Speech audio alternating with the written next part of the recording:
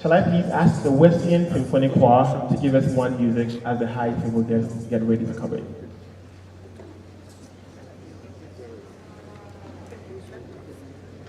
So let's please be seated.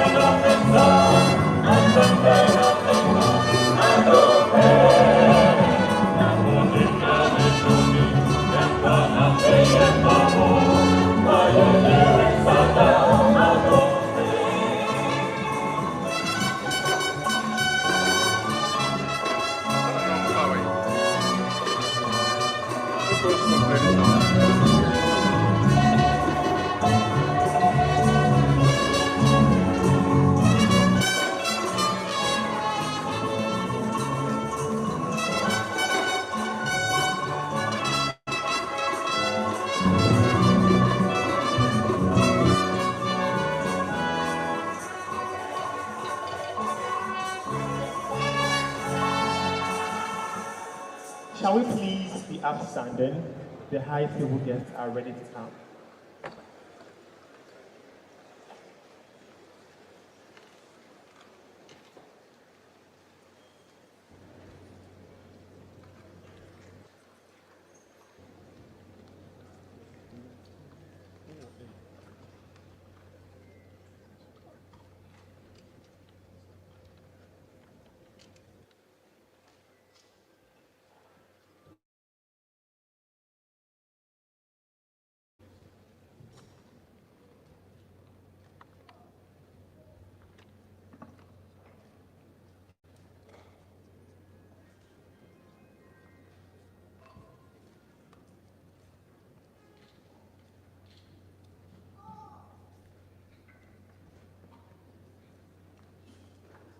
Let's all please be seated, smiling next to the person sitting next to you.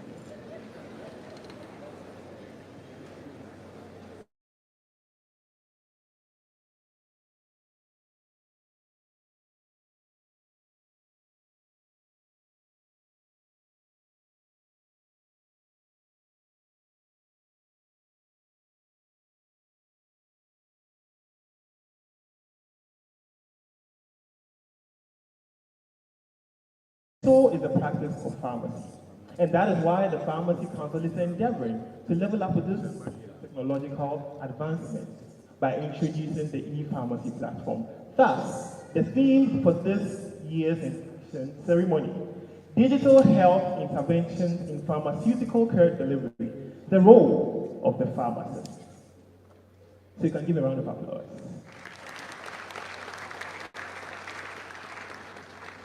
This year we have a total number of 620 inductees.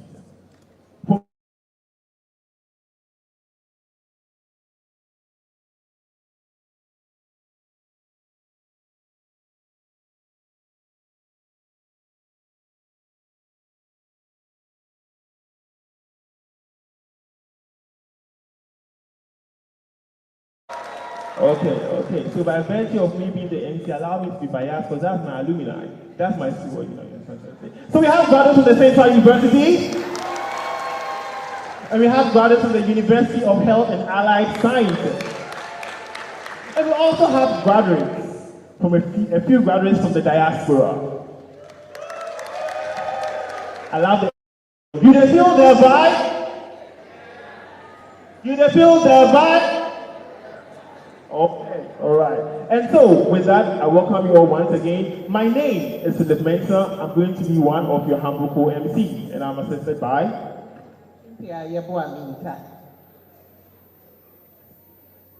So I'll just proceed to introduce our guests on the high table, but before I do that,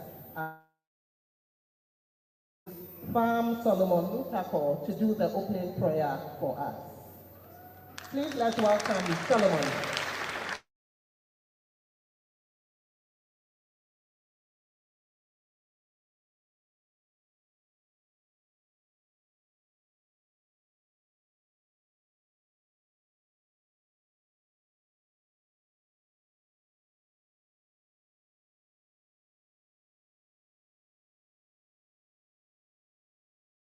Your presence. We pray for more wisdom to deliberate on all issues at hand. We commit all inductees into your presence, Father.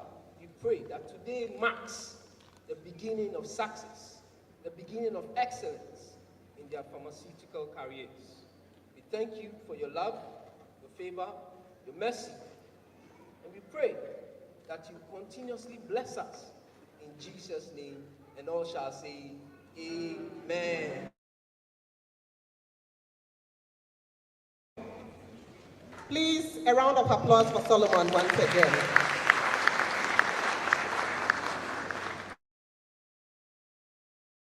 For the program to begin, I'd like to briefly introduce our guests on the high table. To my immediate left is the Registrar of the Pharmacy Council, Dr. Audi Rao. He will be introduced properly at the appropriate time. And then we have our Deputy Honorable Minister of Health, representing the Minister of Health, and he is in the person of Honorable Alhaji Mahama Asay Saini. At the appropriate time, you get to know who he is in detail. Then our chairperson for the occasion, we have Mrs. Doris Fosuo Hema Adai Fuakwa. Next to her is our guest of honor in the person of Madame Kimberly Rosen. And then our chief pharmacist, Mrs. Joycelyn N. Aziz. And then our one and only president of the society, President of the Pharmaceutical Society of Ghana, Farm Dr. Samuel Paul Udonko.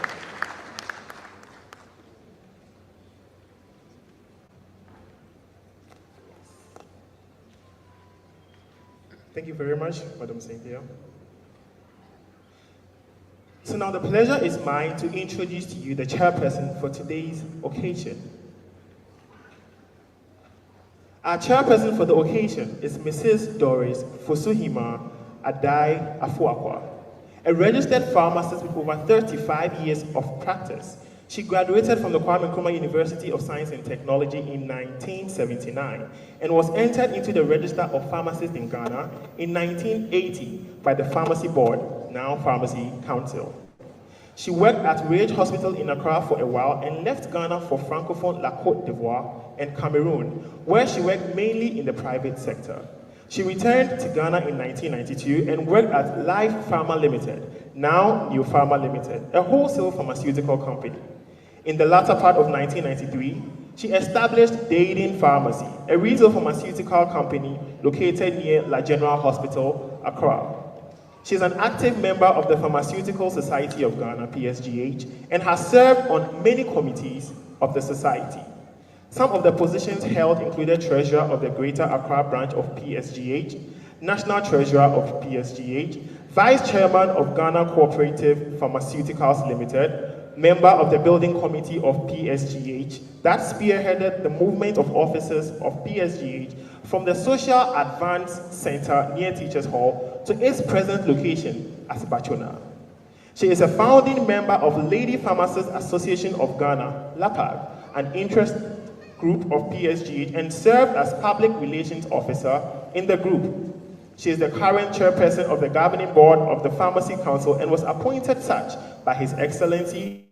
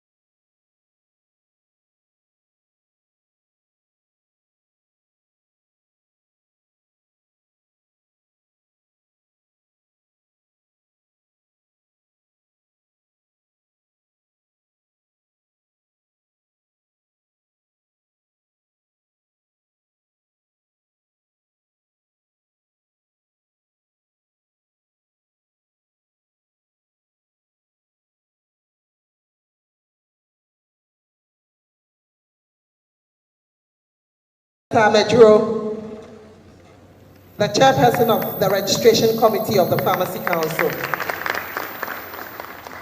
We have Mr. Joseph Kwajonsia Nuagbe.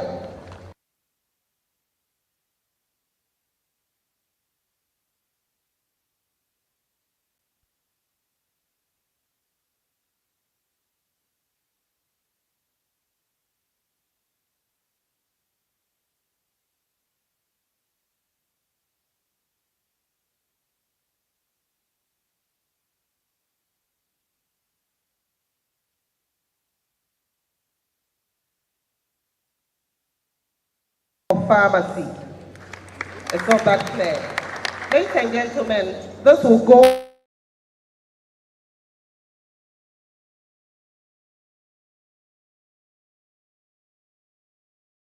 induction ceremony. We have some of guest sponsors, and these sponsors have been with us throughout the years, sponsoring all our programs, and we are so grateful to them. So we have Oson's Chemists, who are the first-time sponsors for this award. Oson's Chemists are your reps here. Please give us a and let's acknowledge you. Please let's put our hands together for Oson's Chemists. We have J.M. Ado and Sons Pharmacy. Also, they've been sponsoring our programs for the past 5 years. J.M. Ado, you're most welcome, and we are grateful to you. And then we have Tobinco Pharmaceuticals Limited. Tobinco, thank you very much for your wonderful work.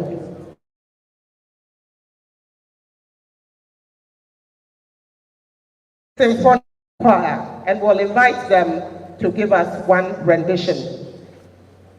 Whilst we get ready to be welcomed, specially to the ceremony. One rendition, Wesleyan Symphonic Choir.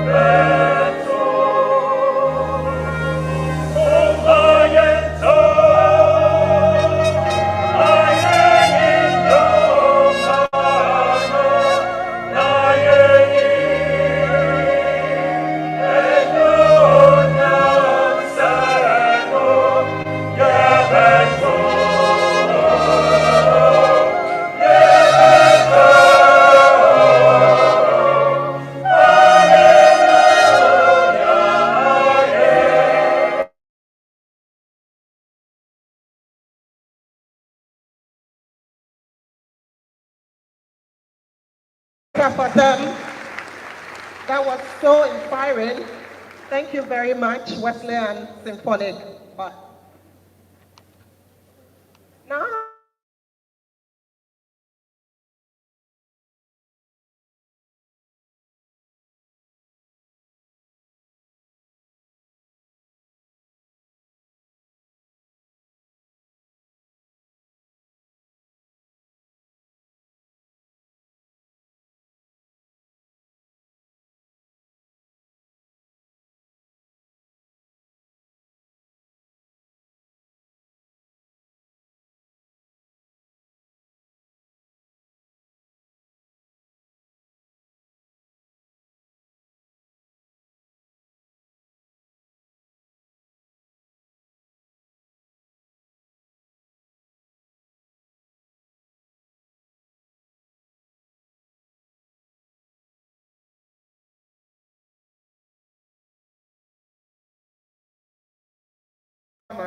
another multinational pharmaceutical company in the same capacity as medical rep from the year 2000 to 2005.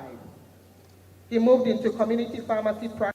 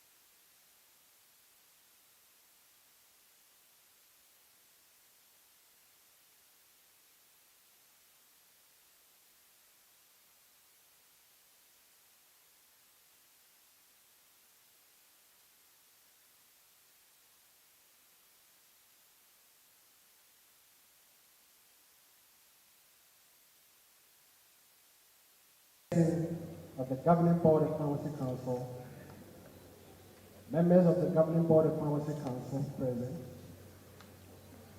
President of the Pharmaceutical Society of Ghana,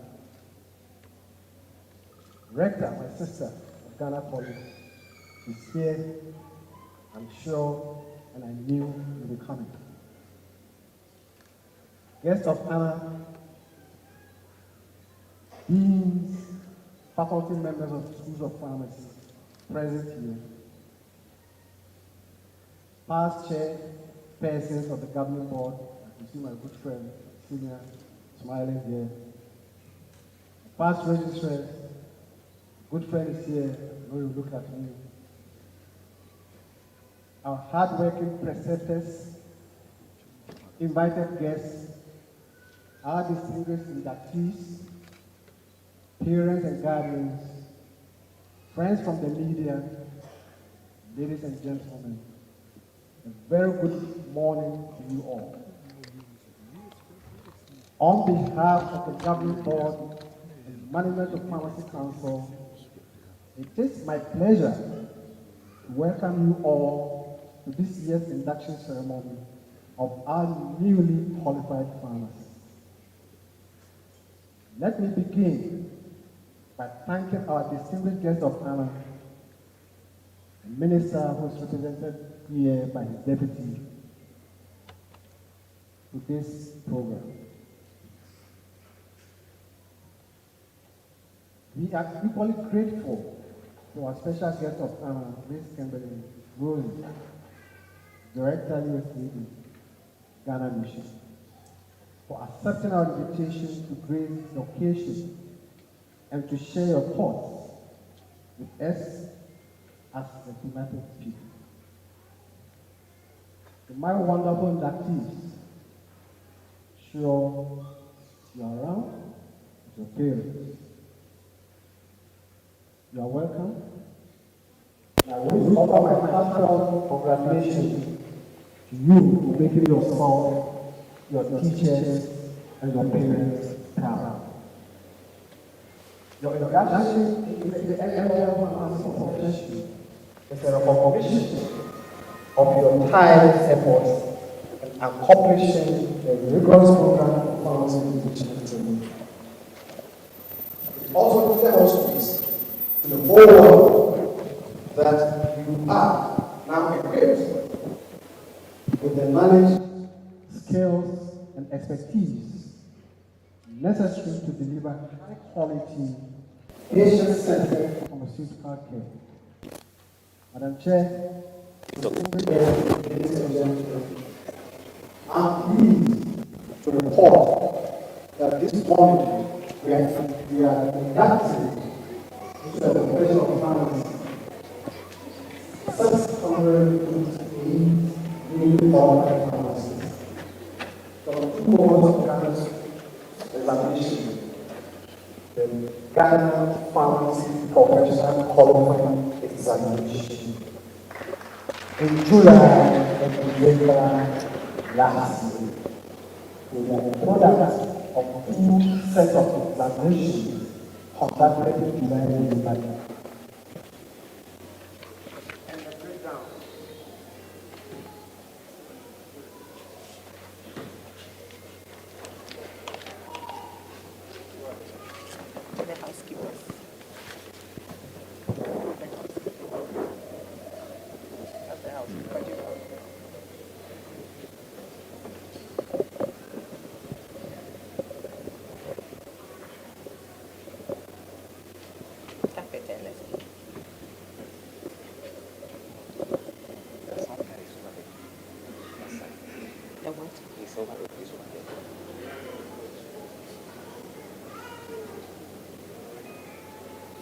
No.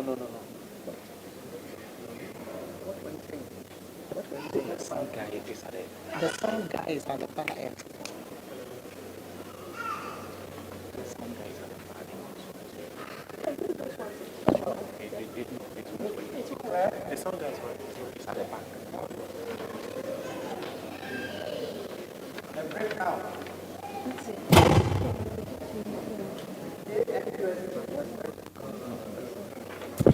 Come down, he's working on it. Come down, he's working on it.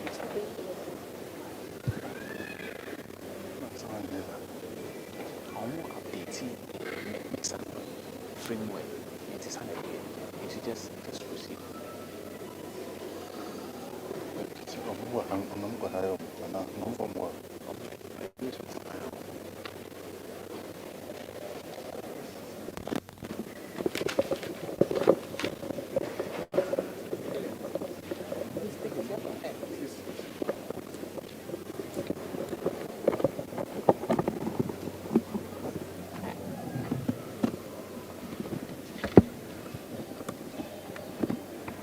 Sure, this one will work. No, he'll bring them in. Okay.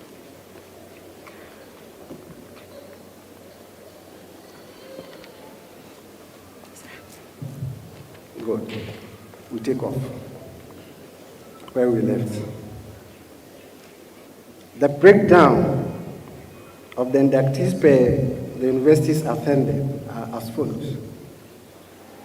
Nkrumah University of Science and Technology, KNUST, 298. University of Ghana, Legon, 68. Central University College, 202. University of Health and Allied Sciences, 30. Others, meaning those from diaspora, 27. And today, as well, candidates who excel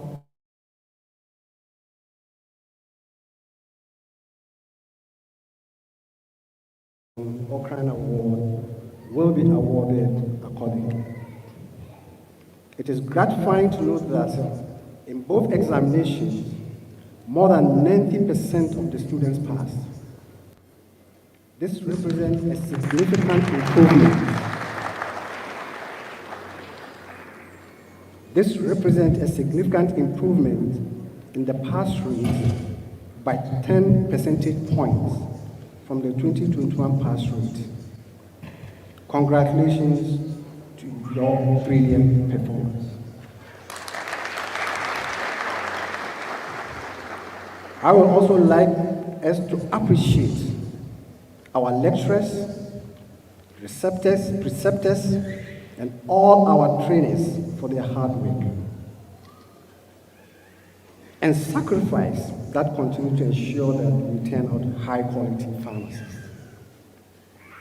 As we celebrate the achievement of our newly qualified pharmacists, let us all also recognize the hard work and dedication of their families, friends, and mentors who have supported them throughout their journey. I'm confident that our new pharmacists will continue to uphold the highest standards of professionalism, ethics, and patient care, and make valuable contributions to our healthcare system as a way of saying thank you. Distinguished ladies and gentlemen, the COVID-19 pandemic has highlighted the importance of digital health technologies and has accelerated the adoption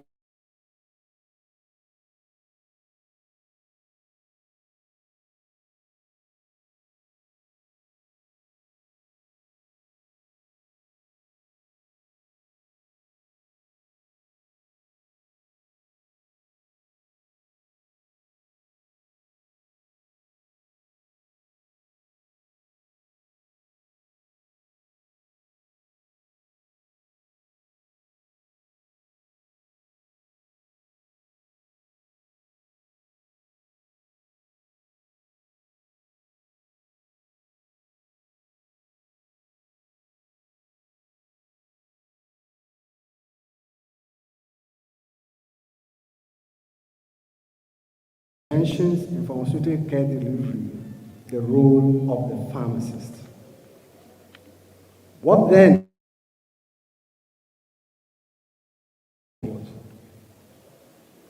Whilst not taking the wind out of the sail of the thematic speaker, I wish to underscore that by integrating digital technologies in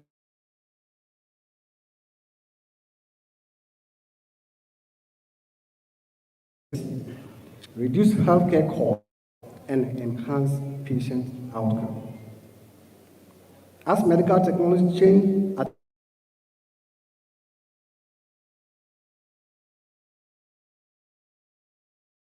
pharmacists to be up to date with the latest advances in digital health technologies and to collaborate with other healthcare professionals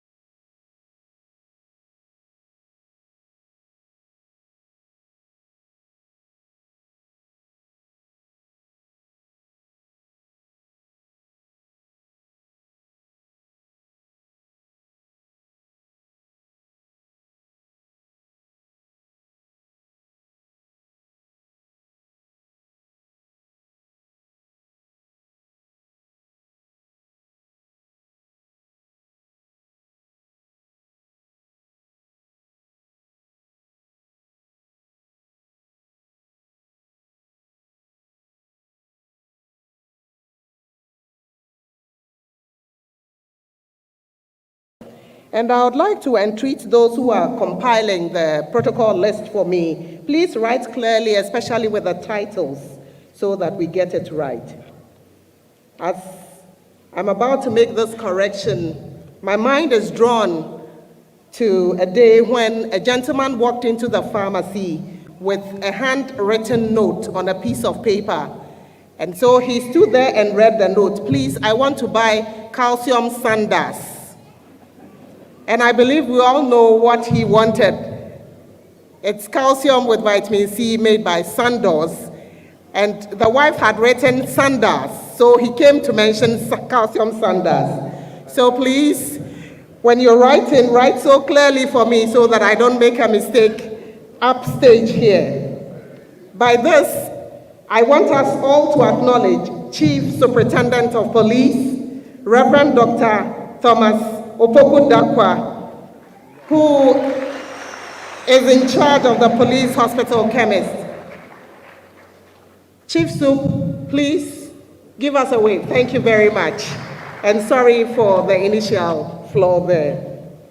Now please let's also recognize Dr. Justice Yankson, who is the Vice President of the Ghana Medical Association. Dr. Yankson, you're most welcome.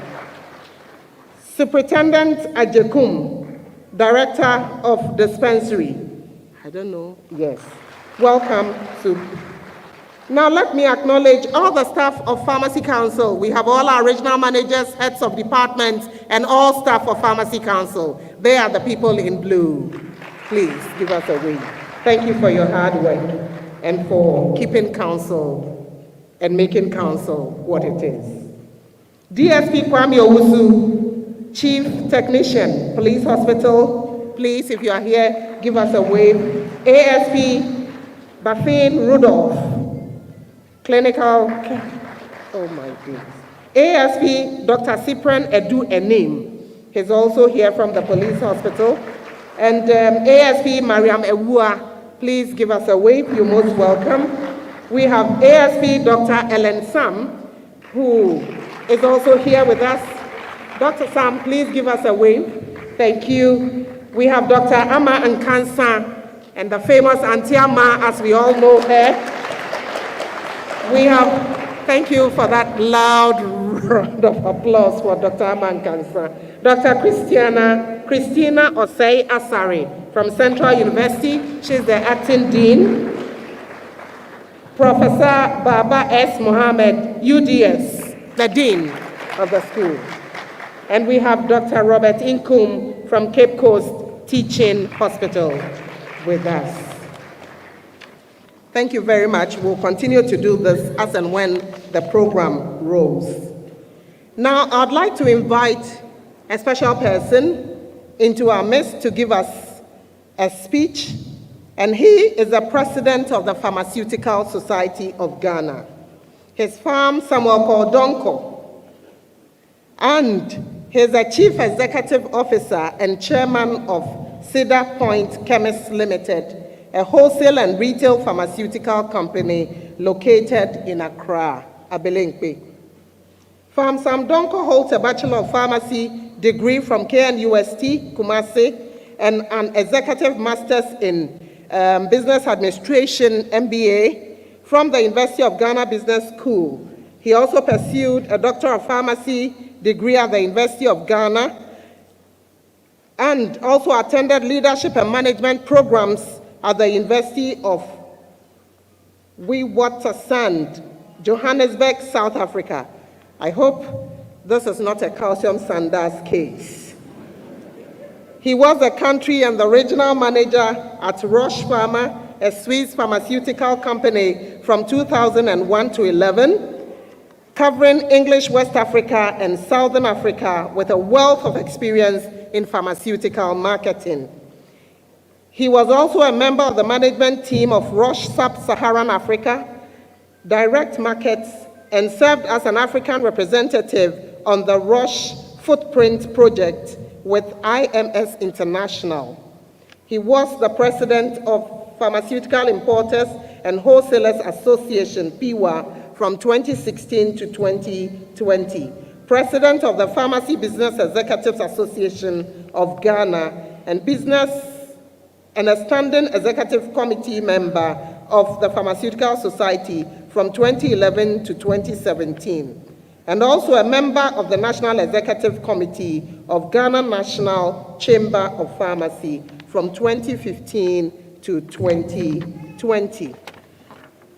Famdonko is the immediate past president of Winneba Secondary School All Student Association, WASA, and an active member of St. Augustine's past students, APSU. He is a member of the governing board of the Pharmacy Council of Ghana and also a board member of the Ghana College of Pharmacists. He is a board member of the Gomua Jaman Senior High School in the Central Region. He has served as Director of Membership and Service Projects for Rotary Club of Accra Ring Road Central, 2017 to 2019. He is a sports enthusiast with special interest in soccer and tennis. Ladies and gentlemen, help me to welcome the President of the Pharmaceutical Society of Ghana in the person of Dr. Samuel Cole Donko. Thank you.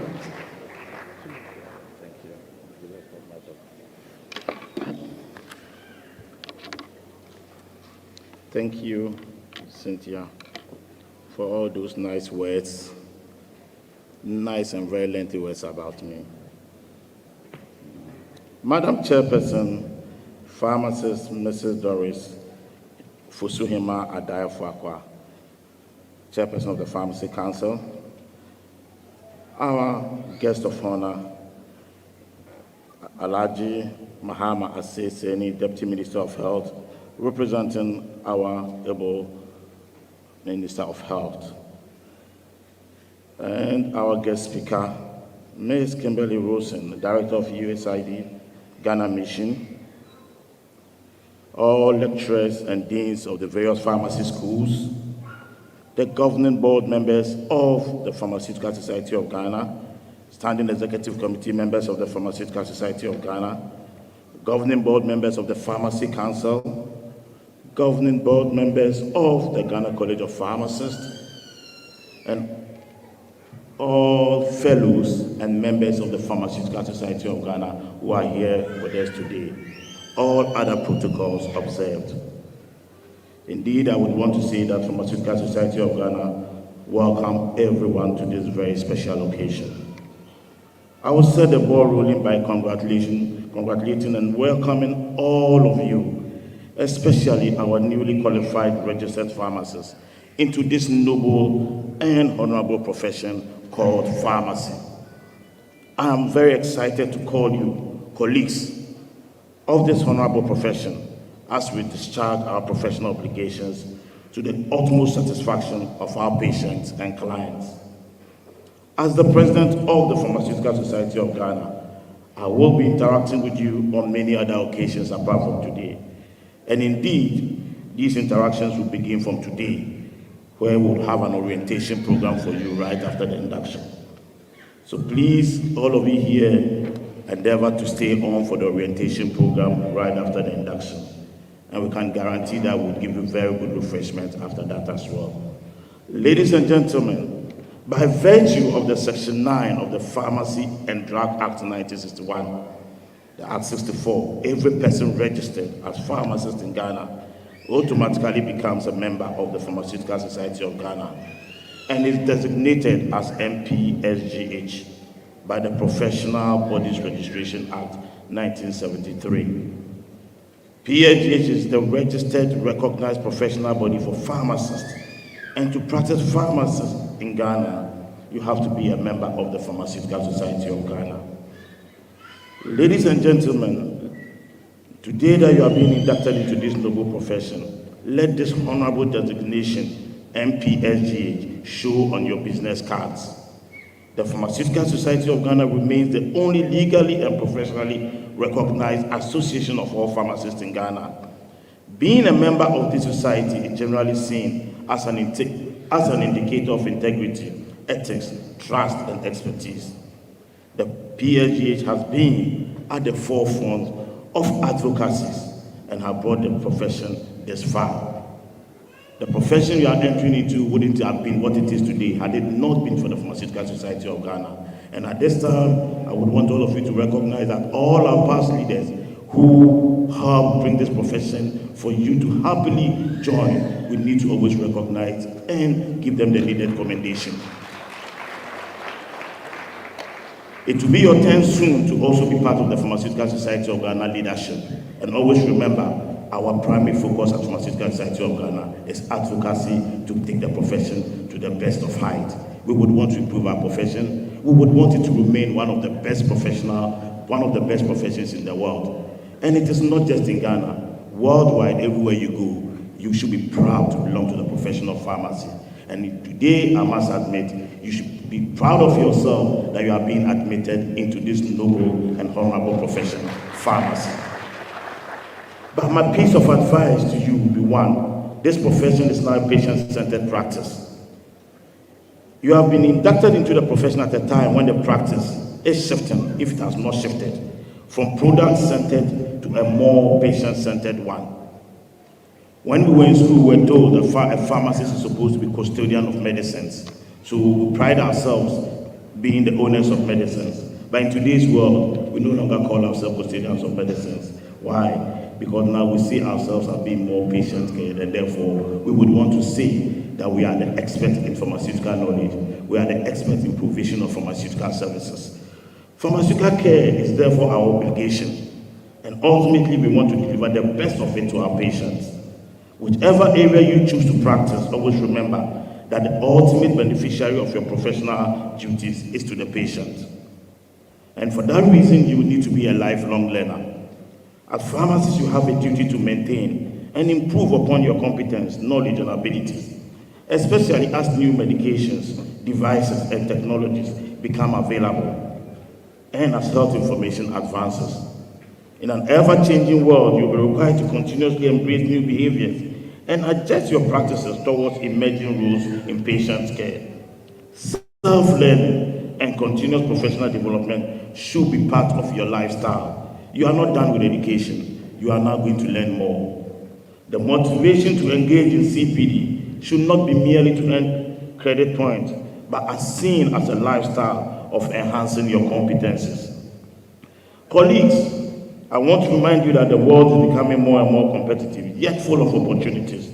It is therefore very imperative that you add value to yourself in readiness of opportunities that may come your way.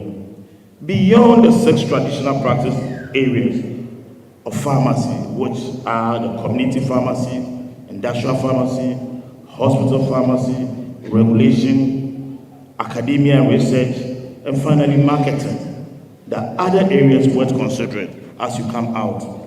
And these areas are now emerging or are with us. Some of them are in the area of vaccinology. Pharmacists should show interest in vaccinology, pharmacogenomics, health informatics, health insurance, sports medicines, health and pharmaceutical system strengthening, quality management systems, medicine regulatory affairs, veterinary pharmacy, herbal medicines, project management, health law, and many others. Consider specialization and postgraduate training at the Ghana College of Pharmacists and other universities across the world. Know your interests and passion and pursue them passionately and ensure that you excel in your chosen areas of profession.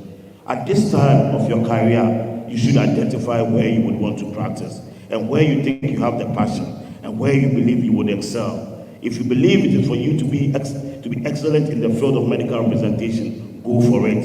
If you believe you'll be a very good hospital pharmacist or clinical pharmacist, please go for it. Start preparing yourself. Enroll in the Ghana College of Pharmacists, all in an attempt to excel in your chosen area of practice.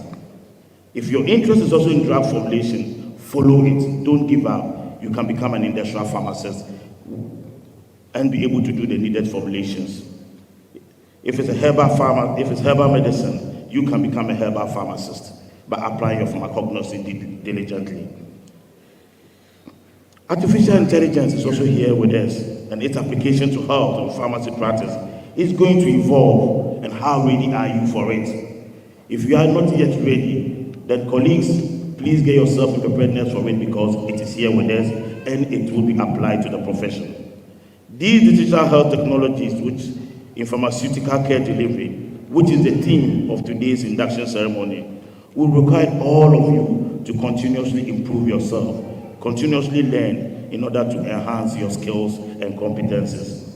On the professional outlook bit, let me touch on it. How you dress to work is very important for us as pharmacists. Appropriate attire is important because it creates an image that is consistent with the public expectation of a healthcare professional. I want to admonish all of you to dress professionally to work in a formal business attire. For those in the clinical and community setting, a touch of clean and pressed PSG branded pharmacy white coat and a name tag is necessary for identification. And Pharmaceutical Society of Ghana will ensure that all of you will get out today with one of these pharmacy and your registration number is fully embossed on it for identification. Adhering to a professionally inspired dress code is an important element of professionalism and can influence not only how we behave, but also how we are perceived by our clients and families and other members of the healthcare team.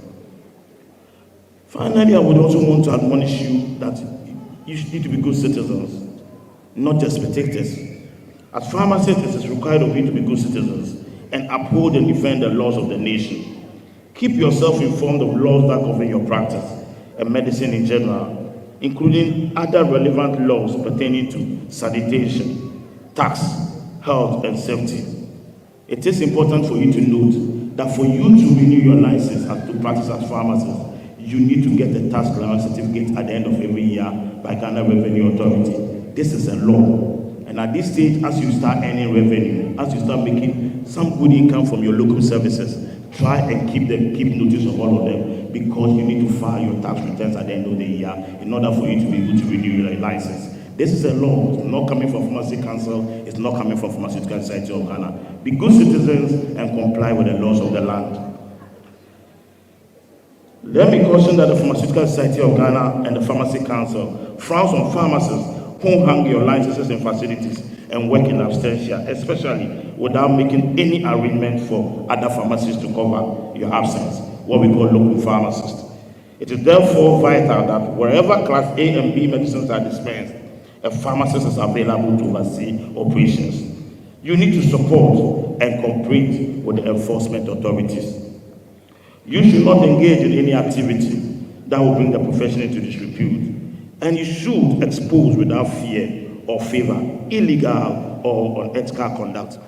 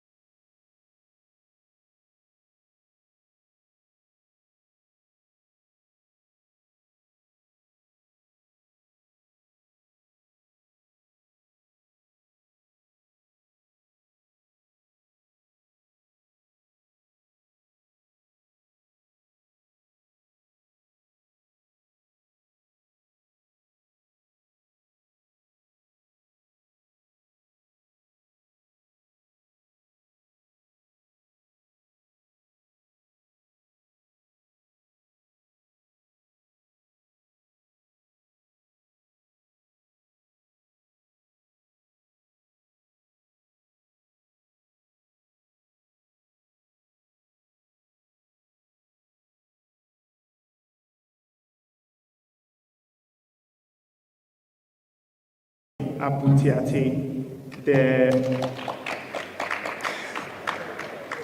the past chairman or CEO of the Chamber of Pharmacy. You're welcome. Dr. Robert Nkrumah, the Director of Pharmacy.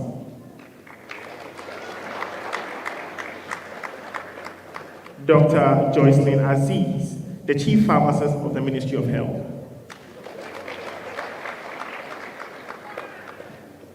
Reverend Dr. Dennis Sena Awi,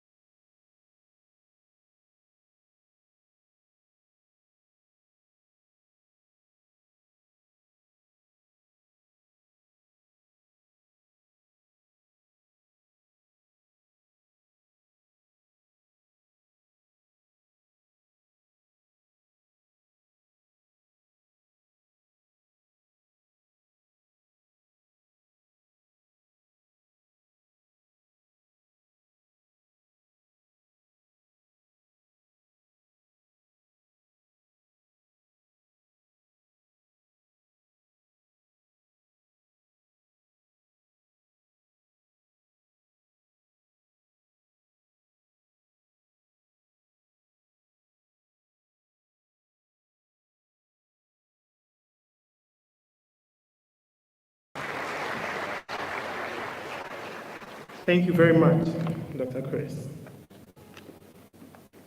So with this, I humbly ask Farm Dr. Mrs. Ellen Sam to please be upstanding as I read a brief citation.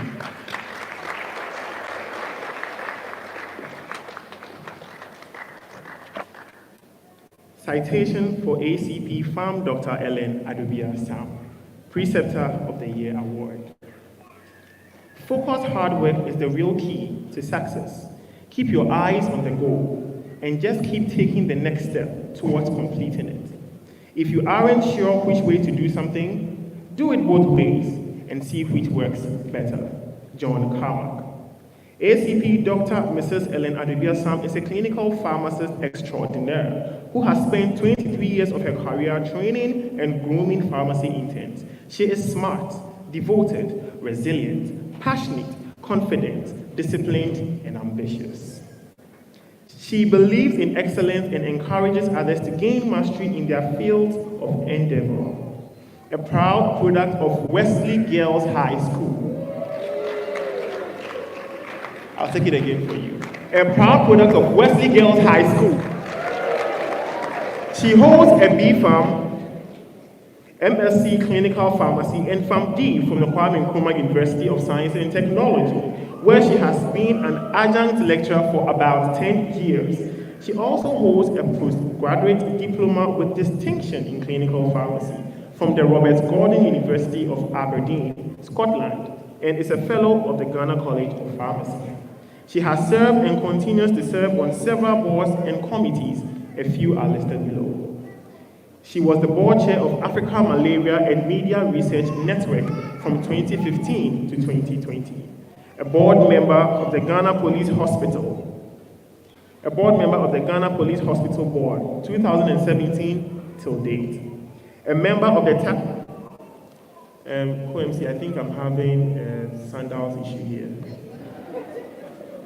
A member of the Technical Advisory Committee on Safety of Medicines, FDA, 2016 to present. Member of the Education Committee, Ghana Police Hospital, 2008 to present. Member of the Quality Assurance Committee, Ghana Police Hospital, 2012 to present. Treasurer of the Pharmaceutical Society of Ghana, 2008 to 2012. Member of the Public Health Committee of the Pharmaceutical Society of Ghana, 2006 to 2008. She has also facilitated numerous seminars and training programs. She is known for her strong communication skills and ability to break down the most complex scenarios to the layperson's understanding. She has also she is currently the Director of Pharmaceutical Services at the Ghana Police Hospital, where she has practiced for close to 3 decades. She has trained and mentored, okay, I think we can clap.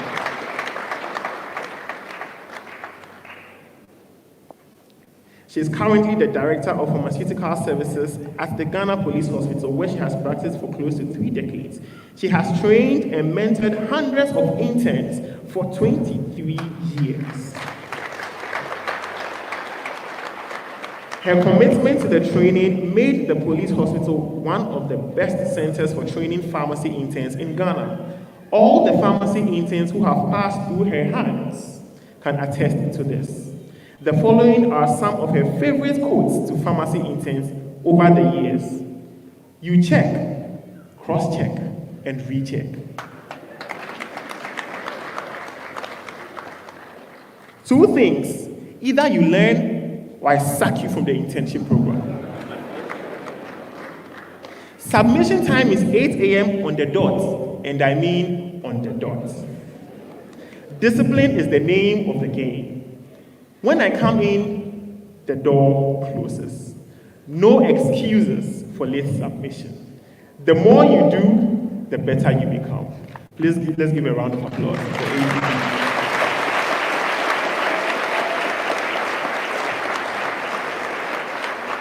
So on that note, I humbly invite the chairperson to be supported by the Registrar of Pharmacy Council and the CEO of Tobinco Pharmaceuticals Limited, or his representative, to help with the presentation of the award.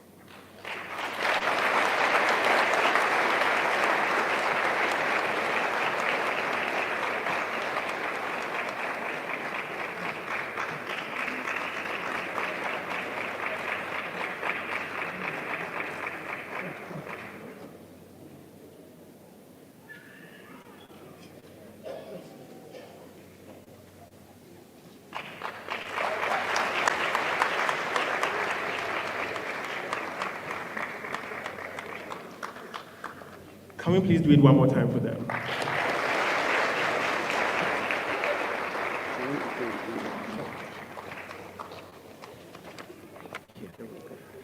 Thank you, thank you, thank you. The Honorable Minister, the members of the High Table, and all protocols observed. I really like to show my profound gratitude to the Pharmacy Council for this great honor done me. I don't take it for granted at all. Pharmacy Council, thank you, thank you, thank you. It's been a long journey, 23 years. The journey has not been easy. This morning, I am really filled with gratitude. I like to thank God. My testimony is just simple. See how far God has helped us. Ebenezer, our help is from God. I like to mention a few people who helped me get this far. I like to mention my all-time mentor, ACP retired Mrs. Georgette Hazel. Madam, if I have come this far, it's because I stood on your shoulders. You taught me everything I know about patient care. Thank you very much. I also like to mention Professor Mahama. He was my supervisor as far back as 2002 when I was doing my MSc in clinical pharmacy. I like to mention Prof. Boabeng for believing in me, encouraging me, and giving me opportunity. Prof, this award is for you as well. I like to mention Professor Alex Dodu and Dr. Raymond Tete for the mentoring and the tutoring through the years. I'm very, very, very grateful. I also like to thank my family. My husband, thank you for your patience and tolerance. At a point, our home was police hospital annex. You never complained. Thank you for giving me the wings to fly. I like to mention my siblings, especially my younger sister Gloria, my greatest cheerleader. Gloria, thank you so much for the affirmation. Thank you for the support. My sister from another mother, Margaret, thank you for the prayer support. And then my team at Police Hospital. About 90% of you were my former students. Now we are colleagues. I couldn't have come this far without your support. Thank you very much. And finally, to all the students who have passed through Police Hospital from the year 2000, for every work I personally supervised before the presentation was made, this award is for you, wherever you are across the globe. Thank you for pushing me to strive for excellence. God bless us all, God bless our noble profession, and God bless our beloved country, Ghana. Thank you.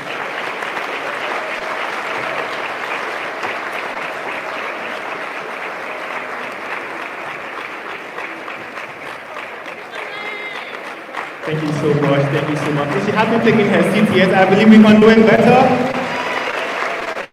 Thank you so much. Thank you so much. And we are grateful to God for giving you to us. So with that, we invite the Wesleyan Symphonic Choir to give us a brief interlude.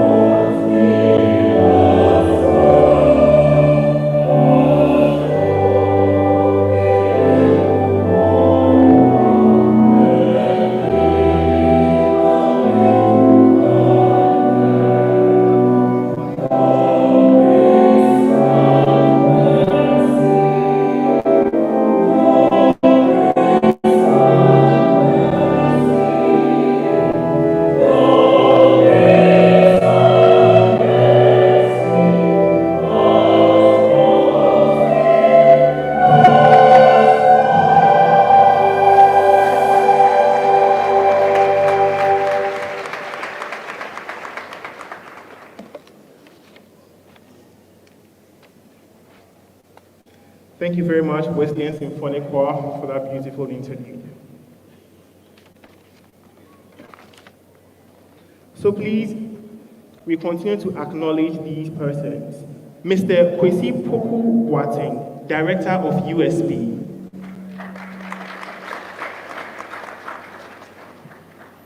Mr. George Abu Boateng, Business Development Manager for M&G. Dr. Alfred Adu. Dr. Alfred Adu, he's on the pharmacy board of the Komfo Anoche Teaching Hospital.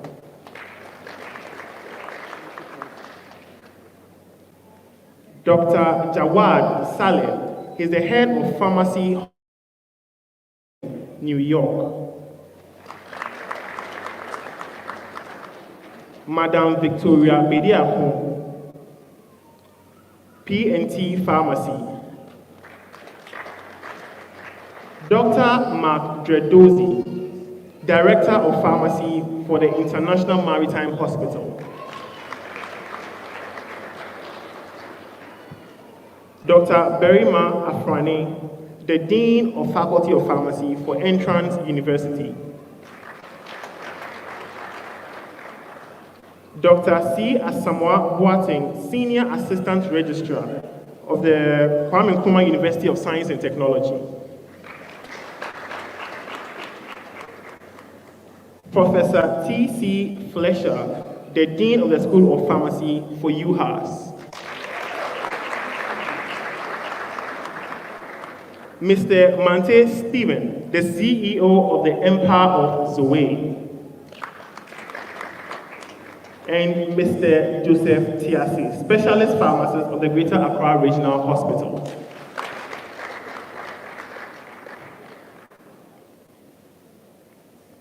At this juncture, I'd like to give a brief citation of the special guest of honor, Madame Kimberly Rosen.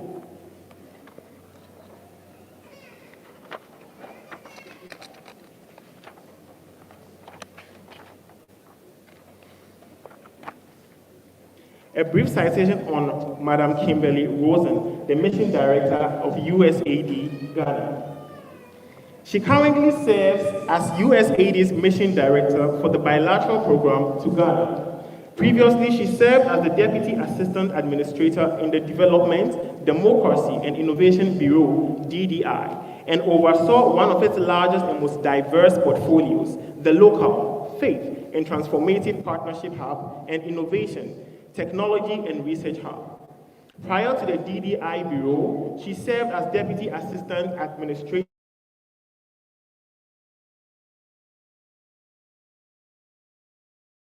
Policy, Trade and Regulatory Reform, and Local Sustainability. In her last overseas role, she served as the Mission Director for USAID, Kyrgyz Republic, and led a portfolio that included economic growth, democracy and governance, health and education reform. Other assignments include the Director of West African Affairs Office in USAID's African Bureau, Deputy Mission Director in Liberia, and Director of the Economic Growth Office in USAID Afghanistan. Throughout her 22-year career, she served in a number of headquarters and overseas assignments. She's a member of the Senior Foreign Service and has received multiple performance awards from both USAID and state development. Before joining USAID, Ms. Rosen worked in corporate finance with the Mobil Oil Corporation and served as a business development volunteer in the Russian Federation with the Peace Corps.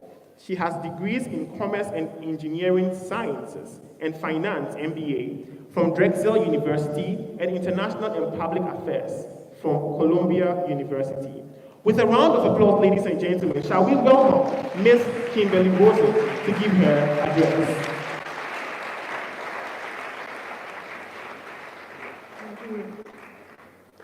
The Honorable Mahama Asai Sene, the Deputy Minister of Health, Mrs. Dolores Adai Afu Akwai, Mrs. Sorry for these pronunciations, Mrs. Jocelyn Aziz the technical coordinator at the Ministry of Health, Dr. Adu Raouf, the Register of Pharmacy Council, Dr. Samuel Kododanko, the President of the Pharmaceutical Society of Ghana, members of the observed. Good morning, everyone. It really is a true honor for me to be here to represent the U.S. government at today's 2023 induction of new pharmacists. I actually specifically represent the United States Agency for International Development, or USAID. We are the largest bilateral donor partner here in Ghana, I'm very proud to say. And in 2022, this past year, our bilateral assistance was about $140 million last year. And we worked in important areas such as health, basic education, governance, and agriculture and economic growth. But decades of engagement here in the public health sector, we believe, has saved thousands of lives while building a more resilient structure and system.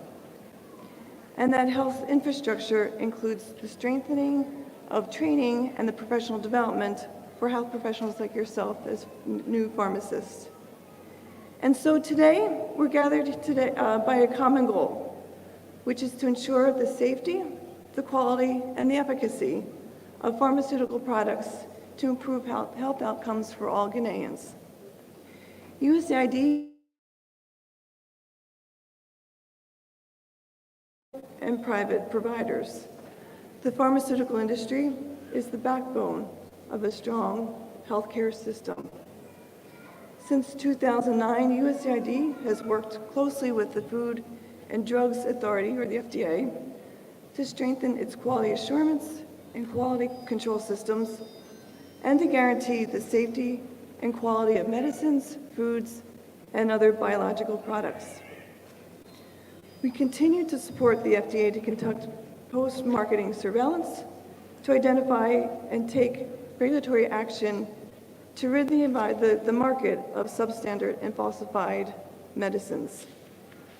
And as you know, incorrect dosages, incorrect frequency of administration, the use of multiple drugs to treat diseases, and drug treatment mismatch contribute to about 2/3 of all prescription errors. Almost half of medication errors occur among 20 to 59-year-olds who have acute illnesses. And as you all know, this is a serious problem since these situations can have life-threatening consequences. So to ensure the safe prescription and dispensing of medication to your patients is really a core function of a pharmacist. And as pharmacists, it is your responsibility now to ensure that patients not only get the correct medicine and dosing, but they also have the right information and guidance needed to use the medication safely and effectively. And I can use my own experience engaging with one of your fellow pharmacists at a local pharmacy here, that when I asked for a malaria test, an in-home malaria test, even though there was a line behind me, the pharmacist took a moment and asked me, do I know how to use this? And of course I said no. So he really walked through step by step what I needed to do, which I really appreciated and felt much more confident in using that test. So please take that moment if you work with patients on a day-to-day basis to understand who your clients are and what they might need, because it really might have a truly an impact that goes well beyond what you might think it is, even just with that one additional minute or two with that client. Over the years, USAID has deepened its partnership with the Ministry of Health and its agencies to ensure that safe, effective, quality medicines reach all Ghanaians, no matter where they live or how much they can pay. We also believe that patient safety, it really is a fundamental right and must be made a priority in all healthcare settings. As healthcare providers with expertise and focus on medications, you have a unique opportunity to expand your role as patient safety leaders and work with patients and other providers to prevent medication errors. This will improve patient outcomes. So as you enter the workforce, please keep in mind that you will often be the key link between the patient and the healthcare system. You may be the first point of contact with somebody who is not feeling well, and as such, it is your responsibility to provide sound medical advice and provide the referrals where they're required. So you carry a lot of weight and responsibilities, but your work ultimately will save lives, and not every profession can speak to that. So the journey ahead of you can be daunting, but it's also so exciting and full of opportunities to do good in this world. So let me end by expressing my heartfelt congratulations and admiration, true admiration, to all those who are entering this very noble profession. So today, take a moment to celebrate yourselves, to celebrate how far you've come and the very exciting path ahead of you. My deep congratulations to you all, and thank you. Good luck for you all. To you all. Thank you.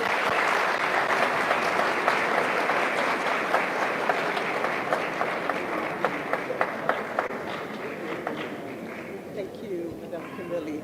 Please, let's do it once again for Madam Kimberly Rosen. In our English class in the secondary school, now senior high school, but in our time it was secondary school, we had an assignment to summarize a whole chapter. So I want to throw that back to you. If we can summarize in 3 sentences Madame Kimberly Rosen's speech, that would be a very good assignment for us. But one thing that I picked from all that she said is that we have a responsibility to save lives. And she also expressed her heartfelt congratulations to all the inductees. Please, give me a wave, inductees. Yes. In Akan, there is an adage, "Se opanyin dwaria na insu asa." Literally, it means that when the eldest person in the family or in the home takes his shower, that will be the end of all water that has been stored in the containers. So at this time, I know for such gatherings, it's just speeches and speeches and speeches. And as we come to the crowning of all the speeches, we have our Minister for Health, ably represented by his deputy, to give us the keynote address. If you will give me a minute, sir. I think the audience would like to know just a little bit about who the deputy minister is, and I promise I'm going to keep it very brief. He is the Honorable Alhaji Mahama Asei Saini, and he is an accomplished Ghanaian politician and member of parliament for Daboya Mankarigu constituency. He has a background in economics and law and was the chief revenue officer of the Ghana Revenue Authority. If you've not paid your taxes, watch out here. He is a member of the Agri Committee of Parliament, and he supervises some agencies under the Ministry of Health. He currently serves on the Medical and Dental Council Board, as well as the Narcotic Control Commission. Honorable Alhaji Mahama Seiseini is from Daboya in the Savannah region and is married with 4 children. He was appointed in January by His Excellency President Nana Addo Dankwa Akufo-Addo to serve as the Deputy Minister of Health. Ladies and gentlemen, with a round of applause, let us welcome Honorable Alhaji Mahama Seiseini, Deputy Minister of Health, to give his address. Honorable, you're welcome.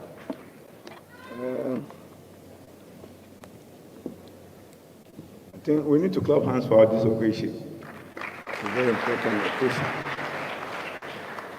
Well, those of you who went to Nkrumah University of Science and Technology, I went to Nkrumah University of Science and Technology, not Nkrumah, I went to UHAS, University of Science. So, but we are together, and I was happy that at least the majority of the pharmacists that are coming out today, they're from that school. And I want to know those who are in Quanti, those who are in Unity Hall, and the Katanga people. Don't worry, there's no fight here. Yeah, we are going to take care of patients and clients. That's by the way.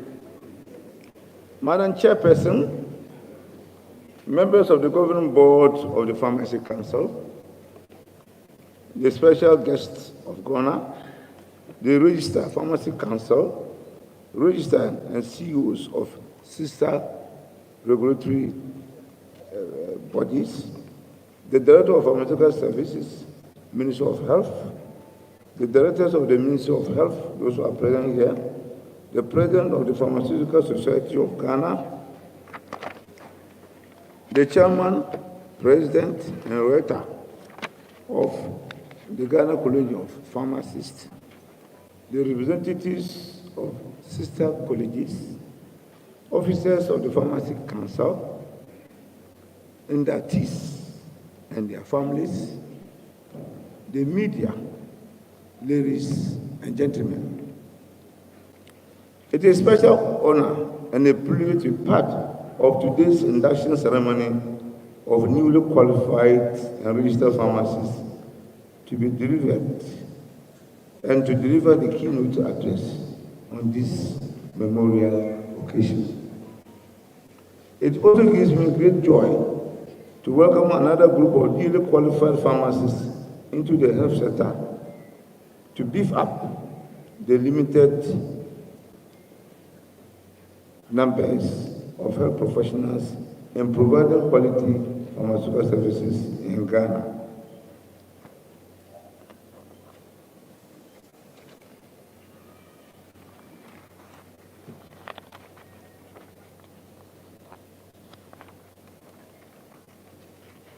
Having gone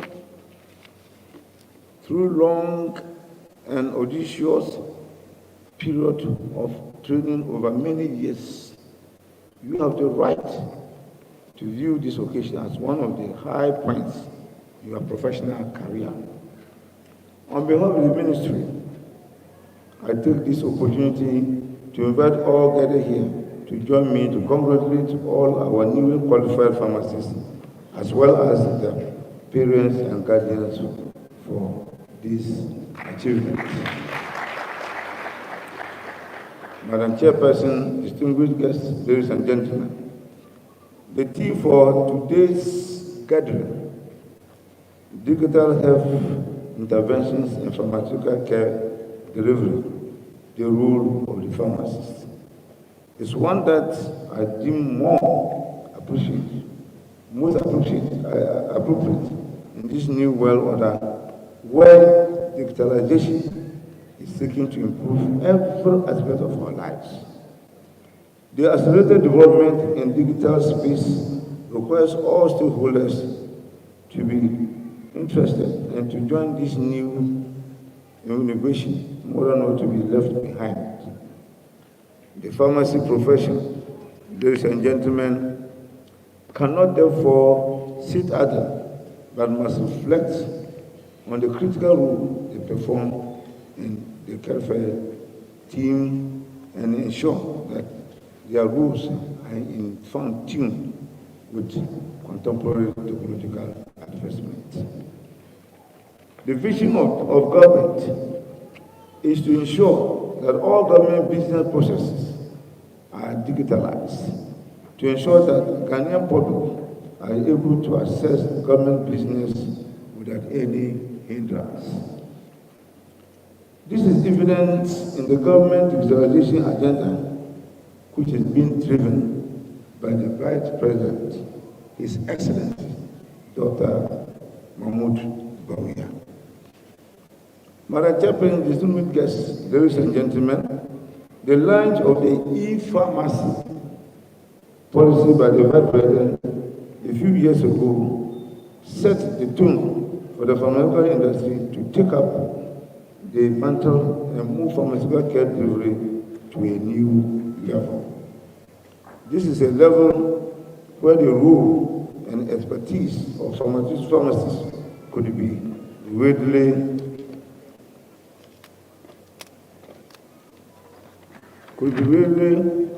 and easily accessible to all persons in the country leveraging technology. This means that all persons should have access to quality and affordable pharmaceutical care when and where they need them, and need them with maximum or minimum hindrance or hardships. Madam Chairperson, it is important for pharmacists to explore innovative means of meeting the needs of patients and clients who require their professional services.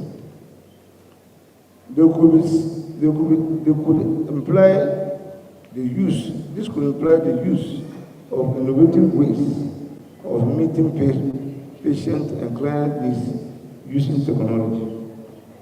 All players within the pharmaceutical subsector will have to deploy state-of-the-art digital technology to aid in type of services they provide to the public.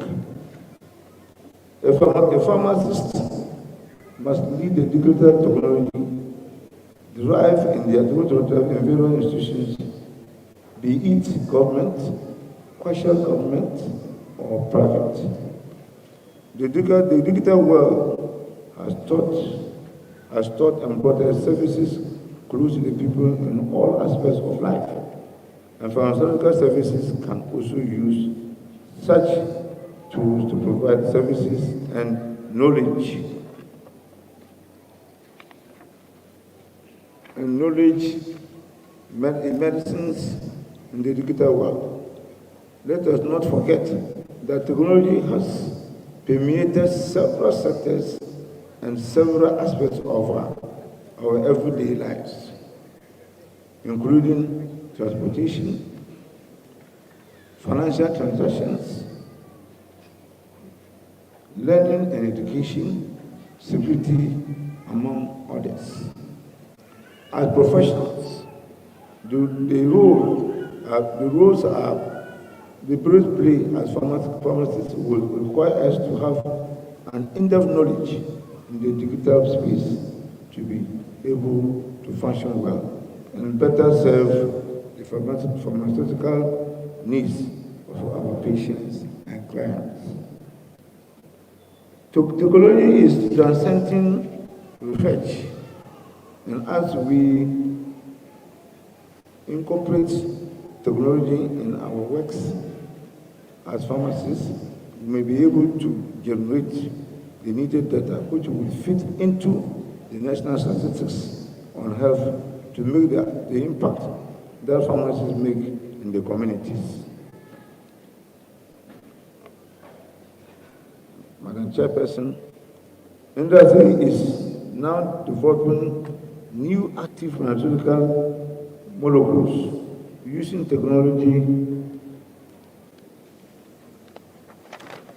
using technology. Pharmacists who aspire to be in the manufacturing industry should be abreast with digital and technological advancements in this space.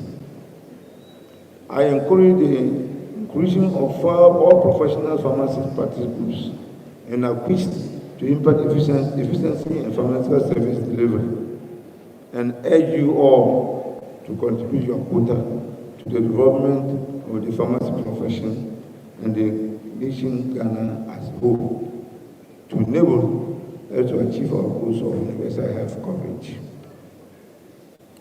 As the government seeks to promote digitalization in all aspects of its business, it is my hope that the relevant regulations and policies will be put in place by all departments and agencies, including regulations, so as to ensure a smooth transition into the digital space.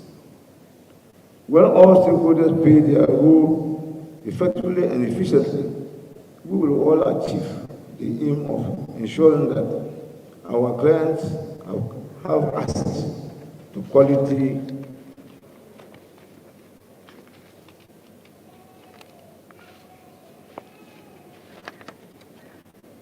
pharmaceutical care and improve health outcomes. Madam Chairperson, ladies and gentlemen,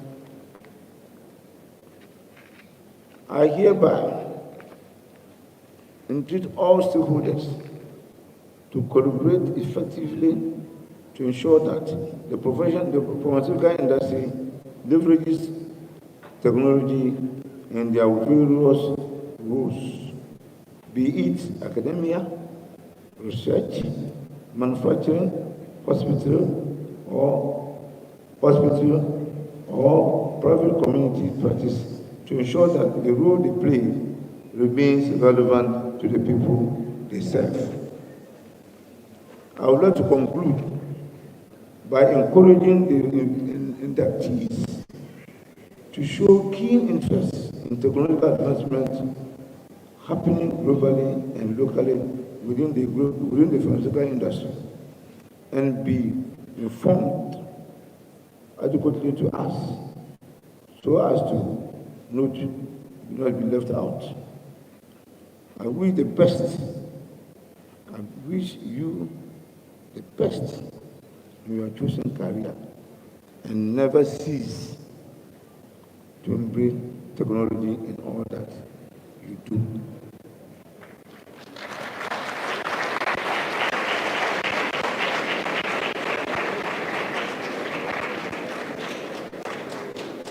I just want to say thank you, and may God bless you.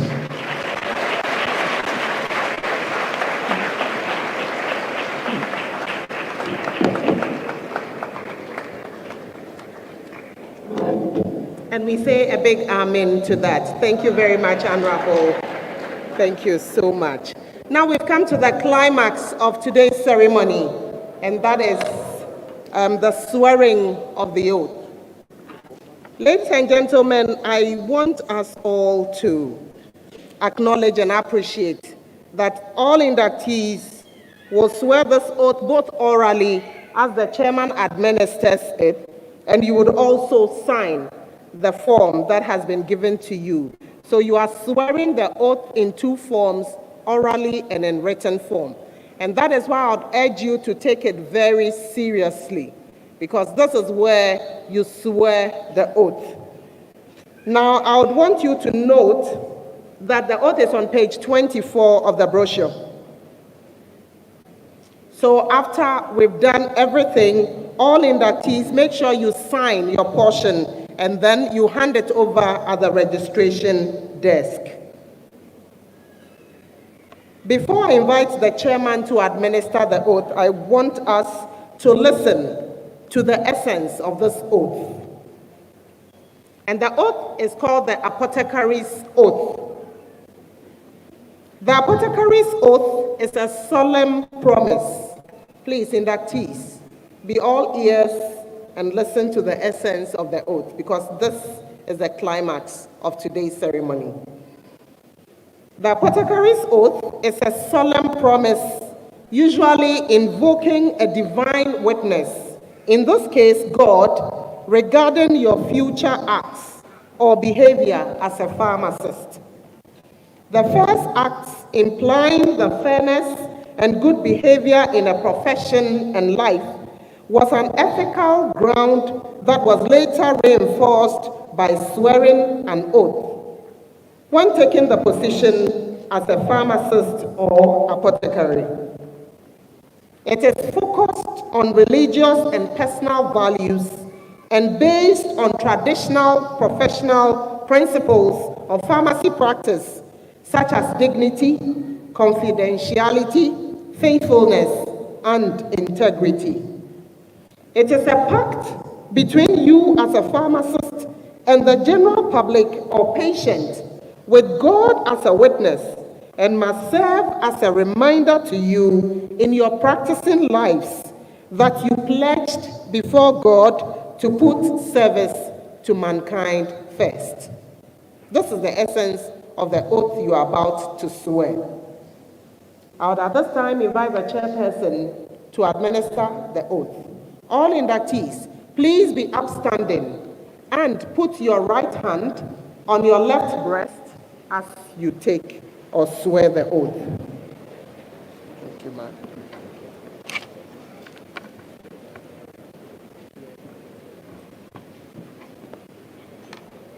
Your hand should be on your breast. And when I say I, you mention your name and then repeat after me.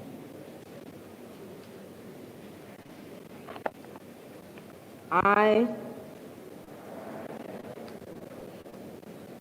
pledge to devote my working life to the service of mankind through the profession of pharmacy.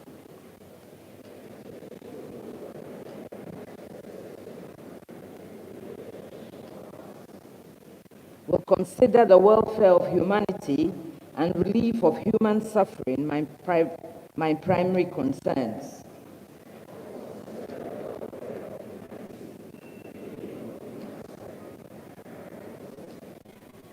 I will use my knowledge and skills to the best of my ability for the benefit of the public and other health professionals.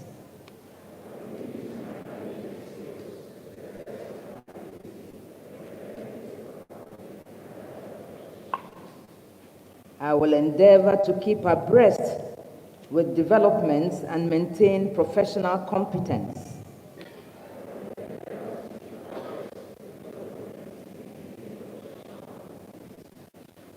I will obey the laws governing the practice of pharmacy and will support enforcement of such laws.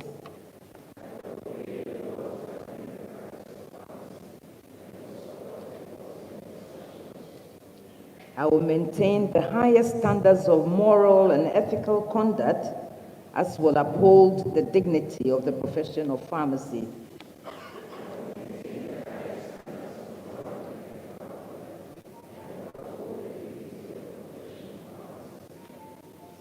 In all these, I pledge voluntarily with the full realization of the confidence and responsibility with which I am entrusted by the public.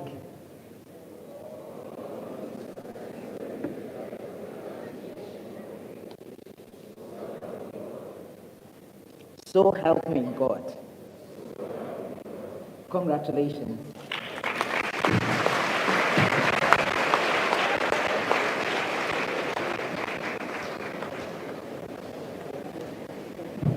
So now I can add my voice to all the voices that have congratulated you this morning. All inductees, congratulations once again. I would want to acknowledge Dr. Yvonne Ayongo Edubuahen, who is the head of Clinical Trials Department, Food and Drugs Authority, and a member of the Governing Board of Pharmacy Council. And then finally, on the list of acknowledgements that I have here, I acknowledge Brigadier General Augustine Esiedu, who is the Director General Training for the headquarters, Burma Camp. Brigadier, I salute, sir.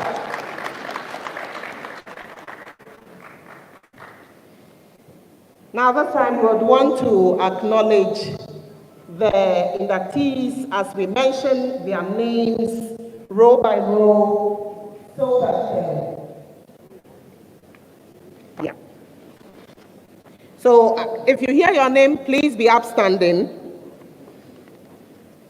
Ababio Frederick Nana, Ababio Trobel Prisla, Abanga Moses Nyaba, Abankro Amafrema, Abdulrazak Muniba Ngemia, Abiti Samuel Aram, Abuache Stephanie Ejacobia, Abra Timothy, Abu Mary Ayoba Mi, Abubakari Aishetu Inusa, Achampong George Frempong, Achampong Gerald Denim, Achampong Samuel Ado, Achampong Vanessa Esiedua, Achi Precious, Aka Kujo Thomas Esiedu, Akwa Charles Ato, Adams Obed, Adanuvo, Samuel Kofi Mawena, Adasi Elom Kofi,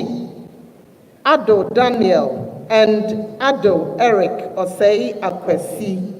Please put your hands together for these young pharmacists. Thank you very much. Please resume your seats. Ado Isabella Efuakafui, Ado William Ansa, Ado William Che, Adi Enoch Ferdinand, Ajayi Thelma Ekwesi Edua, Ejay Kinsley Kwesi, Ejay Michael, Ejay Boateng Sandra No, Ejepong Oforikwe Eku, Adote Niakwe, Edu Ama Enidaso Kwabia, Edu Jennifer Ejare, Edu Michael, Edu Buafo Hillary, Edu Sei Abraham Kramwa, Ajoto Estelle Selom, and Aferi Brikran Gladys. Please let's put our hands together for them.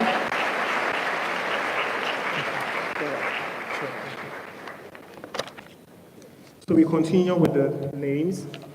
Afo Irabuna Yeboah, Afo Theophilus, Afum Buahin Emmanuel Tichi, Afum Ama Asima, Afum Rebecca Sewa,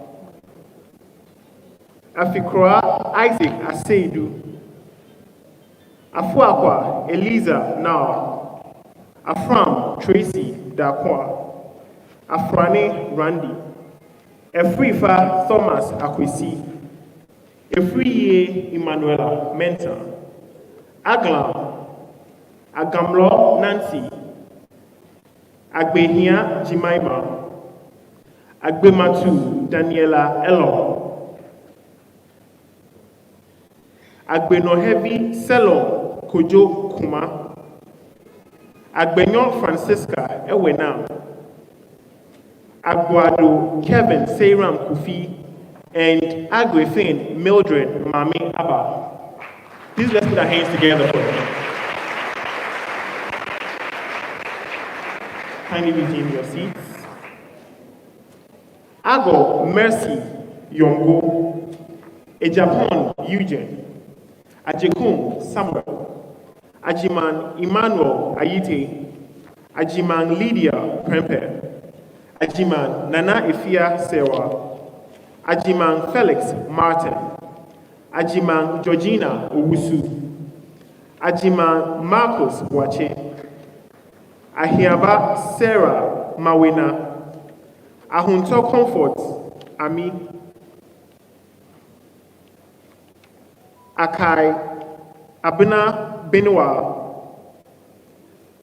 Aki John Bice Delali, Akumia Richard, Akoto Emmanuel Dako, Akoto Joshua Opon, Akron Eastmond Yao, Akufo Ado Abigail,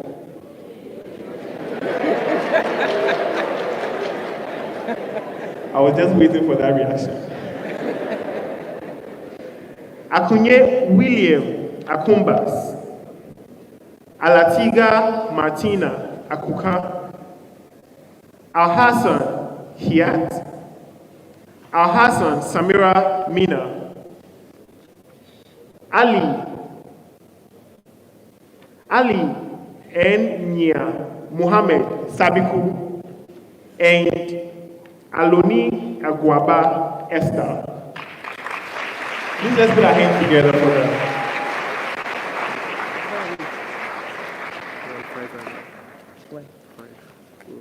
Okay, so we start from okay. So we continue with the acknowledgements of the inductees.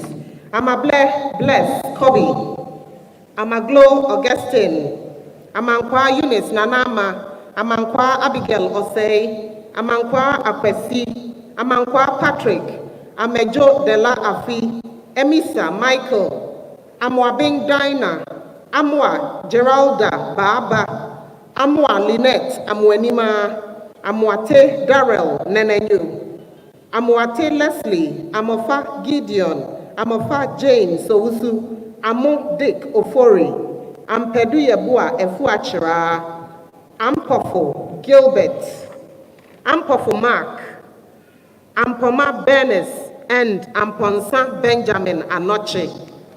Please let's put our hands together for them. Thank you. Please take your seats.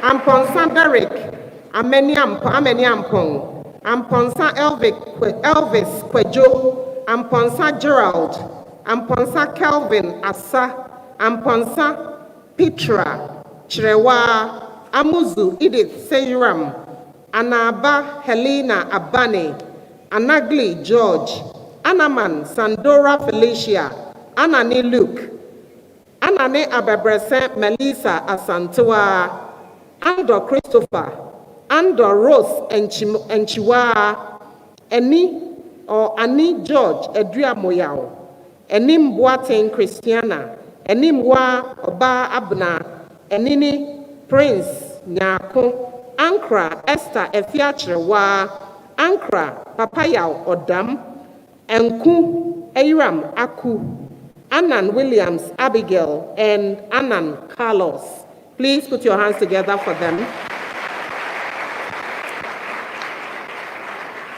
You can please resume your seats now.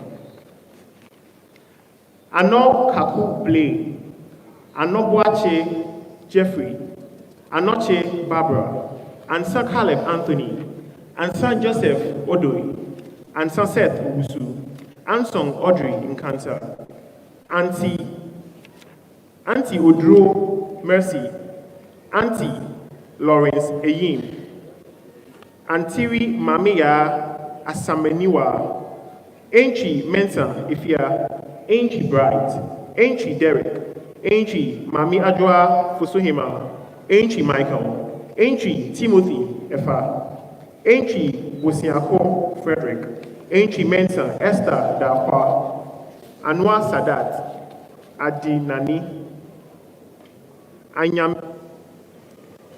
Anyamesem Dina, Apana Adajina Rena, Malimna, Apau Lydia Ufori, Afo Hilda, Apau Ajwa Krantima, Apia Ajwa Asantua, and Apia Alexander.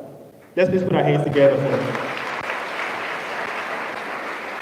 Kindly have your seats as we proceed. Apia Desmond Yao, Apia Florence Kisiwa, Apia Gordon, Apia Linda, Apia Safua Ukia, Apia Num Ukia Asantiwa, Apreku Elvis Jan, Ahen Robert, Aku Fozia Ibrahim, Ama Jedidiah Boachewa, Arthur James Leslie, Arthur Joseph Varicaps, Ayi Nathaniel Ni Amasa, Asamoah Benjamin Asante, Asamoah Bessie Efe, Asamoah Daniel Boidi, Asamoah Isaac, Asamoah Filipina Sewa, Asamoah Ya Asantiwa, and Asamoah Boateng Jane. Please let's put our hands together. Please take your seats. Asamoah Prempe Nana Kwame, Asangba Bismarck Deladem, Asante Madeleine, Asari Akuya Santua, Asari Angela Pnedu, Asari Barbara, Asari Hansen, Asari Jennifer Nana, Asari Victoria Jabia, Asari Amane Efia Udruwa, Ashrifi Monica Naache, Ashong Theophilus Tete, Asiaje Susanna Maupemo, Esiedu Clara Emily, Esiedu Henrietta Yamwa, Esiedu Isaac, Esiedu Joseph Ejay, Esiedu Miguela Nanefwa Benewa, Esiedu Akrofi Jasmine, Esiedu Jeche Isaac Kofi, and Asigbe Collins Tete. Please, let's acknowledge them. Please take your seats. Esikabeng Cassandra, Asma David Kofi, Asuma Kinsley Emmanuel, Asumedu Emanuela, Atawuchugi Paul, Ateko Bobson, Atogem Basia Aaron, Ata Edwin Ofori, Ata Efa Godfred Kweku, Atipo Belinda Etonam, Atipo Gladstone K, Ato Jane Laku, Atule Stephen, Avo Doreen Dorinda, Awito Philip Bedi, Ewa Elisha or Elisha Kwabena, Ewua Josephine Akosua Siedua, Ayidonko Stephanie, Ayim Ann Oforiwa, Ayim Philippa Esiedu, Ayambire Bartholomew, Azika Emmanuel, Azode Irene Chioma, Baku Cyril Sedem Kofi, Baku David Makafui Kwesi, and Baba Fuseini.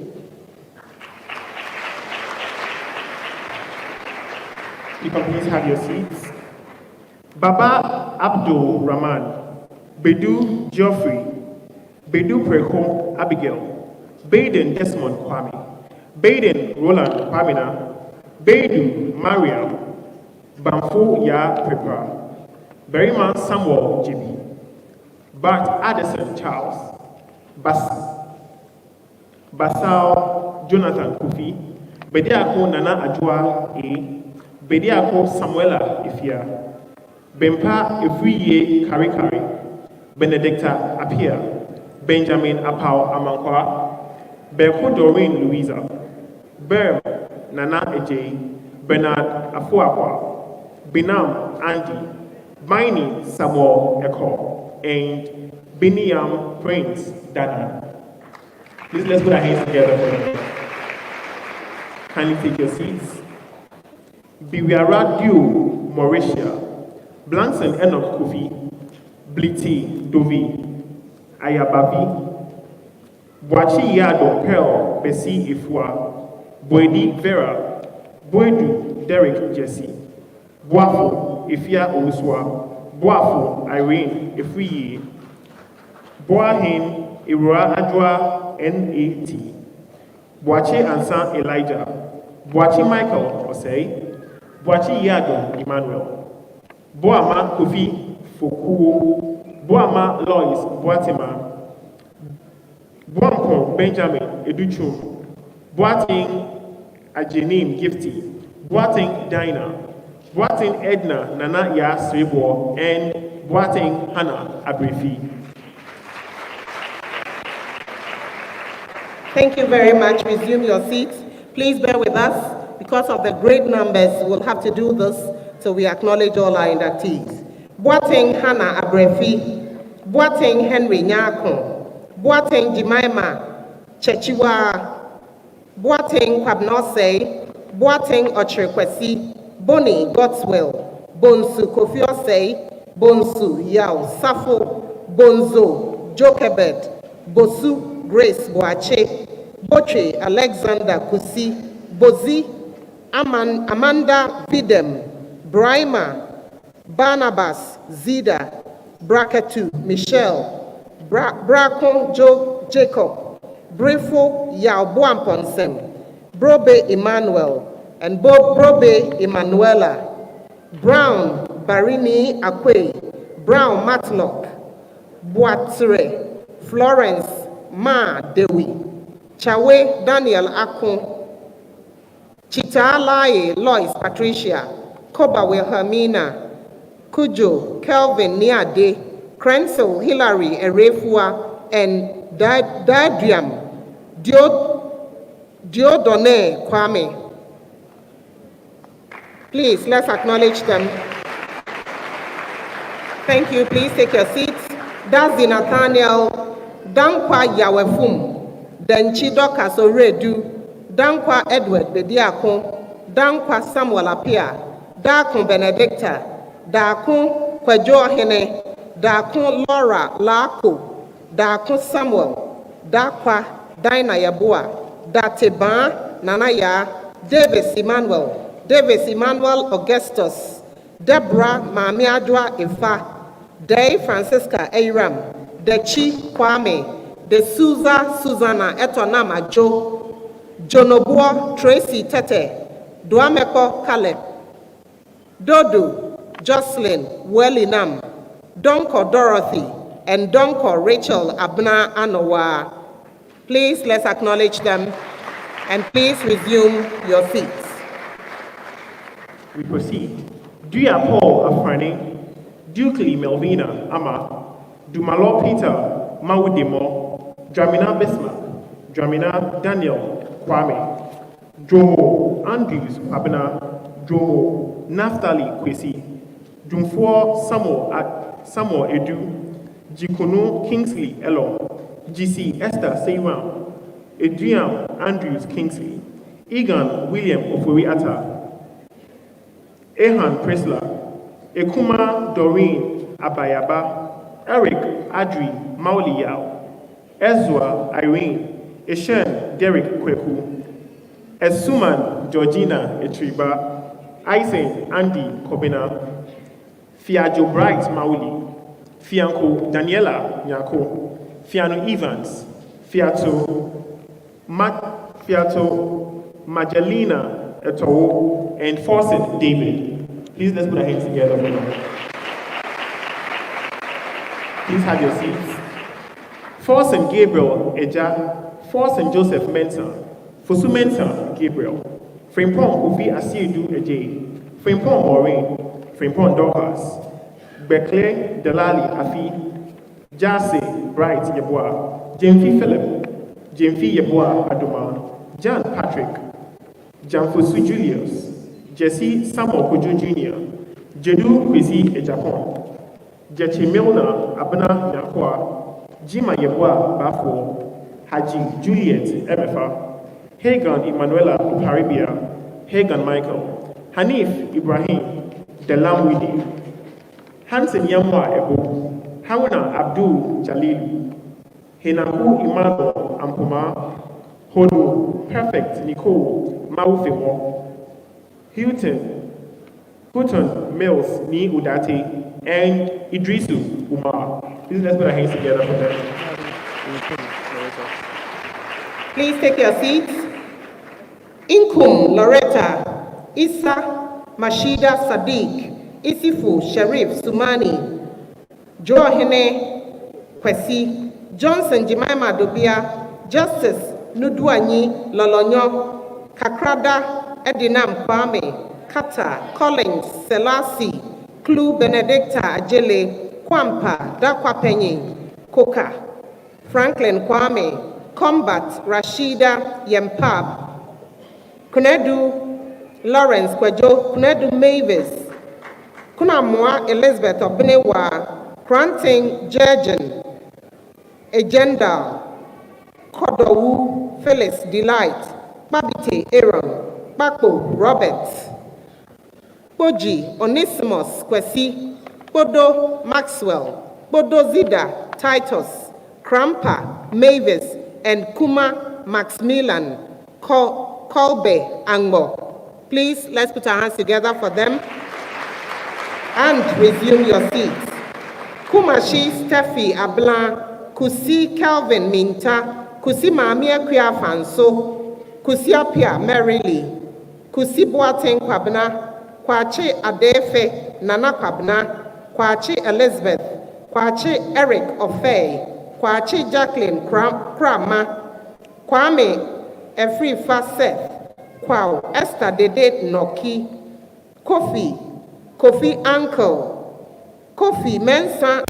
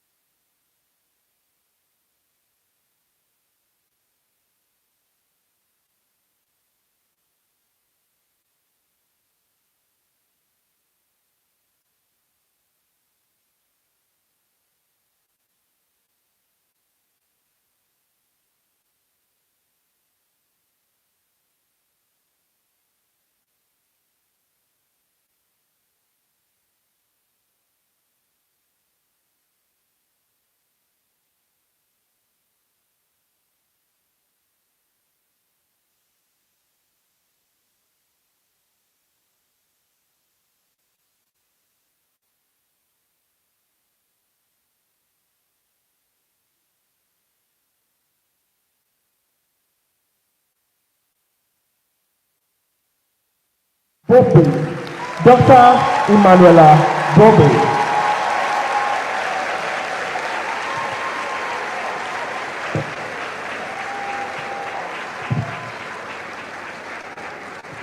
And this citation is in honor for Dr. Emanuela Brobe. I have come to believe that each of us has a personal calling that is as unique as a fingerprint, and that the best way to succeed is to discover what you love and then find a way to offer it to others in the form of service, working hard, and also allowing the energy of the universe to lead you, unquote, Oprah Winfrey. Colin Powell, a former United States Secretary of State, was right when he said, quote, "A dream does not become reality through magic. It takes sweat, determination, and hard work," unquote. With a result-oriented mindset and passion for entrepreneurial excellence, you assiduously underwent training and confidently emerged victorious. It is not surprising that your devotedness to maximum customer satisfaction led to client gratification in many of the institutions where you rendered your services, including Comfo Anoche Teaching Hospital, Kumasi, Suntreso Government Hospital, Kumasi, Aspi Pharmaceutical Industry Limited, Archdiocesan Health Pharmacy Limited, Gasco Pharmacy, and OK Annecy Pharmacy. You did not just attain the Doctor of Pharmacy degree from Kwame University of Science and Technology, but you also gathered in-depth knowledge in pharmaceutical care and an amazing understanding of confidential laws and standards. Your performance in the pharmacy practice section of the December 2022 Ghana Pharmacy Professional Qualified Examination was outstanding, for which you have been deemed worthy of receiving the Pharmacy Practice Award. Be encouraged to be hungry for success, hungry to make your mark, hungry to be seen, and to be heard, and to have an effect. And as you move up and become successful, make sure also to be hungry for helping others, unquote, Arnold Schwarzenegger. Ladies and gentlemen, with a round of applause, let us welcome Dr. Emanuela Brobe upstage to receive this award. And thus, I invite the chairperson, supported by the president of the PSGH, and the sponsor, that is the CEO of Ozone's Chemist, or his representative, to present this award to Dr. Emanuela Brobe. And the chairperson as well, please.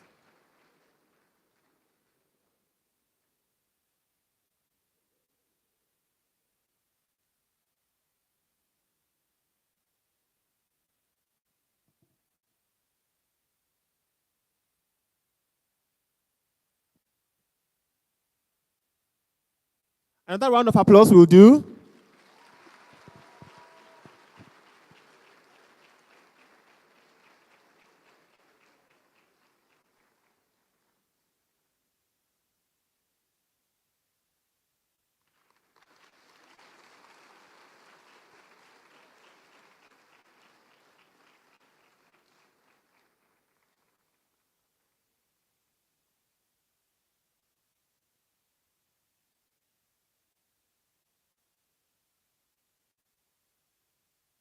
Isn't that beautiful?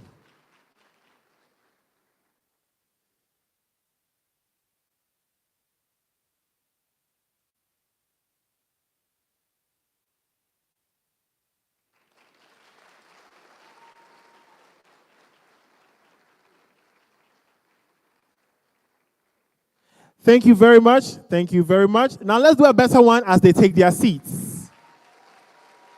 Auntie C.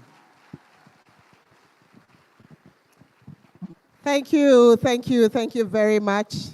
That is wonderful. Congratulations. Now the ultimate award. The award is the John Okran Award. I'd like to take us through a brief history of this award. The late Dr. John Okran was a senior lecturer of pharmaceutics in the Faculty of Pharmacy, Kwame Nkrumah University of Science and Technology, KNUST. You find this on page 30 of the brochure. He was a pharmacist with a strong sense of commitment and stood for nothing but the highest ethical standards and practices within the profession. A strict disciplinarian as he was, Dr. Okran inculcated that virtue in all his students, associates, friends, and colleagues. He actively participated and involved himself in the affairs of the Pharmaceutical Society of Ghana, PSGH, where he held the position of Honorary General Secretary and later Vice President.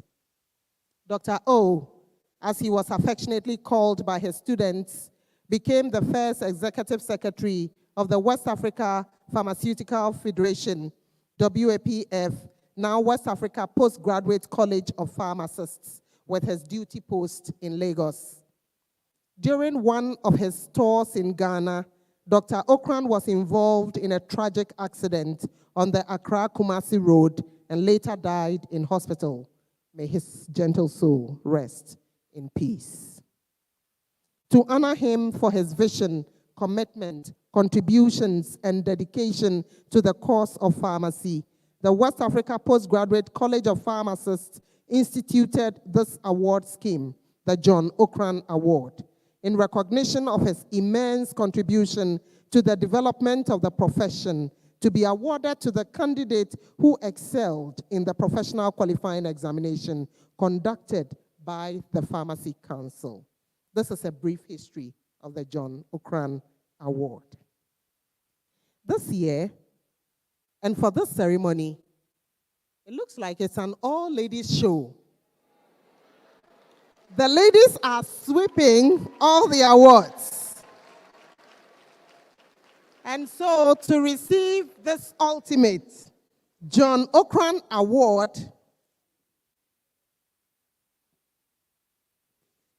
and before I read a citation, I'd want to invite Dr. Samira Mina Al-Hassan. Just rise to your feet where you are and listen carefully to your citation. So this award would be given by the Honorable Deputy Minister of Health, the chairperson, the registrar. Yes, so please hold yourself in readiness to give this award to the well-deserved Samira, Dr. Samira Mina Al-Hassan. Ultimately, leadership is not about glorious crowning acts. It is about keeping your team focused on a goal and motivated to do their best to achieve it, especially when the stakes are high and the consequences really matter. It is about laying the groundwork for others' success and then standing back and letting them shine. Quoting Chris Hadfield. Your thirst for knowledge is unsurmountable. The skills and experience you have gathered over these few years indicates your studiousness and desire to be a beacon of hope to all. You held the bull by the horns and took up various roles in your field of educational expertise. You selflessly worked in top-up pharmacy, Tema Community 4, Ho Teaching Hospital, and International Maritime Hospital, Tema. With hard work and a passion for excellence, you were awarded the best project work in the Faculty of Pharmacy for the class of 2022 in the University of Health and Allied Sciences, UHAS in Ho. You have wrestled with challenges and slayed so many adversities that stood in your path, yet you are still standing strong. According to Albert Einstein, life is like riding a bicycle. To keep your balance, you must keep moving. Albert Einstein, unquote. This proves that, indeed, life is what you make it. You either build a defense wall or bridge to rise above the obstacles. Every step of the way, you never looked down on anybody, but rather you treated all with love and respect. Your dedication affirms the words of Ben Carson, and I quote, "If you make every attempt to increase our knowledge in order to use it for human good, it will make a difference in us and in our world." We hope you will make a difference in your world. Your adaptable and talented attribute, coupled with time consciousness and good interpersonal skills, makes you a sought-after individual. And this puts you in a step above your peers. Continue in excellence and remember to keep your eyes on the stars and your feet on the ground. Theodore Roosevelt, 26th President of the United States. With a thunderous round of applause and with a standing ovation, we will all welcome Dr. Samira Mina Al-Hassan to receive the John Okran Award, which will be ably given by our chairperson, the registrar, and our Honorable Minister of Health.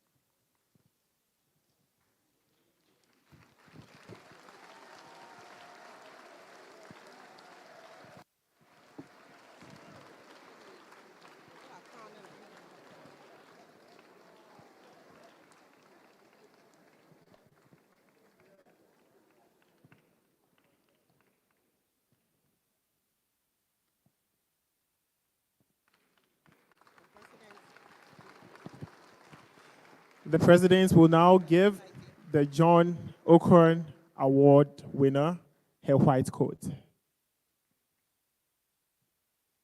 I think we can still give another round of applause. It is no easy award to win.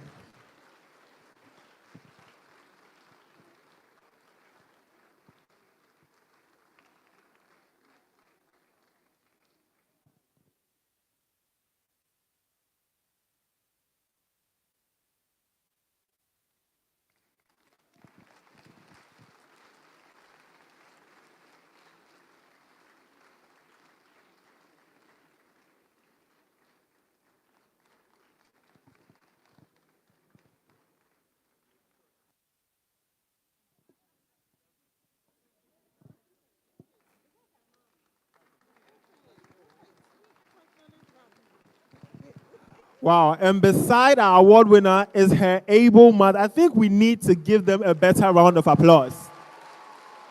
She has birthed a John Okran Award winner. Well done, Mommy. Well done, Mommy. May God richly bless you. Oh, isn't this beautiful? I think she's tearing up a bit. It's all tears of joy.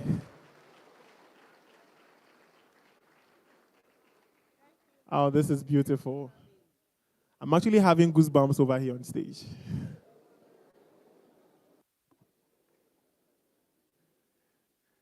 Thank you so much. Please, let's give it up for the high table as they sit. And so, please, I would like to invite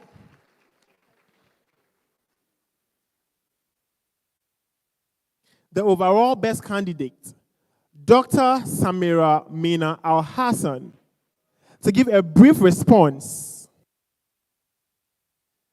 Please, let's give it up for her. She's coming. Please give it up for her.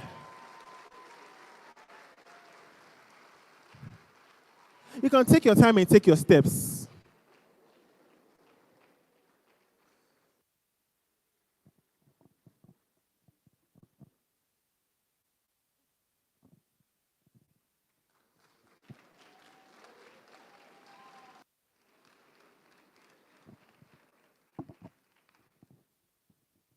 Thank you very much. Of the Pharmacy Council, the Honorable Deputy Minister of Health, the Registrar of the Pharmacy Council, the President of the Pharmaceutical Society of Ghana, Chief Pharmacist, special invited guests, fellow inductees, ladies and gentlemen. It is an honor to be recognized as the overall best candidate in the December 2022 professional exam among such smart and exceptional candidates who took the examination. As I receive this award, I do so with eternal gratitude to Almighty Allah for all His goodness and mercies. Aside the God factor, winning this award was not solely through my exclusive efforts, but in collaboration with my family, especially my dear mother and her twin sister, my lecturers and study mates from UHAS, my preceptors from Ho Teaching Hospital, and all my various places of internship. To all persons in the aforementioned categories, I'm deeply grateful and I dedicate this award to you all. Madam Chairperson, this induction is truly an anticipated and a joyous passage rite for us as inductees. However, as my colleagues and I prepare to enter into the real world of pharmacy practice, we are confronted by some uncertainties, which include, but not limited to, a delay in starting our housemanship, which is a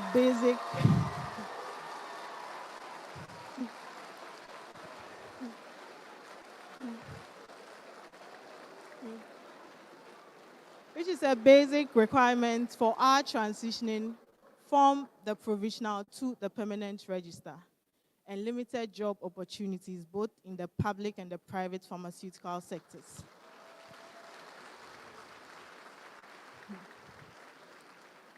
I'll therefore humbly like to plead with the relevant authorities to kindly take urgent actions that may relieve us during these moments of anxiety and uncertainty. To sum up, I would once again like to express my appreciation as the recipient of this prestigious Jonathan Award, and I promise to practice pharmacy, bearing in mind the values and responsibilities associated with this award. Thank you very much. God bless pharmacy and long live pharmacy.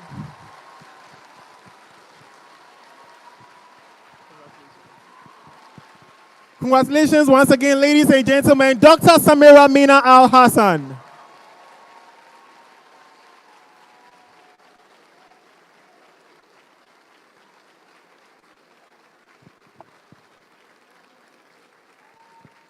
She's not yet seated. She's not yet seated.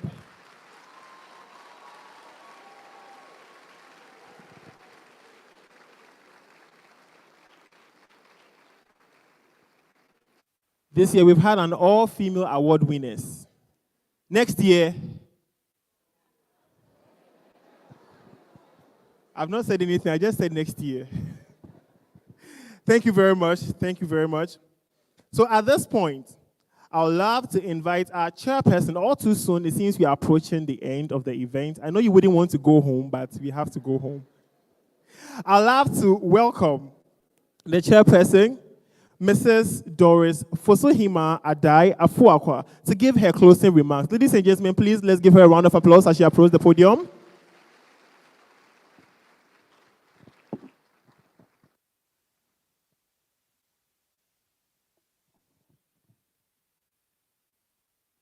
We are very much aware of the problems confronting all of you, and we have discussed it at length at the board meeting. In fact, after this meeting, we would like to meet all the inductees for a very short meeting, very, very short meeting. All the board members would want to meet you for a very short meeting on this particular issue.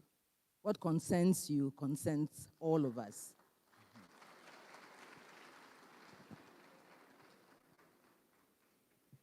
The world is now electronic, and all aspects of life are going electronic.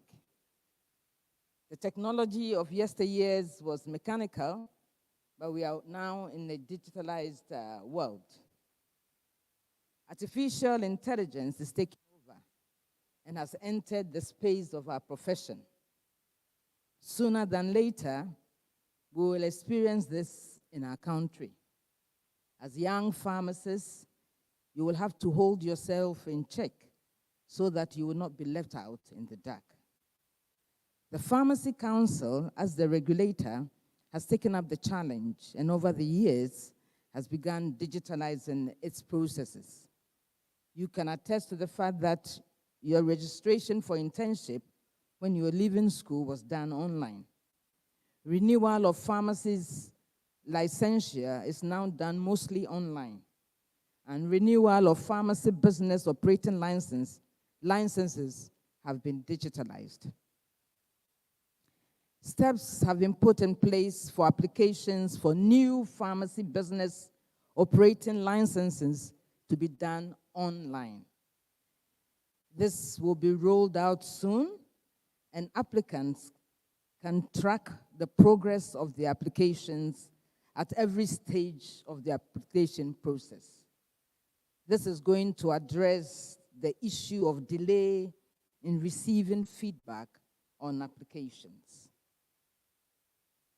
Practice will have to follow suit, and this will require the collaborative effort of pharmacists and the regulator. Policies are being developed to incorporate digitalization in practice to ensure that practitioners are always in contact with the patient and other healthcare team members to ensure better health outcomes for the patient. This will ensure that standards are in place for practitioners to be readily available in the pharmacies they register to supervise. Let's all look up to this to ensure that our expertise will be available to the general public. The great era of industrialization changed the face of production at some point in the history of pharmacy practice. This moved the production of pharmaceuticals from the mortar and pestle to heavy industrialized systems. Likewise, modern day technology will have its effect on the practice of pharmacy. And so I will entreat all pharmacists to begin looking at the practice with current technology in mind. Knowledge sharing with colleagues outside the jurisdiction is possible with technology. Let us take advantage of this space and other emerging technologies and align ourselves well to embrace the opportunities that come within the digital environment in the practice of pharmacy. Let us encourage ourselves and update our knowledge on the advances being made with respect to the use of technology in the pharmaceutical sector. We should also remember that pharmaceutical care is now patient-centered, and there's the need to always learn, not only through CPDs, but also learning by ourselves. That this should be part of us. Continuous learning should be part of us. Some areas were highlighted where you can specialize. Veterinary pharmacy was mentioned, sport pharmacy, regulation, industrial pharmacy, herbal pharmacy, and many more. We encourage all of you to identify your area of interest, and through the Ghana College of Pharmacists, realize your dream. We encourage all of you to register with the Ghana College of Pharmacists, where most of these dreams can be realized. When it comes to dressing, please don't forget, dressing, your professional dressing is very important. We should take note of that. We should also embrace our laws and comply with them and be good citizens. And let's take all aspects of our training seriously. Let us embrace digitalization and keep the profession alive. Long live the pharmacy profession. Long live the Pharmacy Council. Long live Ghana. I thank you.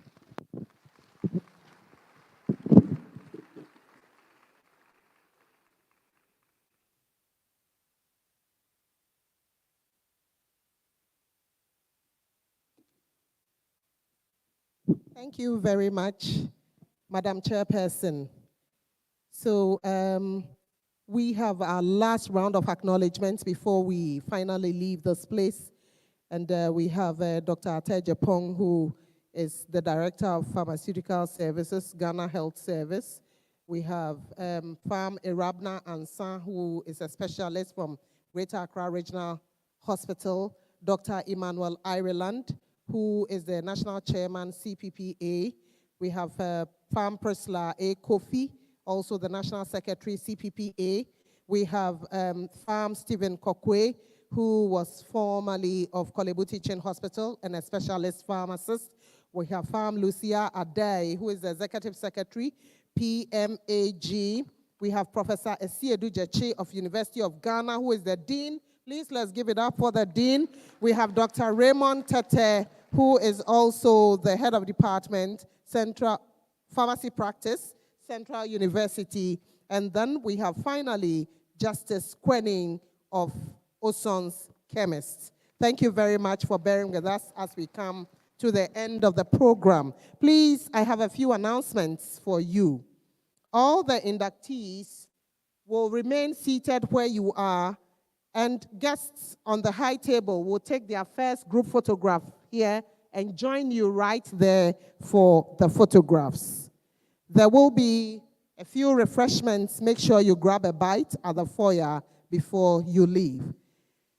Now, all specially invited guests by the Pharmacy Council, please meet us at the VIP lounge because you are very special people to us. All certificates will be issued at the registration desks, so make sure you don't leave this place without your certificate. Don't leave this place without your certificate. All inductees, please take note that the Pharmaceutical Society of Ghana orientation for newly qualified pharmacists will continue right here in this auditorium after this ceremony, and you will be hosted by the president of the society, Dr. Samuel Kordonko. All newly qualified pharmacists are therefore expected to return to this hall. We know you might want to take a few personal photographs with your families, but make sure you return to this hall right after and sit for the orientation. So after the orientation, we are going to distribute to you a lot of PSGH souvenirs, and then finally, there will be the socializing aspect and then the dinner hosted by the president of the society. Ladies and gentlemen, we've come to the end of the program, and my co-MC Philip will invite one of us to give the vote of thanks. So, I humbly invite Dr. Bless Kobe Amable, one of the newly inducted pharmacists, to help us with the vote of thanks.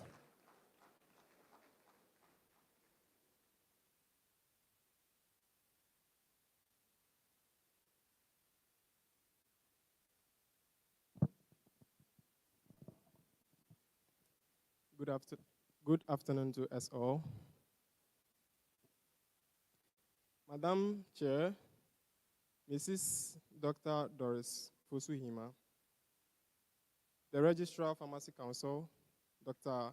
Alhaji Audu Rauf, Honorable Minister, Health, Honorable Mahama Asei Seni, members of the Pharmacy Council Board, distinguished guests, esteemed colleagues, all protocols duly observed.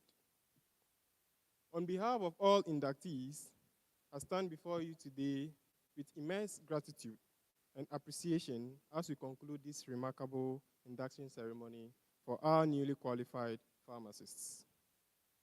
It is an honor to deliver the vote of thanks, expressing our heartfelt gratitude to everyone who has made this event a resounding success. First and foremost, we extend our sincere thanks to our distinguished guests whose presence here has made or added privilege and prestige to this occasion. Your wisdom, guidance, and unwavering support is invaluable to our profession, and we are deeply honored by your presence. We extend our deepest gratitude to the esteemed speakers whose insightful and inspiring words have Inspiring words have enlightened and motivated our newly qualified pharmacists. Your expertise and knowledge have undoubtedly contributed to the professional growth and development. We are grateful for your time, your dedication, willingness to share your wisdom with us. We extend a heartfelt appreciation to our organizing committee and event coordinators, whose meticulous planning and coordination and tireless efforts have ensured that every aspect of this induction ceremony runs smoothly. Your dedication, attention to detail, and countless hours of work have truly paid off, and we are grateful for your commitment to excellence. To our mentors and preceptors, we express our utmost gratitude to your guidance, support, and invaluable mentorship through our training and education. Your expertise, experience, and willingness to invest in the next generation of pharmacists are commendable, and we are grateful for the impact you have made in our professional journey so far. We would like to acknowledge our families and loved ones. Your unwavering support, encouragement, and sacrifices have played a significant role in our achievements. We express our gratitude to you for standing by our side and being a pillar of strength throughout our education and training. To the faculty members, instructors, and staff of our esteemed educational institution, especially those from the UHAS, we extend our appreciation for your dedication and commitment to nurturing and shaping these budding pharmacists into competent professionals. Your passion for education and unwavering commitment have paved the way for our success, and we are deeply grateful for your guidance. Last but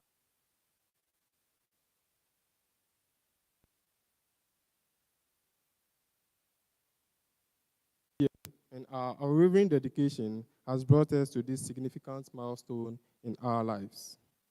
We have shown great promise and determination, and we are confident that we will make valuable contributions to the field of pharmacy. I encourage us all to embrace the responsibilities that lie ahead, continue to learn, grow, and make positive impact on health and well-being of the communities we serve, despite the struggles. Yes, there will be struggles as we go along. And after these struggles have choked us enough, and we are uncertain,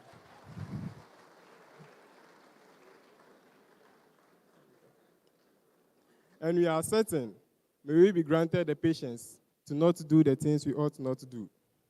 In conclusion, I would like to extend our sincere thanks to everyone who has contributed in any way to this induction ceremony. Your presence, support, and participation has made this event a truly memorable and special one.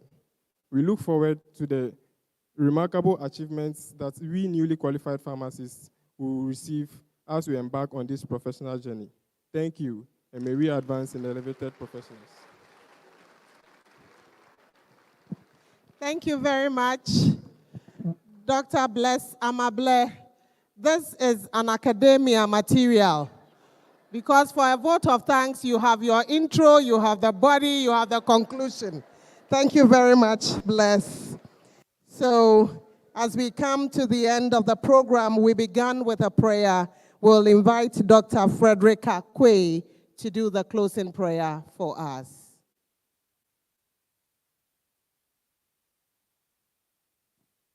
Dr. Frederica Kwame. Okay, she's right there. Okay. Looking stunning as she takes her step to give the spirit-filled prayer. That is Dr. Frederica Kwame.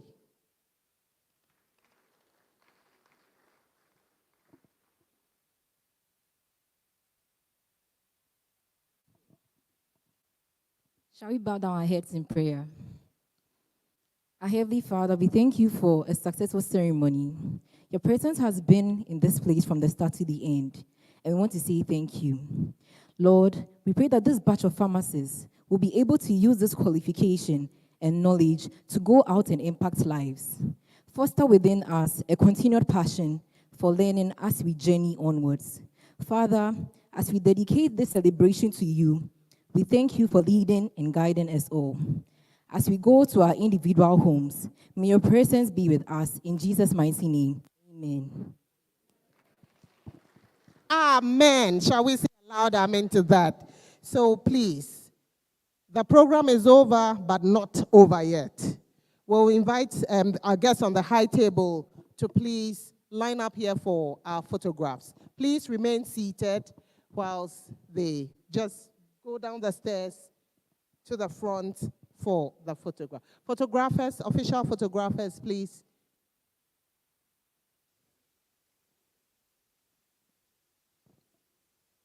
So our specially invited guests will be taking our turns to take a few group photographs with our guests on the high table as well. So please hold yourselves in readiness for that.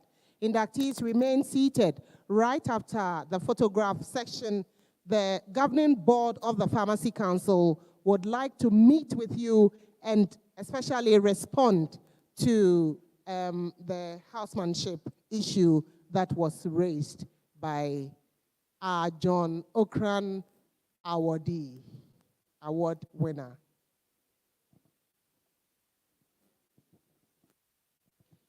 So the choir, you can continue to sing whilst we take the photographs, and that is the Wesleyan Symphonic Choir. Enjoy the music and the poses for the photographs.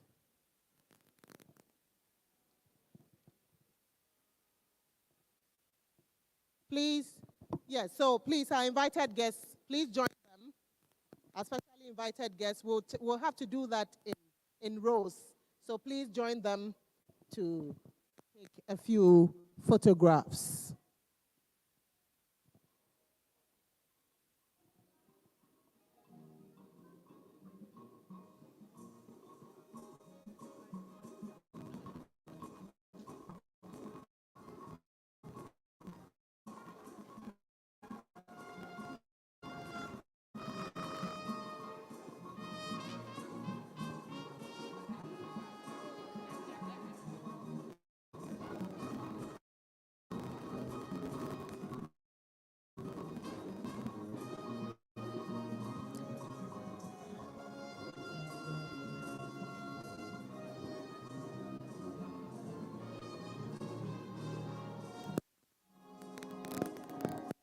Please, the next batch of our invited guests can also join the high table guests after this shot. The next batch of invited guests, please join our guests from the high table, and then staff of Pharmacy Council, hold yourselves in readiness. After this one, the staff of Pharmacy Council will join.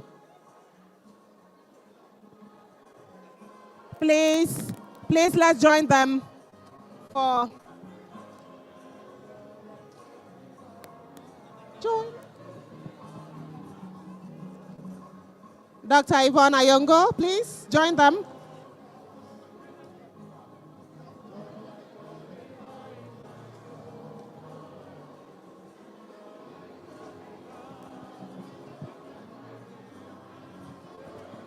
Hello, seniors, please. The photographer is taking a few shots.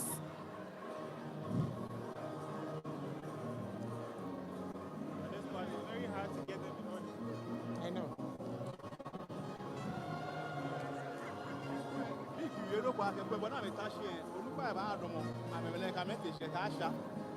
Now, inductees, our guests from the high table are joining you right there. So please hold on, inductees. Our guests from the high table are joining you right there for a few photographs.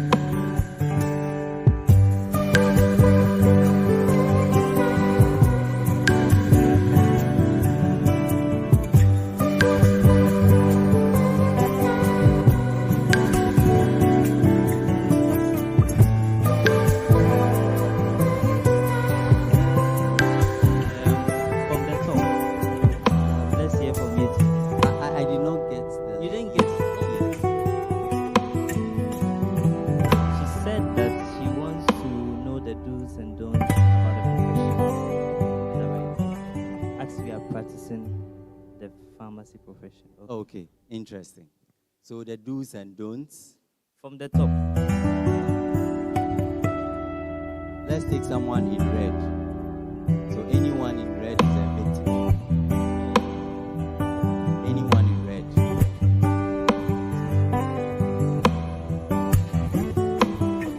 Whether red or white. Let me just take them.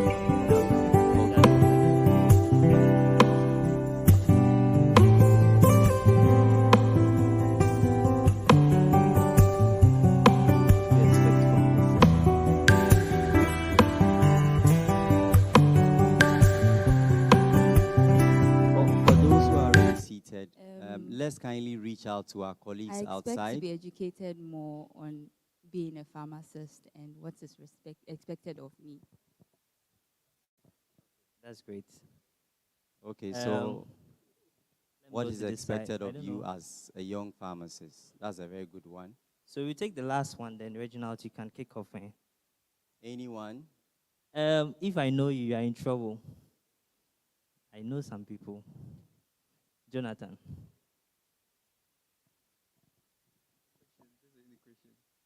What do you expect from this session? I expect that I will be enlightened to the. Oh my God. I expect that I will be enlightened as in respect to what the profession requires from me and how best I can also impact as a professional. Thank you so much. Okay. Okay, someone wants to speak. Please mention your name and maybe something little about you. There are some people here. Yeah, my name is Dr. Evans Fiano. Yeah, so speaking from the side of the families, I would like to know what's the working plan so far? What's the structure on getting us the clearance? And I would like to know what happens if the clearance delays to, let's say, the end of this year. What becomes our fate in regards to our permanent license, in regards to migration onto the permanent license?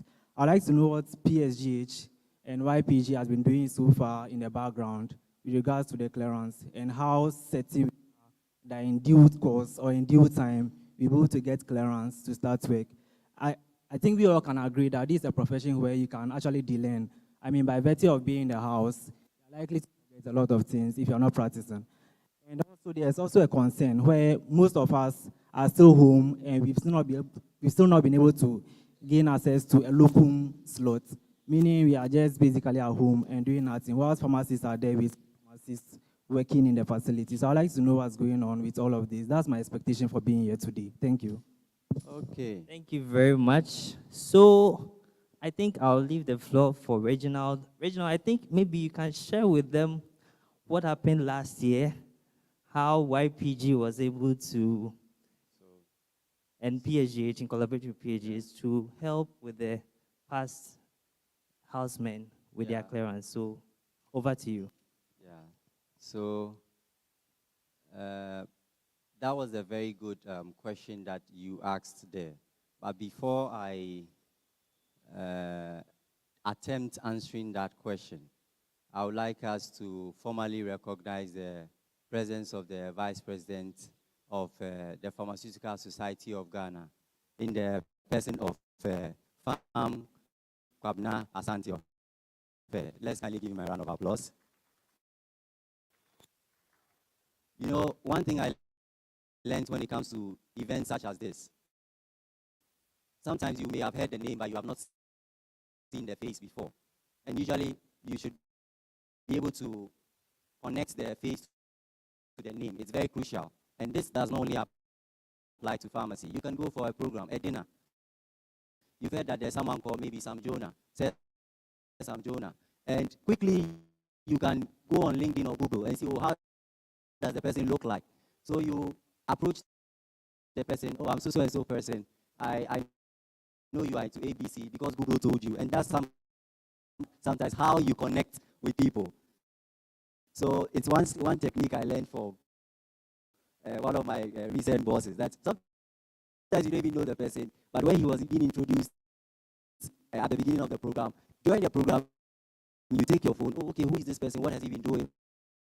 Well, probably the last thing he said, if he's somebody who is a social commentator, what are some of the issues he talks about, and that's the way you connect with people. So over to your last, the question that you asked. I know that the society is doing everything possible to get clearance for the team. What happens is this: at the end of the year, I would not want to preempt a response from the panel when the discussion starts, but just to give you an overview. When pharmacy students or any professional group of people are inducted, ordinarily there's a process. Your names are submitted to the finance ministry, after which clearance will be given. It is only when clearance is given that it's easier for you to be paid. So until those processes go through, when it comes to the payment, pharmacy as a profession cannot advance any form of payment. But if you look at what happened, for instance, last year, there was a point where PSGH, as caring as PSGH was, they had to step in to advance interest-free loans for the family house officers who had what? A belated approval for their house job. So on their scene, these are the processes that goes through. But I can assure you, because when we finally met with the minister, that was last year, because I had the one privilege of being there as well, I know that the profession does not renege on its promise when it comes to such processes. If there's anything the profession could do yesterday, I assure you that it would have been done. So anything that is being worked on now, I know it's in there. It will inure to your benefit. But whilst you wait, this is a little snippet of what I want to share. I know that in the last, since COVID struck, one thing that has changed, or what I realized in pharmacy, is before even COVID came, pharmacy did an AGM and talking about, the theme was about pharmacy in a digital age. And this was before COVID. And during COVID, a lot of things transpired, a lot of virtual programs. So you take some Ivy League schools like Harvard, Yale, and all those schools, they are rolling out a lot of courses. If you are on LinkedIn, for instance, you see a lot of such free courses. In this fallow period, as you wait for clearance, if you have access to internet data, you want to try your hands on some of these online courses. It could be something on marketing, something on management. So even if you are at home for 3, 4, 5, 6 months, at least whatever time you were spending online would end up being fruitful. So this is just a way to also make you competitive. So I know currently, before I walked into the auditorium, I was talking to a colleague a few minutes ago, and he was telling me that currently we are producing quite a lot of young pharmacists, and his worry is that he fears it will get to a point the system will be saturated and we will not have enough employment. And then I asked him that, what is his domain, or what is his criteria for employment? The question or the answer I got was that everything he knows about pharmacy is constricted to Ghana. But what you need to always look out for as a young pharmacist is that the competition or the scope of your practice cannot be limited to Ghana. As a pharmacist trained in Ghana, see yourself as somebody who is a pharmacist who can practice in any country in the world. So assuming community pharmacy, on average, employs 500 people, and in your year graduation group, you are 600. It means that, obviously, not all of you would be employed, even if the employers want to give you the opportunity. Ask yourself, if I want to be a globally competitive pharmacist, what do I do? How do I become a globally competitive pharmacist? I need to look at what is it that is being done that would make me globally competitive. Maybe I need to be well-versed in some aspects of community practice. In community practice, we've introduced vaccination. Am I capable of vaccinating? If I'm doing a locum, do I give my employer value for money? Do I distinguish myself when clients come up?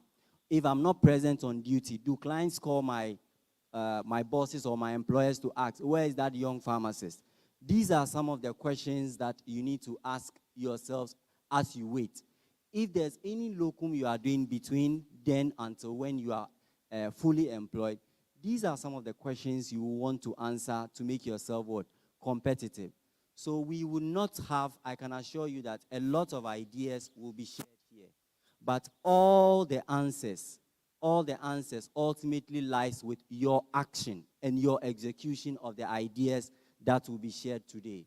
So we will not want to do much talking as we wait to officially start.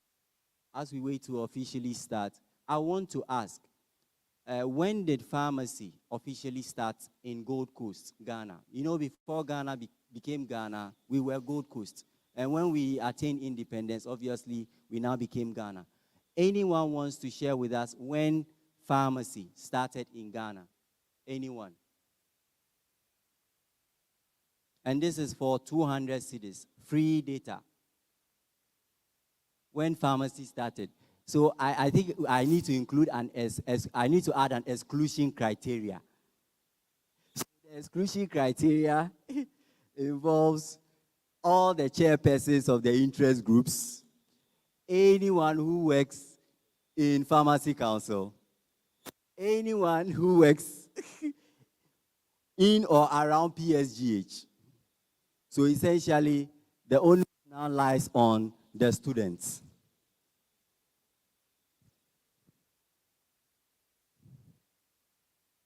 So anyone want any takers before we start? So that's the last curtain. Yes? Come again. Take it again. 1935. Not when the professional group started. When pharmacy started in Gold Coast. So 1935 was just about when the professional group started. And what was the previous name of the society? Anyone? What was the previous name of the society before it became Pharmaceutical Society of Ghana?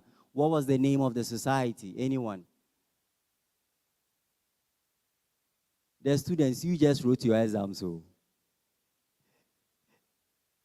Yes, anyone? Anyone? Okay, I hope probably as the show progresses, the program goes on, someone will definitely come up with an answer. But I assure you, you won't find it online. I assure you, you won't find it online. So I think all protocols duly observed. I can see all the luminaries in the profession hearing gathered.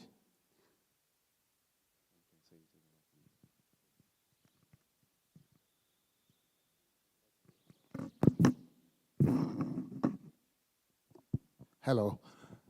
Good. Please, I see a lot of us sitting behind.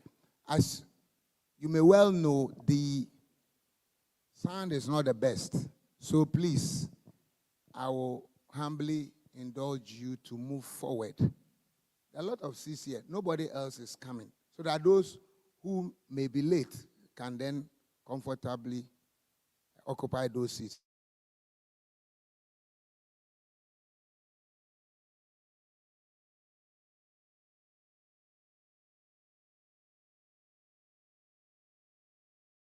Liable for professional misconduct. The chairman of the disciplinary committee is here.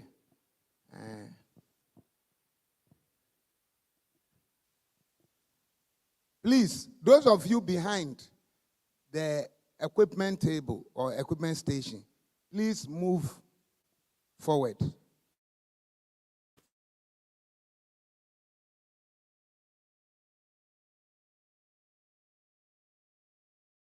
On your platforms, I mean, the whole governing board of the Pharmacy Council is here. They want to give you a message, a formal and an official message before we start or as part of the orientation.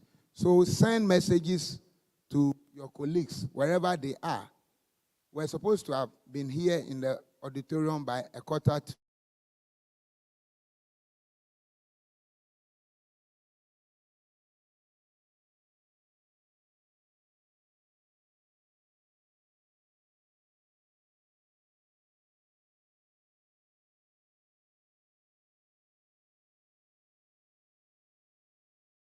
pharmacists into the profession of pharmacy. We pray that the vision, the aspirations, the hopes that they have, by your grace, they'll be able to accomplish them and even excel. We thank you and we bless you. In Jesus' name, amen. So like I said in the intro, we will, this is an important session that we want to do before, or we continue the orientation, before we do the introduction. So let me welcome the chairperson of the Pharmacy Council, Pharmacist, Mrs. Doris Fosuhima Adai Afokwa, and the entire governing board of the Pharmacy Council to come upstage, and they will communicate some issues to you, and then we can continue. It's very pertinent to your progress and your practice as pharmacists.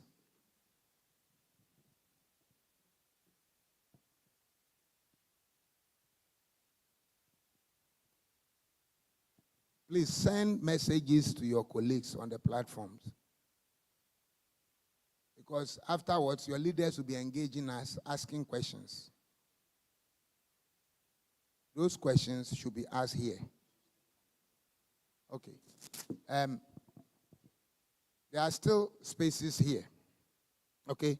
And those of you here, there are still spaces. Please move forward. Nobody is coming to sit here. Please move forward. Those of you. Okay, so from where this lady is, let's all move and occupy these seats. Those of you behind, please, gentlemen, you, yes, kindly be on your feet, please.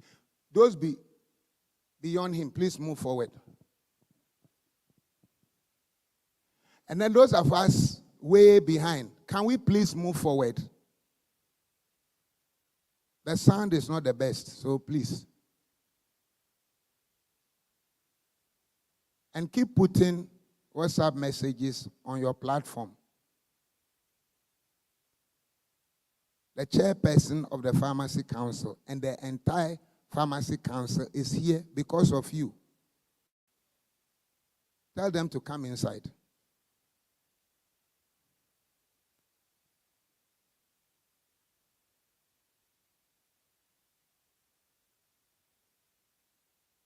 Do I take it that those of you behind are not pharmacists?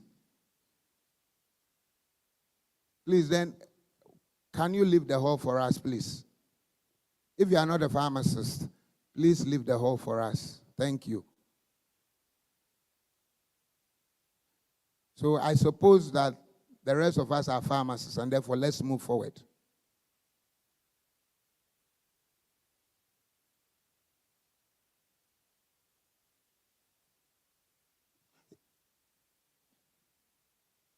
Is Dr. William Ado here? Is Dr. William Ado here? What about Dr. Joshua Bobby? Somebody tell them that I asked of them. They are your leaders, and they have to be here. We work through structures, through leadership. We've been doing this together with them. I told them that you were supposed to have been in this hall by 1:45. And then by 2 we could have started. But it's almost 2:30. Okay. Thank you.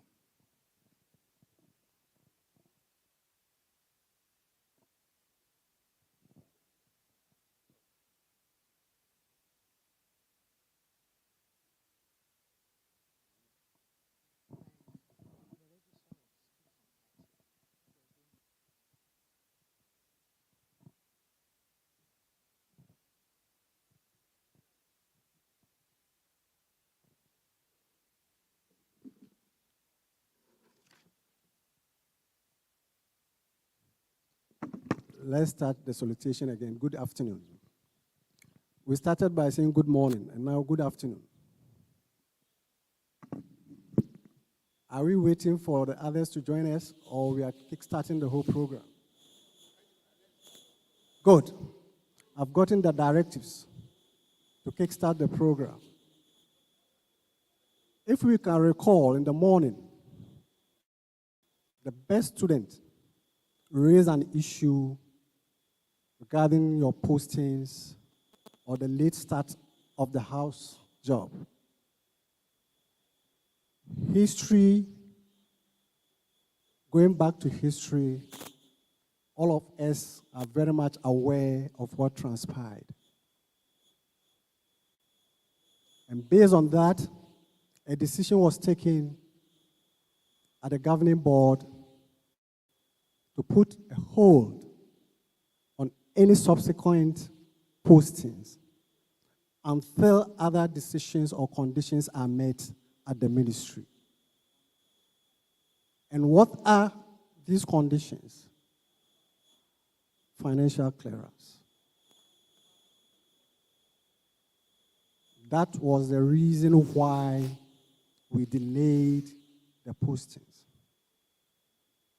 And the ministry also made it very clear to us that we shouldn't in any way post any house officer without getting a clearance from the ministry.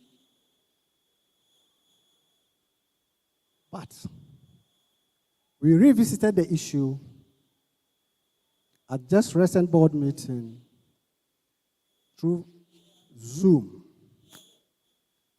getting more complaints, reports, and looking into the future. If we delay, we are going to have a backlog of people waiting. So a decision was taken again. We reconsidered our decision, and we came out with a position. And the position is very simple. In principle, we are going to do the posting under a condition. And the condition, simple and very clear, that you go through an undertaking, that you go through the process, the house job activities, while waiting for the financial clearance. By that, there shouldn't be any room for agitation. If all of us agree or converge at this point that we are going to be posted while awaiting the financial clearance, then it's good to go. On that, we can have a discussion with the ministry. The representative of the ministry at the governing board is here with us. She will convey the message to the ultimate, which is the minister. And based on your side of the story, this is our side of the story. When you buy into our side of the story, then, Mr. President, we are good to go. Thank you. Is it very clear? To recap, you'll be posted based on this condition. And what are the conditions?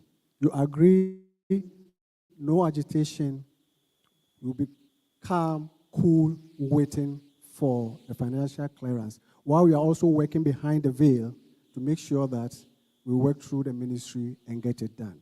Thank you.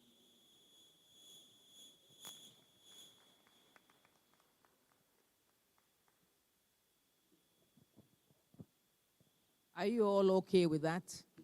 Or you have something else to say? Yes. No, before you start asking questions, I'd like to say that the posting is voluntary. If you do not sign that undertaking, we will not post you until we have the financial clearance. So it is voluntary. Those who want to do it, we'll post them. You sign that declaration for us. If you do not sign, we will not post you. Okay, yes. Yes, it's coming. So please, hold on.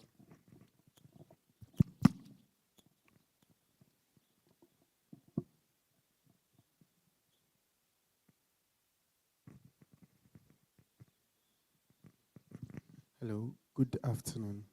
My name is Jeremy, and my question is, from last year, what happened? We had information that, that is from RX21 batch, that during the time that the financial clearance was released to them, it was stipulated that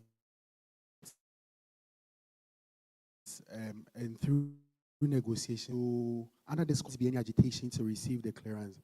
Is there any assurance that we are going to still receive the 12 months back pay if we are to agree to this? Thank you very much. I think I clearly stated that it is voluntary, number one. If you do not want it, we will not post you. And we don't want anybody coming to put pressure on us that we haven't been paid. The last time it happened, it was all over Joy FM and everything. The Pharmaceutical Society had to come in and come with some what do you call it, measures to cushion people. I don't think they can do so now. What we can say is, no matter the batch, we are working on getting the financial clearance. We cannot say that it will take 4 months or 6 months or even 1 year. But whenever it comes, you will be paid. That much I know, okay? But we cannot tell you that it's 2 months, 3 months, or 4 months. Okay, thank you very much, Madam Chair. I just want to use the opportunity to explain to you. I'm sure some of you might have heard the financial clearance, FCA, but you don't even know what it is. You might not even understand how we get it. So I want to explain to you. So FCFC means financial clearance, and as the name implies, it is approval that we obtain from the Ministry of Finance. So for your information, it is not the Ministry of Health that issues the financial clearance. It is an approval that we get from the Ministry of Finance that enables your salary to be paid, okay? And this problem is not just with pharmacists, okay? Nurses are facing the issue of non-issuance of financial clearance. Doctors, I'm sure you have friends who are doctors. They've been sitting home. Unlike us, the Medical and Dental Council does not even consider this option. I can see our gospel chair here, and I'm sure he's not too happy with what we are doing. Not because he doesn't like you, but when the pressure comes, it is on his shoulders that all of these problems, will be laid, in addition to all of us sitting here. So I want to say that it is a consideration that we have done in your interests. And like Madam Chair said, it is voluntary, okay? Most of us think that we should do what the Medical and Dental Council is doing, not because we don't like you, but the pressure is a lot, especially when we don't have control over the issuance of the approval, which is the financial clearance. So like I said, all of us sitting here would love for you to be posted as soon as possible, and more importantly, for you to be paid. Unfortunately, we don't have the authority to do that. The only authority that we have is when the financial clearance is issued, okay? Consult your fellow, those who have just, gone through this process, and you understand what I'm saying. Even when the financial clearance is issued, it takes a lot of processes for your first pay to come through nobody's fault. God knows how much work each and every one of us sitting here, including the gospel chair, are doing behind the scenes. It is not easy. Okay, you are children. We feel for you. We understand your problems. Unfortunately, we don't have control. We wish we could just wave a magic wand so that we could do. Unfortunately, we have to go through the due process, just as all the others are doing. Medical and Dental Council, I want to repeat that they don't post anyone.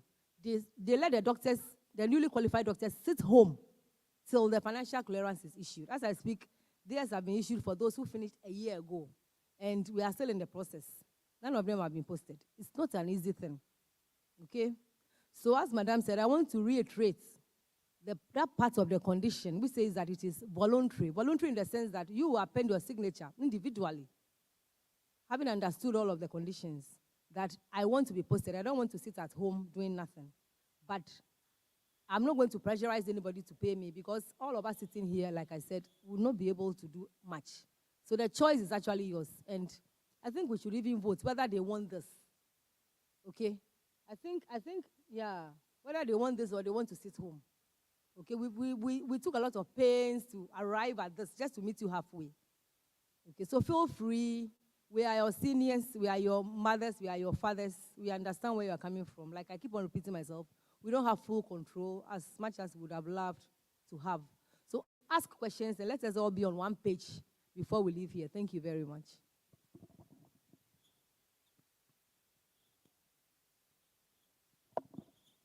Hello? Hello?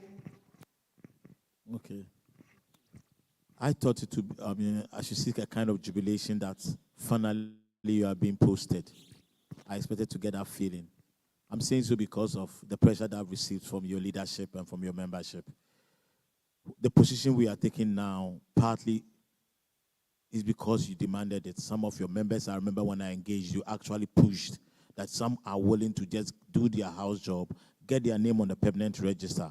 Others even said that they want to move on the permanent register because they would want to have opportunity to travel outside their country. So not being posted means that we are delaying their progress for them to even move on to the permanent register of the Pharmacy Council. These pressure really came onto us. I've had a meeting with the executives, I've had a meeting with the general body. Based on that, I had to go to the Pharmacy Council Governing Board to make an appeal. Before going, this issue went to the Governing Board of the Pharmaceutical Society of Ghana. So the leadership of the Pharmaceutical Society of Ghana intervened that we are going to make an appeal to the Pharmacy Council Governing Board that you should be posted. But that's that we would not force you if you think you may not be able to raise T&T transport to go to work. That is why it is not compulsory. That's only, but it is to be able to address a particular concern of yours. And since you are members of the Pharmaceutical Society of Ghana, this is what leadership is doing for you. I also want to assure you of one thing, the back pay issue. Even last year, that was 12 months. The leadership of Pharmaceutical Society of Ghana made sure they got their 12 months back pay. So let you be posted, there will be back pay issue, but the leadership will not fail you. That's all I'll tell you. We would work to make sure that you get the needed back pay as and when they need be. That's the only assurance that those of us at Pharmaceutical Society of Ghana would assure you. Remember, Pharmacy Council is a government agency.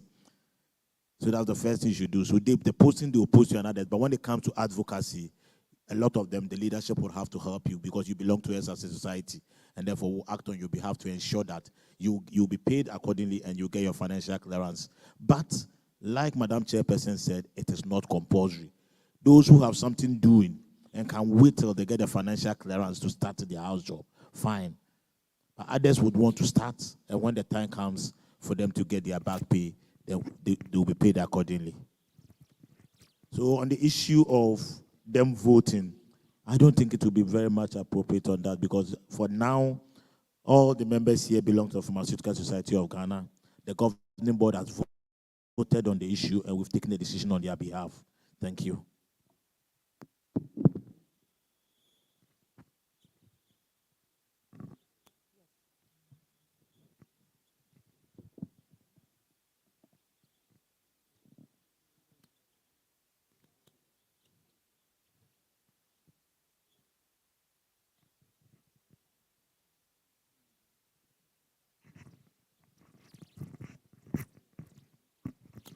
Good afternoon. Thank you very much. We really appreciate the thoughtfulness into finally deciding to do the postings. However, my question is, since it's a case where we have to voluntarily, it's voluntary as to whether you want to pen your signature to do the house job or not. I would like to know what happens to those who refuse to pen their signature? What happens to those who choose not to pen their signature and then start the house job? And then I would also like to know what happens or what can be done if it happens that the pay doesn't come or the clearance doesn't come for those who have voluntarily decided to start their house job. I think we were very clear on that from the start. If you do not sign, you will not be posted. We at the council, we don't have the ability to pay anybody. We depend on the government to do all payments, and those payments can only be effected through financial clearance from the Ministry of Finance. That's all there is to it.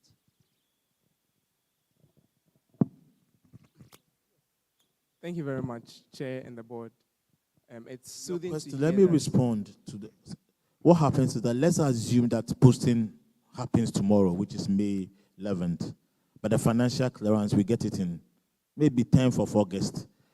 When you get 10th of August, that's when you start working. The difference is that some others would have they would have accepted their posting and will have a back pay. But you will start when there's a financial clearance. That's all we are saying. And at that time, government will pay you. Assuming we get a financial clearances for you somewhere in September, October this year, that's when the government is going to start paying you. But for those who have been posted, then the issue comes up that we have to work for them to get the back pay. That is what I showed you, that we would use a lot of advocacy. I know one of your colleagues said negotiations. Yes, we will still judge with the government to ensure that you get your back pay. Basically, that's what we do. But for those who would wait, once they get a financial clearance, they don't have an issue with back pay. Because you start working and you are paid accordingly.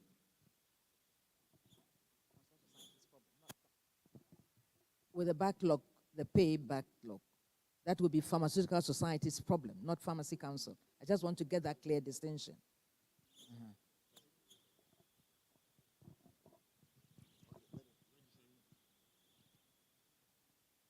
When you say it's a problem for the government, Ministry of Finance, what we do at Pharmaceutical Society of Ghana is just an advocacy, just to try to make sure that they get it like it happened last year.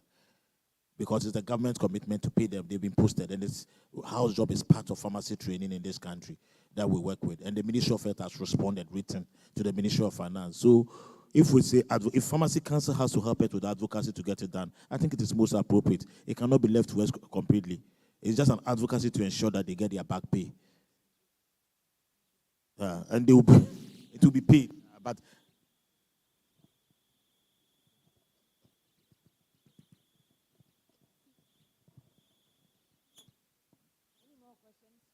Okay. Thank you, Chair and the board. So as you said earlier, it's soothing to hear all the engagement that have gone on behind the scenes. And since, as you reiterated, we are your children and we understand what you are going through now. But the situation here, again, is that now we are going to take an undertaking. I mean, you're going to sign an undertaking. So we are committing ourselves. Should we take the governing board of the Pharmacy Council by their word that we'll work on it and make sure that whenever we get the financial clearance, it will be backdated? Or if you get financial clearance in November and you're supposed to finish in December, then the government will decide to pay for the 1 month. That is my question, the first one. The second one is, since it's also voluntarily, say now maybe I have some savings and then I move from Takrady to where I was posted, that is Accra, and I use that savings to get a place, transport myself to work every day. Now I've gone through 8 months of the training, of the housemanship, and now I'm depleted on funds. I don't have anywhere to look again. Do I go back and say that, okay, I've done 8 months, can you hold on with the 8 months? When the clearance comes, I'll continue with my 4 months. Or all the 8 months that I did will just go away because I couldn't finish. Now the third one is, when we are done with everything, I mean, now we know we are not in normal times, and that is why we are here doing this discussion in the first place. Can we then say that regardless of when clearance comes and when we finish with our housemanship, since we registered as pharmacists on the provisional register in January, we should be moved to the permanent register after a year, which is January 2024. Or you are saying that because we are not in normal times, and it's not our fault, but the fault of the current financial situation, we would have to again pay next year as on the provisional register till the time when government says there is money and so there is clearance. Thank you very much, Chair. Thank you very much, Board.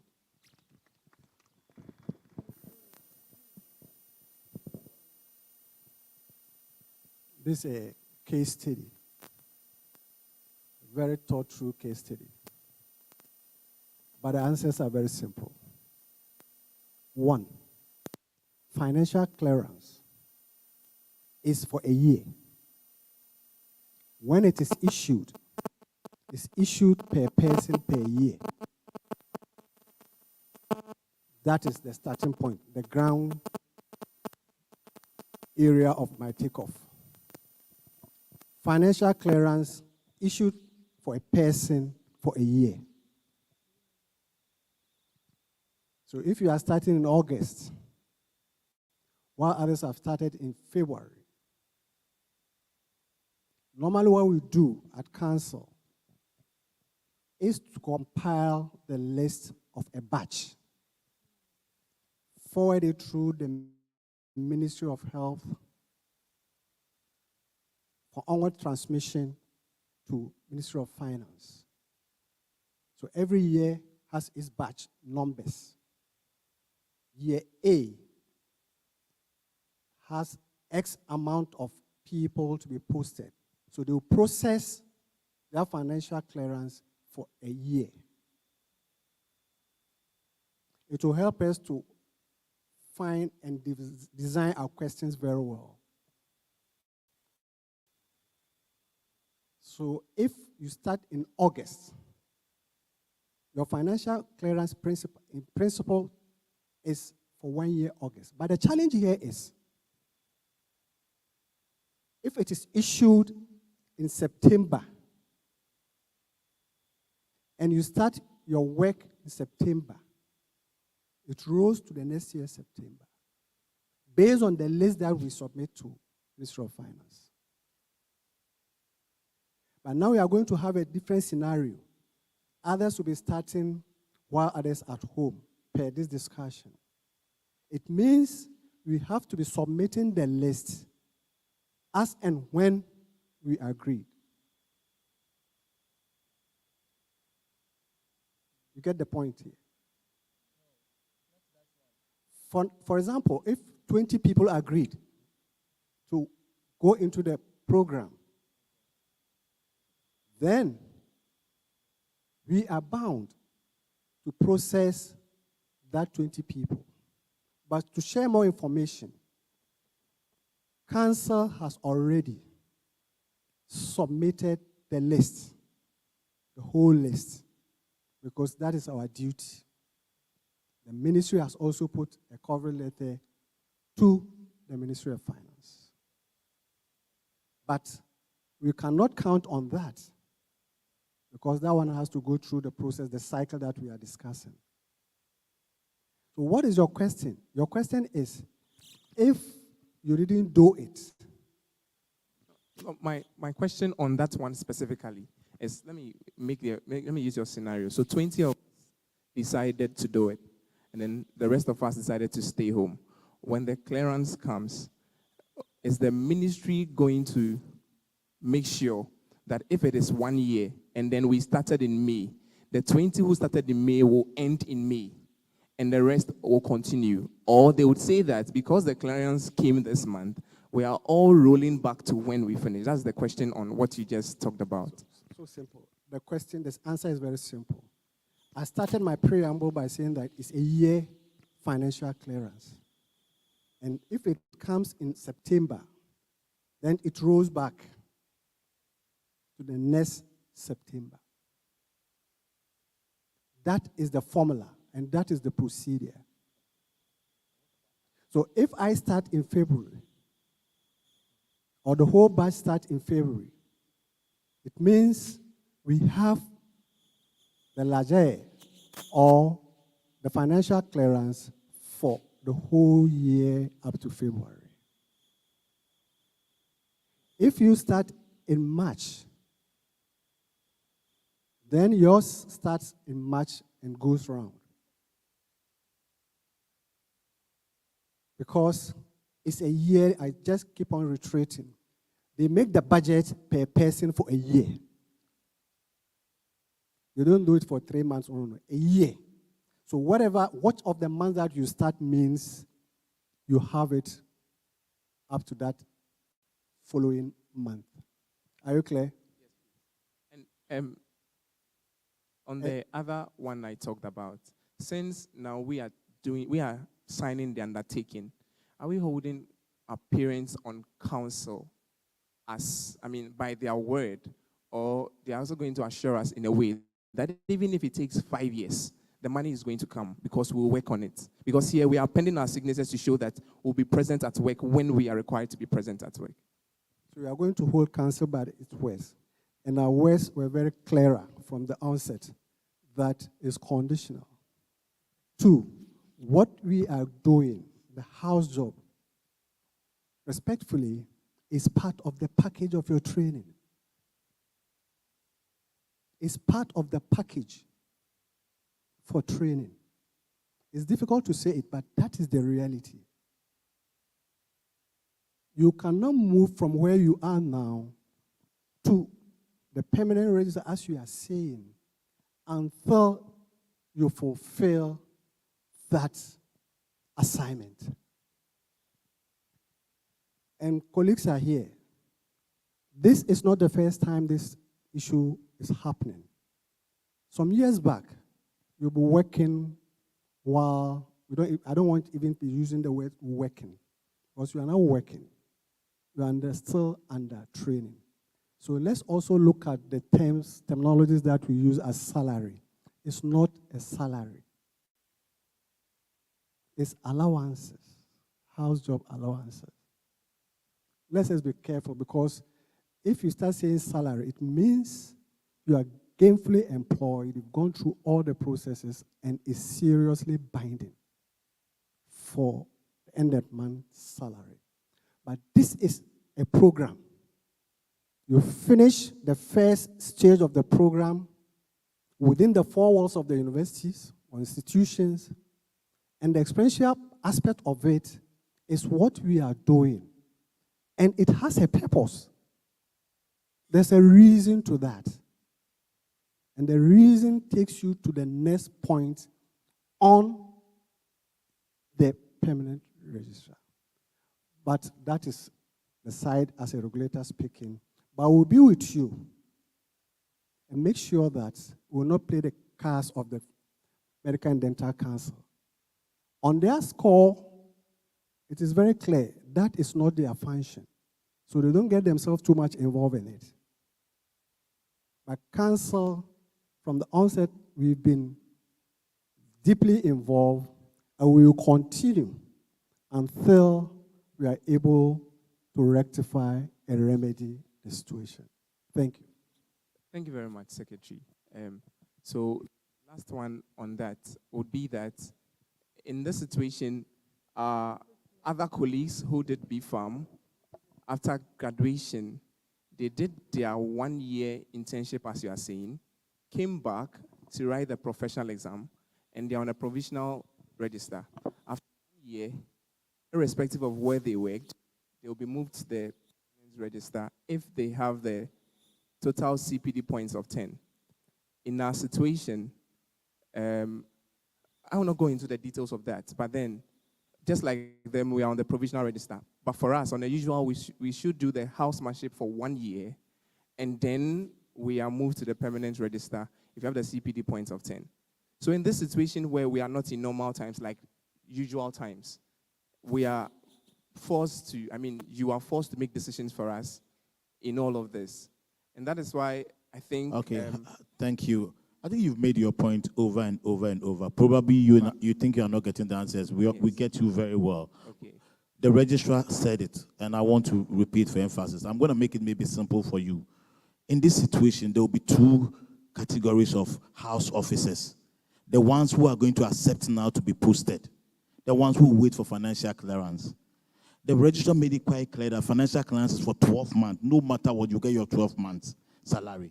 So if you wait and you get yours in September, you would work for 12 months and you end it.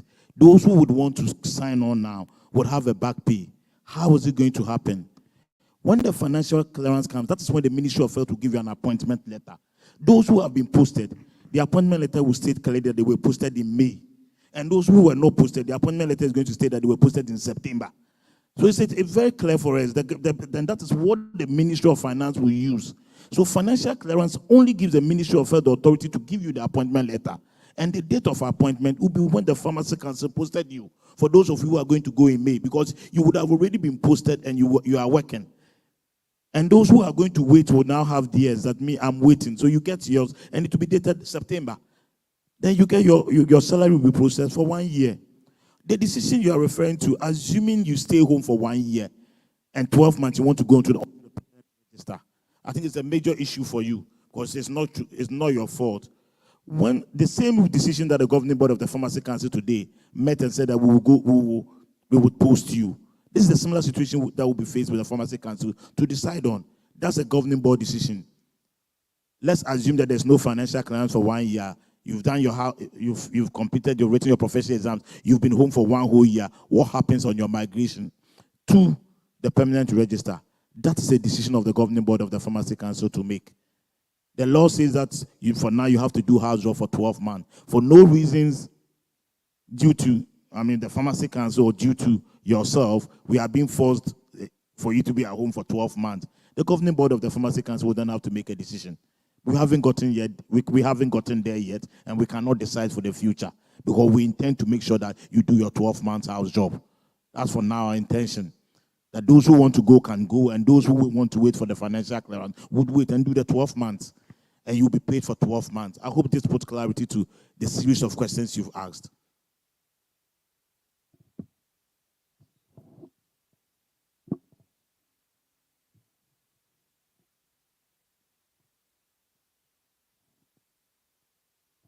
They've said it all. So maybe just to make you comfortable, we are doing this in your favor. It's a big favor we are doing you. And I just want to reassure you that we'll continue to work very hard. God knows how much work we put into this. You have no idea. We'll continue to work very hard to ensure that it's a win-win for both parties. Thank you.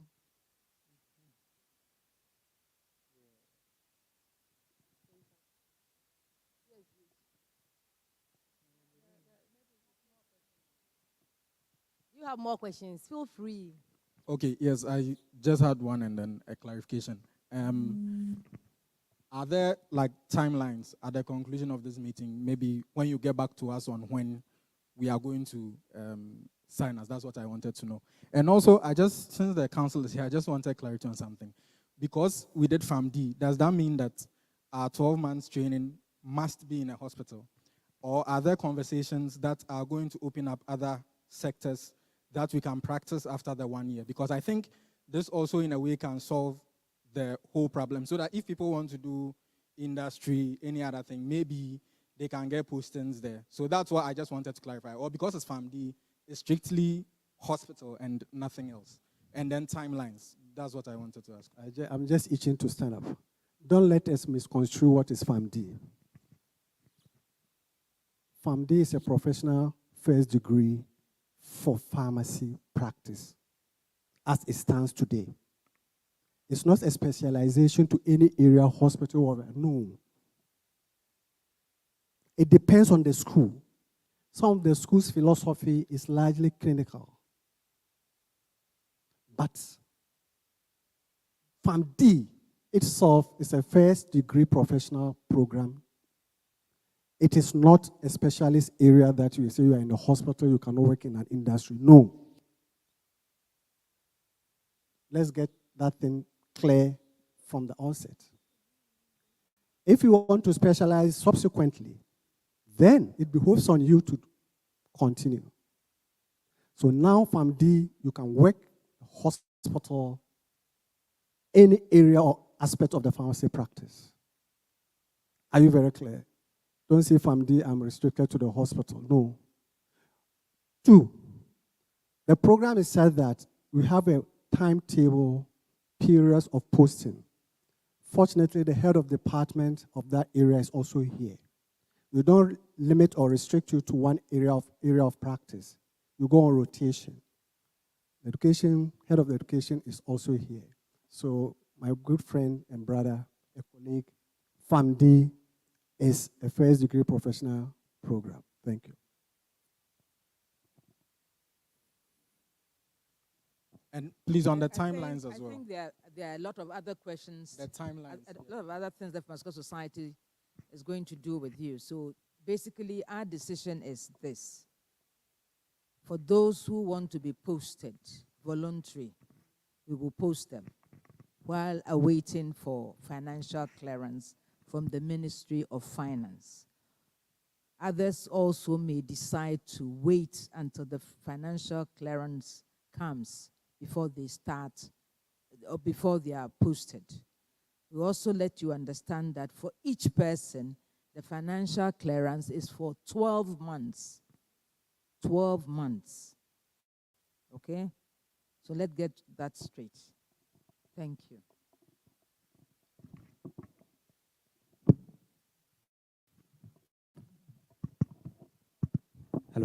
Hello. Yeah.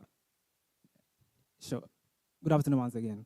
So my question is, my point actually is, now that the decision has been made that we are likely going to start the house job based on voluntary postings, I will humbly plea with council, PSGH, and gospel to make the time schedule in the hospital very favorable for us. And then if they can manage it in a way that we won't be too much occupied, that way we can have time to pursue other means of generating income to support our cause as we perform our duties as house officers. Thank you very much. I think that will be negotiations for each individual when you go into whatever establishment you are posted in. You can take a decision with your boss on that. You can come to an agreement on that. We cannot, as a council, take a decision on that. We can't. Sorry.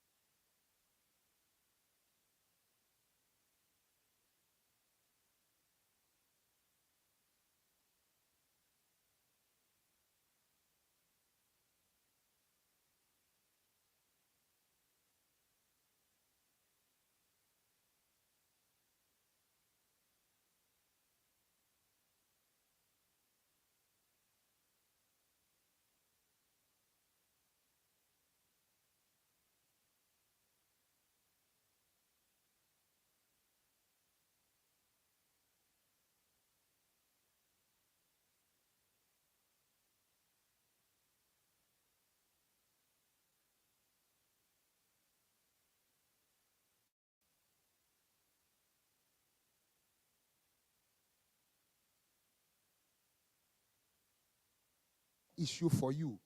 That is why we got the governing board of the Pharmacy Council themselves to sit here, speak to you, and take questions from you, and hear from you themselves. They have. We'll continue. And so, without wasting time, let me invite the Standing Executive Committee of the Pharmaceutical Society of Ghana. We don't have much time. The equipment you see in this auditorium, they were brought from outside. 4 we are supposed to have left here. That's why we wanted you to come. So quickly, let me introduce the executive committee, and then the MC will come. Right. So let me introduce to you, you saw him today, the president of the Pharmaceutical Society of Ghana, Pharmacist, Dr. Samuel Kodonko. He is our leader. Every pharmacist in Ghana, this is your president, the leader. And then we have his the vice president. In the absence of the president, he acts as president. That is constitutionally mandated rule. Pharmacist Kwabena Asante Ofe Esquire, which means he's also a lawyer.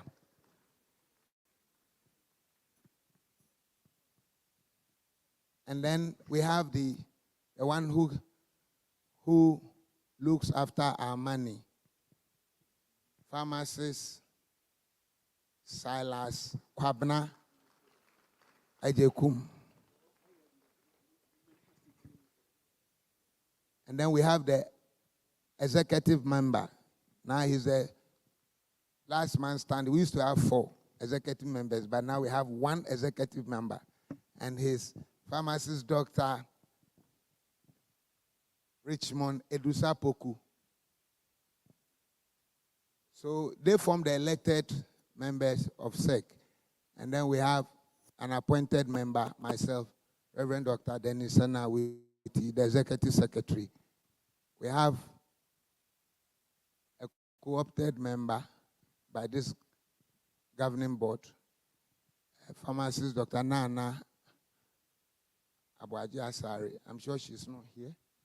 And then we have another appointed member who's the editor, the acting editor, also strategic plans head.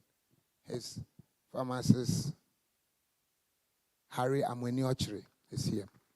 So together we support the SEC in implementing the policies of the board of the Pharmaceutical Society of Ghana. Having said that, let me hand over to the MC for today, Dr. Peggy. Good afternoon, ladies and gentlemen. Okay, so you're all welcome to the second half, PSGH. And I'd like to welcome all of the dignitaries present as well as our freshest pharmacists. Can we hear you give a wave and give a loud shout while we're down? Aren't we happy to be pharmacists? All right, so this afternoon session promises to be very insightful. So let's stay tuned and be alert for this power-packed session. So distinguished ladies and gentlemen, on behalf of the PSGH, we say we appreciate you for joining here physically and our friends joining virtually. We say thank you for taking time off your busy schedules to be here. My name is Peggy Amwakwapia, a pharmacist, and it's my pleasure to be your host this afternoon. So to finally kick off our event, it's my pleasure to invite on stage the presentation from the Young Pharmacist Groups, and to give the welcome address, we have in our midst the president of the YPG in the person of Dr. Richmond Ejari. Let's give him a round of applause, please.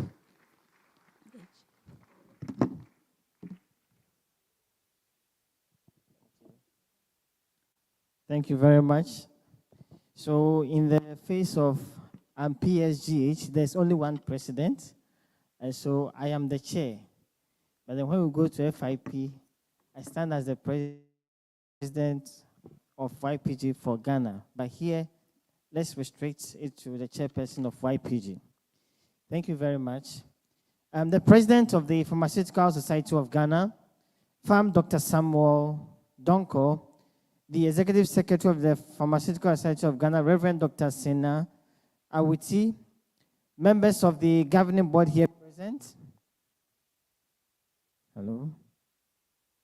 Heads and members of the various committees of the Pharmaceutical Society of Ghana, representatives from the Ministry of Health, the deans of the School of Pharmacy, Pharmacy Council, and representatives of the Pharmaceutical Society of Ghana, distinguished invited guests, fellow colleagues, pharmacists, and newly qualified pharmacists, all protocols observed. It is my pleasure to extend a cheerful welcome to you all. Your presence and contributions to this august occasion has been outstanding. It is with so much joy and pride that I stand before you this day to be a part of and bear witness to the expansion of our noble profession through the inauguration of young and vibrant pharmacists into the field of practice.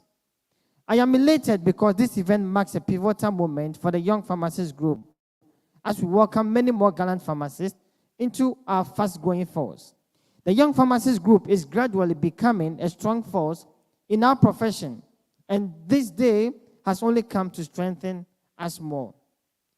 Before I dive into what the Young Pharmacist Group stands for, I would like to agree with Sir Richard Branson, the CEO of the Virgin Group, who said, and I quote, "Branding demands commitment. Commitment to continual reinvention, striking chords with people to stir their emotions, and commitment to imagination." It is in line with this that I would like to introduce the rebranding of YPG, that is the Young Pharmacist Group, to ECPG, which is Early Career Pharmaceutical Group. This change was instituted in our mother body, FIP, during the 2022 FIP Congress in Sevilla, Spain. The correspondence stated that, going forward, the YPG ECPG's president term of office shall be increased to 2 years to better align with other FIP constituencies, to ensure the sustainability and improve the implementation of projects, and to support succession planning. Also, to widen the scope of membership of the group to include pharmacists who have practiced for 10 years or less. It used to be 5 years. Also, pharmacists who do not fit in the above stated categories but are young at heart. However, this category cannot enjoy the privilege of voting. And this year we'll be having our first election where myself and my executive committee will pave way for the new people to come in. So you have the opportunity to also come in and stand. Rebranding is growth and should therefore be celebrated. Hence, our excitement to embark on this new journey. In spite of the change in name, our mission and vision remains the same. The zeal and the enthusiasm with which YPG, now ECPG, has been carrying out its mandate remains the same, if not more revived. The vision still remains projecting pharmacy to increasingly become an indispensable profession, occupying a unique and specific niche in the healthcare systems locally through the young pharmacists. Developing young pharmacists to spearhead positive change globally in all aspects of the profession is a mission we, as a group, have been striving to achieve. ECPG has always and still stands for leadership, integrity, ownership, and unity. These values have guided the group in all its endeavors and have made the group a fast-growing force in the profession. A popular proverb, Asante proverb, goes like, "Onipa yadi osaye," has inspired me to give commendation to the entire ECPG for outstanding achievement these past few years. Notable among them include the advocacy for the PharmD House officers from 2022 to date to obtain their appointment letters and subsequently their outstanding salaries.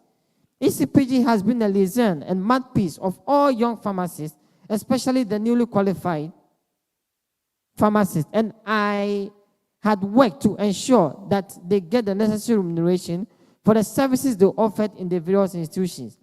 And in your case, my colleague pharmacists, based on the panel discussion that we've just had, the ESCO of ECPG and then the executives of GOSPA would like to meet you all online as soon as possible to make a favorable proposal to the board, and that I assure you. Continuing promoting the development of the young pharmacists through various workshops and seminars with leading industry players and mentors, such as the College of the Pharmacists. On collaboration, ECPG is currently working to empower advanced pharma innovations. So what we are doing is that we want to enable young pharmacists to own their community pharmacies in our quest as a group to foster and nurture leaders who would create positive change in the pharmacy profession. We are working closely with Advanced Pharma and PSGH to make the dream of young pharmacists owning their community pharmacies a reality. Education is the most powerful weapon which you can use to change the world. It is in this vein that ECPG has started collaborating with the Ghana Library Authority to roll out educational courses for young pharmacists in various disciplines beyond pharmacy practice. And this would help young pharmacists broaden their horizon. The initiative to empower and develop young pharmacists go beyond the above stated. With the increasing competition for employment opportunities, ECPG has started working on a collaboration with the Cambridge Center of Excellence also to equip and further empower young pharmacists in project management courses to have easy access to employment opportunities. And this initiative is set to be rolled out in June.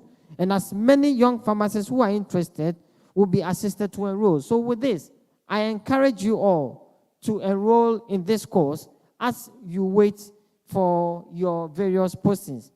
As I bring my speech to an end, I would like to quote English primatologist Jane Goodall and say, what you do makes a difference. And you have to decide what kind of difference you want to make. As you are beginning your practice, I urge you all, my colleagues, to work diligently and with humility. Let us not go with a sense of entitlement wherever we find ourselves. Let us learn to take counsel and guidance from your senior colleagues, even if they are not PharmD holders. I entreat you to be steadfast and remain ethical in all your endeavors. I therefore urge you, as you are entering the professional field, to strive to be the 10-star pharmacist who would bring the positive change that our noble profession needs. Long live ECPG, long live PSGH. Thank you. Thank you very much, Dr. Ejira Ama, for that wonderful welcome address. He said, strive to be the 10-star pharmacist, and I believe we are all looking forward to being 10-star pharmacists. Ladies and gentlemen, at this juncture, we are privileged to have in our midst a keynote speaker, and that is the president of the Pharmaceutical Society of Ghana. So with a resounding round of applause, let's do better. With a resounding round of applause, shall we welcome to this podium the president of the Pharmaceutical Society of Ghana in the person of Pharm Dr. Samuel Kodonka. Let's give it up for him. Thank you. Dr. Richmond, good job. YPG chair. I'm sure you all understood him. Young Pharmacist Group. He's the chairperson. The group is transitioning, so it will be called Early Career Pharmacist Group. So very soon you wouldn't hear YPG.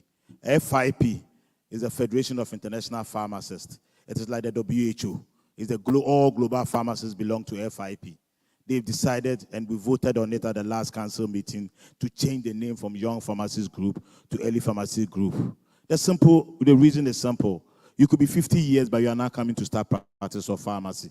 And therefore, as far as pharmacy practice is concerned, you are young. And therefore, they decided that let's make it Early Career Pharmacist Group. But the young means that you are young in age.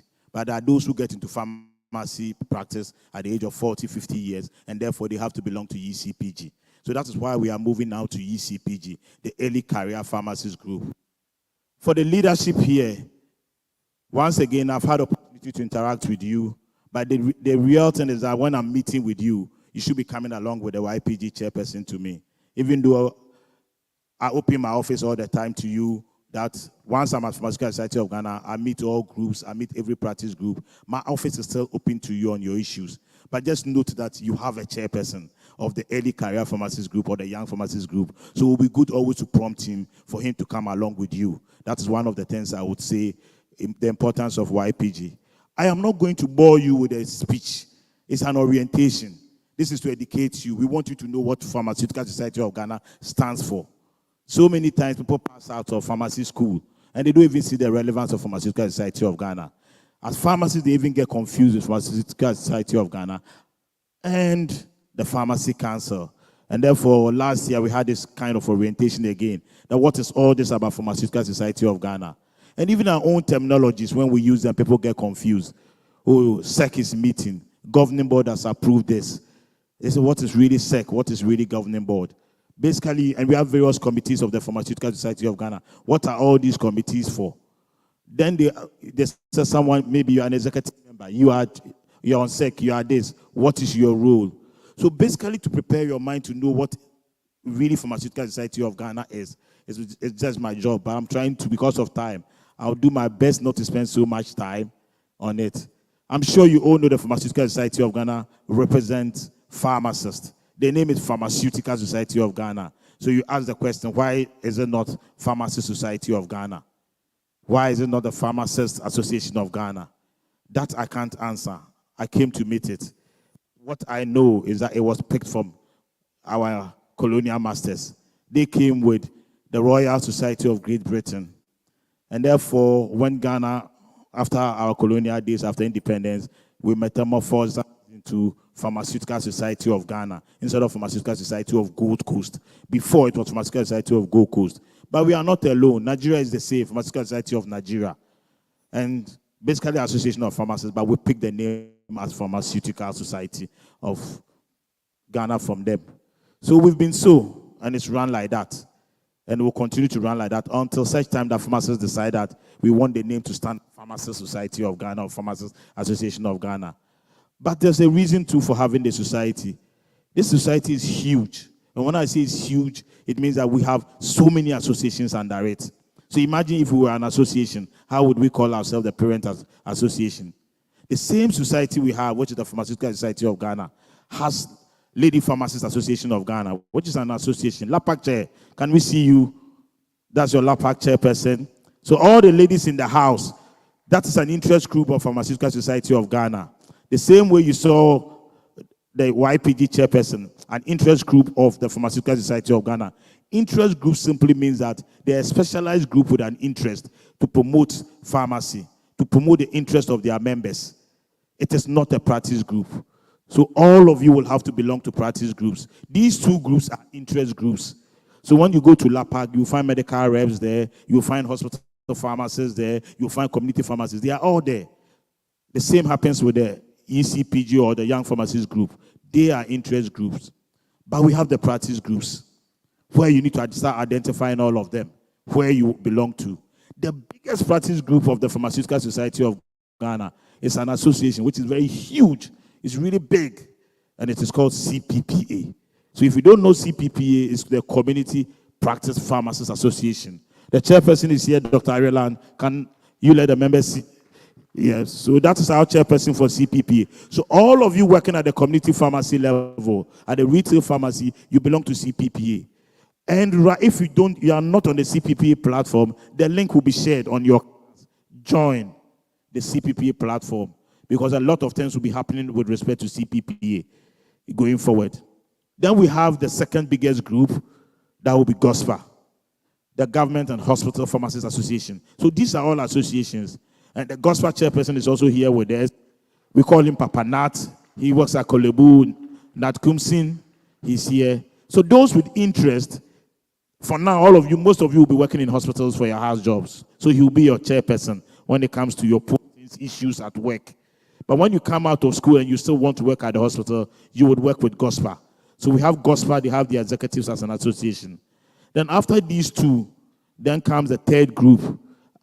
That group, when we were growing up, we were supposed to be called, people, they saw us as the aristocrats of pharmacists. And that's what they called our the reps, because it was the easiest route to own a car. And as a young man, when you come out, or a young man or young woman, and you want to drive a car, you want to pass that shortest route by becoming a medical rep. At least you get a car to drive. And that association is called our Association of Representatives of Ethical Pharmaceutical Industry. Please, the name is long. There was a reason why we called it then. Because most of us then were working for the ethical pharmaceutical industry, which is the big pharma companies, the Novartis, the Glaxo, the Roche. So we coined that name. And I was lucky enough to have served as a treasurer of AREPI. I was also a vice chairperson of AREPI. We have in our midst the chairperson of AREPI. I saw him, he's here. Mr. Philip Tagboto. Yes. So for those of you who want to be reps, who want to be in marketing, the man is here right after. You should be able to get hold of him. So that is another big group that we have. But that group is also going to undergo some metamorphosis. The same way YPG, we want the group's name to change. It has to, in fact, they are going to go under transformation to embrace a lot more pharmacists in sales and marketing. So the name AREPI may change for the future. When it changes and governing board approves it, we'll bring it to AGM and you get to know what is happening there. Then we move from there, we'll get to one group that is also very nice, especially those of you who love academics. And we call them ASPRA, which is Association of the Academics and Research. So those who want to go into academia, do we have representative of ASPRA here? That's the research and academic group. All your lecturers who taught you, yes. Okay, great one, thank you. So we have a representative of the ASPRA group. So this is also a practice group. So you can decide that you want to pursue your master's, MPhil, your PhD. It's a practice group under the Pharmaceutical Society of Ghana. Then the practice group, I'm trying, I hope. I've done gospel. IPA, yes. IPA, do we have the representative? That's the Industrial Pharmacists Association. They are probably the smallest. We have very few pharmacists in the industry. But we have IPA, the Industrial Pharmacists Association, which means if you want to become a production pharmacist, that's where you belong. If you want to be quality assurance pharmacist in the industry, they also belong there. Then there is a IPA chair. Are you here? Or representative of IPA, Industrial Pharmacists Association? We have the regulatory pharmacists. The regulatory pharmacists are those who work at the Pharmacy Council, they work at FDA, also work at NHIA. These groups we are still working as to how we can get them as a practice group. For now, some of them will join GOSPA, some will join other groups because we have not been able to build a full practice group of regulators. But indeed, there's quite a huge number of pharmacists. So soon you would hear about regulatory pharmacists. But I can see some of you here wanting to work at Pharmacy Council or FDA to become regulatory pharmacists, where you regulate other professionals or you regulate your own colleagues. That is another practice group. You come out and you say you want to be a regulator. So for now, these are various practice groups. I've also tried to touch on various interest groups for you to know what the Pharmaceutical Society of Ghana stands. So when you hear the society, so many groups are there. And all these chairpersons that are mentioned come together with the SEC to form what we call the governing board. But I'm sure somebody will say, what is SEC first of all? SEC are the four of us that were introduced, plus our executive secretary, and we have two co-opted members. One of them is a lady who is the head of our strategic plan. The other is our editor and the manager of the strategic plan, or the deputy executive secretary. So the 6 of us run the Pharmaceutical Society of Ghana on a day-to-day basis, month-to-month meetings. SEC usually meet once a month, but most times it ends up being twice a month to make decisions on behalf of the society. We are supposed to be closer. So the Standing Executive Committee, every 2 years, will have to go through an election. A treasurer is right by my side. And then if you go to our constitution, usually referred to as the honorary treasurer, is Pharmacist Salas Ejekum. He's the treasurer of the Pharmaceutical Society of Ghana, and therefore a SEC member. He is elected to be a SEC member. So, so that's colleagues for you to see you. Then the vice president is also a SEC member. And he's been introduced already, so Kwabena, at least, can give. Then our executive member, for those of you in Kumasi, Garrison Pharmacy. Anytime you read a story about Garrison, that's the face behind it. Dr. Richmond Edusapoku, he likes writing a lot.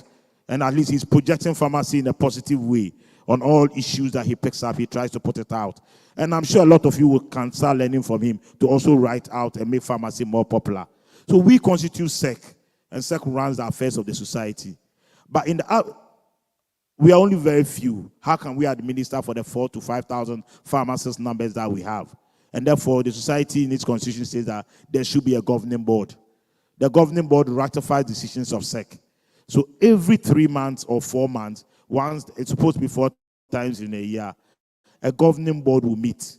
And when the governing board means that they are looking at the activities of SEC, they review what we've done, all our decisions, all our budgets. How are you spending the money? Where are you? They ask us all the questions to answer. They do that on behalf of the general membership because members are going to meet only once a year at an annual general meeting. So the constitution ensures that the SEC and the president are kept to check by trying to know what are you doing, what is happening here, give us an update here. And that is what you call the governing board. So most times decisions are made from the governing board on behalf of the membership. The governing board is made up of all those I mentioned, plus the regional chairpersons. The 10 traditional regions of Ghana also elect one chairperson every 2 years. So all the chairpersons in the house, at least I know my Greater Accra chairperson is here. Pharmacist Bona. Yes, so that's the Greater Accra chairperson. So the regional chairpersons, Eastern regional chairperson is also here. Right. Thank you, Dr. George Atara boy is here. Those in Kofodia know, you know him as Gabson Pharmacy. So basically, when you get all the regional executives plus the regional chairpersons plus the interest group chairpersons plus the practice group chairpersons together with SEC becomes the governing board. And when we go into a meeting, it's about 22 to 25. Sometimes you have 22, 20. It's quite a huge number. Major decisions of the Pharmaceutical Society of Ghana are basically taken by the governing board. Then the ones that we are bound by constitution to go to the members, like our dues. Governing board cannot fix dues for members. So we go to an annual general meeting. So next year, maybe you'll be paying 2,000 Ghana cedis. The only way to avoid it is to come to Takoradi because we may go and vote on the next dues to be paid. So you present it and members will decide on it and vote for it. So the annual general meeting happens once every year. Then in the year that we are going to have an election, the same annual general meeting is called Annual General Conference. So this year we will be having an annual general conference in Takoradi. How many of you are hoping to be there? I just want to see by hand. How many of you are charged to be in Takoradi? Let me see by hand. How many of the The newly inducted pharmacists would want to be in Takrady.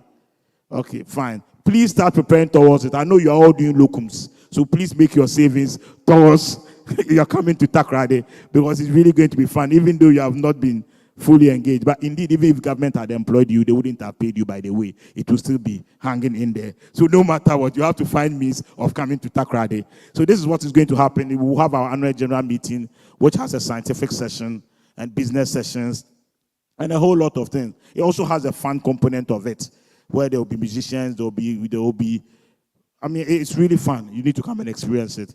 So in short, this is what happens at the Pharmaceutical Society of Ghana. But amongst all of them, you'll be asking yourself, so how can I play any vital role? I'm a young pharmacist. I come out of school. I want to be active in Pharmaceutical Society of Ghana. Where do I belong? The truth is that you can still play a very vital role for us. We have committees that are approved by the governing board of the Pharmaceutical Society of Ghana. These committees work and report to SEC. I've already told you what SEC means. SEC is like the cabinet. That is where the president takes decision with his cabinet members. And there are committees working that are reporting to SEC. So just understand it. If you are even confused, always remember that SEC is the cabinet of the Pharmaceutical Society of Ghana. The president and his cabinet ministers will meet. But we have various committees. And in all these committees, we ensure that at least there's one young pharmacist on the committee. That's one of the things we've done. Pharmacists interested to serve this profession, you can serve on the various committees. You can also serve at the regional levels, serve at the interest and practice group level. Just approach the chairpersons. Talk to them that I want to serve. So the committees, you can be co-opted on them or you can serve on the committees. AGM planning committee, the AGM we are going to have, there are a number of young persons working on the various groups. So you will not be left out, provided you want to serve the society. And I call it service because when some people are coming, they think there's money to be made. Only for them to come to meetings and realize that after the whole meeting, maybe they've been given 100 Ghana cedis as an allowance or maximum transportation, 200 Ghana cedis. Pharmaceutical Society of Ghana serving us is not for making money. So I just want you to know that once you decide to serve the society, it is purely voluntary. Whatever you'll be given will be ordinary transport because we depend on the dues from members. Government doesn't give us any money. It's just your dues, and it has to be used in a way. And therefore, when you are serving, you do it purely out of service. Finally, one will say that how is the society running? The society has a secretariat, which has about 8 to 10 staff. One person based in Kumasi and the rest are in Accra. The secretariat is headed by our executive secretary, who is a member of SEC. He is a pharmacist who is full-time employed. He also has a deputy executive secretary. We have an accountant. We have a project manager. We have an assistant accountant. So the society has a head office as Spintex. Those of you who don't know the Spintex office, please find time and visit Spintex. That's what I would say. And see your head office at the Pharmaceutical Society of Ghana. And we have a full secretariat with people working for us. They are fully paid employees. So this is how the society works. Always remember the cabinet is SEC. The governing board is that the parliament, which is the representative of the people. And the annual general meeting is like a general assembly or general election where all of us meet and make decisions for ourselves. So in short, this is how I'll start the orientation. And afterwards, I'm sure there will be a panel discussion. But you are still free to throw as many questions as possible as you want. Thank you. Thank you very much, Mr. President, for the clarity on what PSGH stands for. We can do better. Let's give it up for him. So now that we know about the interest groups and the practice groups, I believe that we will join one of them just to ensure that we contribute our quota in ensuring the best standards of pharmacy practice. At this juncture, it's now time for us to hear from the treasurer of the Pharmaceutical Society of Ghana. So ladies and gentlemen, help me with a warm round of applause to welcome to the podium Farm Silas Kwabna Ajekum. Thank you very much. I believe when it comes to money issues, everybody remembers KNUST, right? Unfortunately, I'm not. I'm the treasurer for the society. So we are just going to take you through what I usually refer to as the intricacies of paying dues. You know, when you come like this, you want to know why you are supposed to pay dues. There's a whole lot of conversation around why a newly qualified is supposed to pay dues. I just want to take you through just a short presentation. So we would like to start by asking some few questions. Who is supposed to pay dues? Who is supposed to pay dues? Why should the pharmacist pay dues? So for a newly qualified, why should you pay dues? And then, is there any consequences if you decide not to pay dues? Now, you are a full member, so I refer to you as a colleague pharmacist. Would there be any consequences? What is the category of dues that is being paid? And how is the dues apportioned? And then also, what are any benefits that you get once you pay dues as a pharmacist? And then what are the modes of payment of dues? So this is the simple lines that I want to walk you through. So by virtue of you being a full member of the Pharmaceutical Society of Ghana, you are supposed to pay dues. It is not an optional. It is by the provisions of the Constitution of the society. Everything is written here. That every member of the society is to pay a dues. So please, for the first question, you are supposed to pay dues because you are a member of the Pharmaceutical Society of Ghana. Why should a pharmacist pay dues? And I guess you know why. Even in your own home, you run some personal budgets, okay? So you want to raise some money, and then that money will be used to take care of your own personal activities. So obviously, even if you're personal, you run some personal budget. Obviously, then the society, which has a whole lot of policies and activities to run, we need some financial resources to be able to attain them.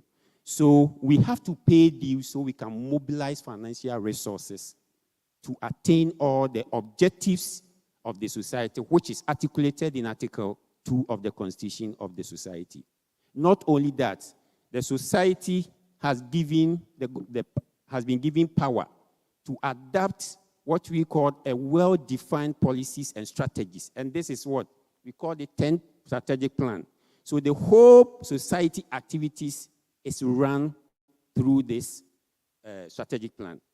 And for you to be able to attain this objective, you need financial resources to be able to attain that. So it is constitutional, it is not an optional. And therefore, once we pay dues, you're able to attain all the objectives and policy direction. And so every year, the governing board has been given powers to prescribe a fee. That is registration fee. So when you were coming in, we collected some registration fee, which is 50 Ghana cedis from you. That is determined by the governing board. But if you want to talk about dues, it has to be prescribed by the General Assembly, as the President said. And that is what we call the AGM. So in Takrady, when we go there, there are certain issues that can only be determined by that AGM, and that one of which is payment of dues. So it is only per the Constitution, the AGM, that determines how much of the dues that each member is supposed to be paid. And it's also constitutional provision here. So what is the source of funds of the society? Now, I'm talking about financial resources. So what are some of the sources of our funds? First of all, one of the first sources is membership fees. It's one of the sources, membership fees. So when you are registering as a member, we take some dues from you. It's 50 Ghana for newly qualified. Once you become a full member, you are supposed to retain your subscription every year. And that is also one of the sources. So we call it retention fee. We call it retention fee. That's also one of the components of the fees. And then also, you are supposed to pay dues. And sometimes there's a levy. So when you take the dues that you pay, there's a portion called levy. One example is strategic plan levy, building fund levy. Those ones are levied that every one of us is supposed to pay as part of the component. And then the other source is also sometimes donations, and then we also get contributions, sponsorship from benevolent organizations, and even individuals to support the society. The next source is an investment interest. So really? The projector is working. Oh, okay. Then that would have been very simple for me. Because it's just a bulletin. So the projector would, okay. That's good. So let's move straight to the sources of income.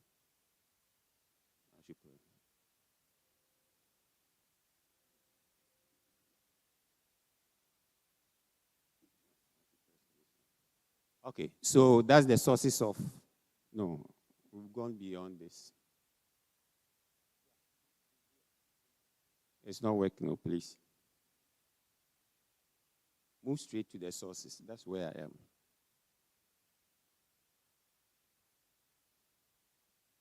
Okay, so we have grants also as well, and then we have interest on our investment. So the dues that you pay has two components. The component that is used for the operational activities of the society, and then the other component is what we call a fund. It's like a rig fence. So the money, that portion, there's an activity that has been allocated for. And so, okay, let me use this one. Okay, so we have interest on investment. When we invest the money, the interest that we get is also a source of money. And then we sell some merchandise which has been listed over there. We sell clothes, we sell the overcoats, we sell cufflinks, we sell tie pins, and BNF. And these are also sources of money for us. Next slide, please. Okay. So the extra 150 Ghana, which is being paid by the newly qualified to make your dues 950. This is the breakdown for you. That 150, out of the 150, 50 cedis is supposed to be for refreshment for this program. And then 150 is for your overcoat. As I speak with you, the overcoat that we are going to give you is costing the society 120. The refreshment we are giving you is now 65 per head instead of 50 Ghana. You know, everything has moved higher in the country. And then also we are going to give you a copy of Constitution, which costs us 10 Ghana. We'll be giving you also clothes, 2 pieces of clothes each. A piece is 39, so 2 will be 78. And then also general expenditure after this program per head, per my analysis, is going to cost about 48 to almost 50. When you add all these together, we are spending 322 Ghana per each of you for this program. So even before you become a full member, you have started enjoying the payment of fees benefit. And that's good for you to continue so that other people also come and enjoy the same.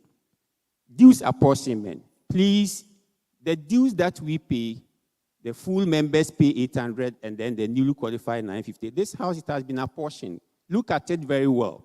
We have what we call retention fee. And then we have subscription, international subscription fee. We have AGM conference. If you say operational activities, these are activities that society embark to be able to attain objectives in the Constitution. Now, it is only the retention fee and the international subscription fee that are used to attain the operational activities of the society. When you add the two, you are going to get 205.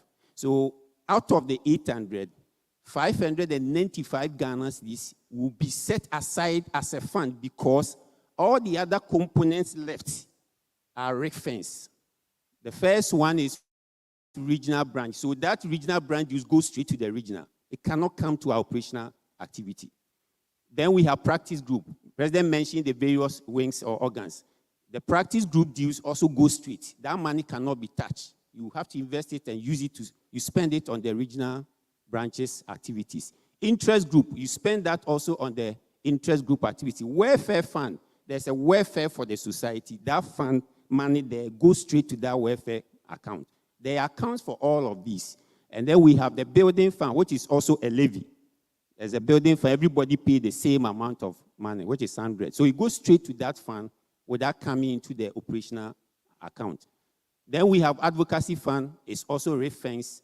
We have the strategic fund, ring-fenced. So put all them together. It is only the first two which is used in attaining the objectives and the activities of the society. The rest we invest. So the interest on those investments is what I refer to as the interest of the interest on our invested income.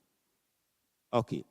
So now, if you take the 800, I think I've explained this to you. You see, So it makes it very difficult sometimes to be able to raise enough funds to undertake some of these objectives, for which reason the leadership will have to always be innovative to get other sources of funds to support our operational activities. So please, the dues that you pay is what we use to execute all the programs and activities of the society.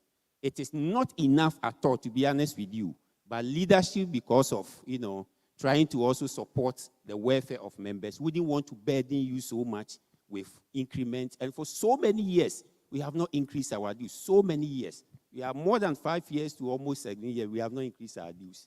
So get these things right, and then you'll be along with the society. Anytime we come out with a decision to increase dues, you understand why there's the need for us to increase dues. I'm not preempting, but I'm just letting you understand. So we have ways that you can pay dues if you are ready. We have 3 options for paying dues. Please, it is here. The first one is the Momo option, which is very simple. You dial *920*50#. Then the rest follows. It's so simple and easy to do. The second one has to do with walking straight to any Eco Bank that is close to you, and then when you go, you demand for, there's a pay slip that you demand for. When you get it, then the various steps are there for you to follow. So simple. Then the next one, the other bank that you can pay is the ADB. On this note, at least walking you through the need for you paying dues, understanding why you have to pay dues, the benefit that you get for paying dues, and also helping the society's finances to be able to strong and to be able to execute all our activities. I want to ask for your permission to sit down. If there's any other question that you want to understand, I'll be there to help you. Thank you very much. Thank you very much, Honorable Treasurer. So quickly on our program, because of time, so we quickly want to invite all practice group chairs here, practice and interest group chairs, so that you see them. And President has given a brief summary of the various practice groups so that you see them. The regional branches constitute the PSGH, the totality in the region. All the practice and interest groups work under the PSGH in the regions.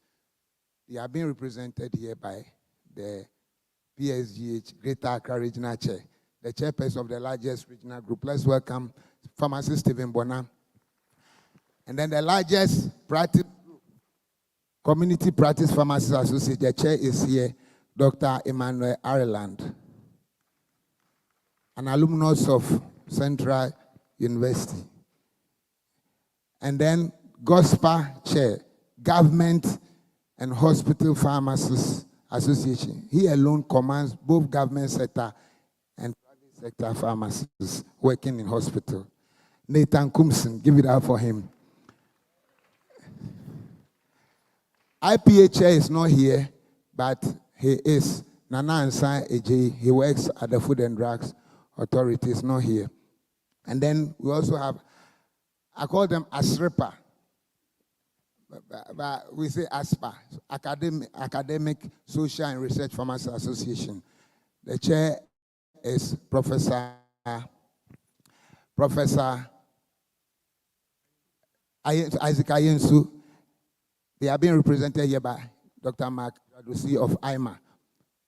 And then we have Arepi. President was a staunch member of Arepi when he was practicing. We have Pharmacist Philip Taboto. He's serving Arepi as executive member, gone through to become chair. So, our mother, the chairperson of Lady Pharmacists Association. Let's welcome Pharmacist Mrs. Lucia Adai Intri. So these are your chairs, your leaders in the various practice and interest groups. Let's welcome the YPG chair. He spoke at length. Let's welcome Pharmacist Dr. Richmond Ejiria Ama.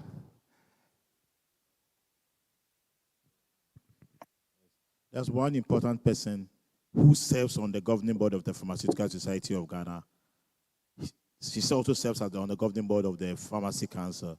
She doesn't belong to a practice group or an interest group, but she's the mother of pharmacy, especially when it comes to the Ministry of Health on the government. And therefore, she has also been to Dr. John Aziz. Yes. She is not for a practice group, but she represents the ministry, governing board.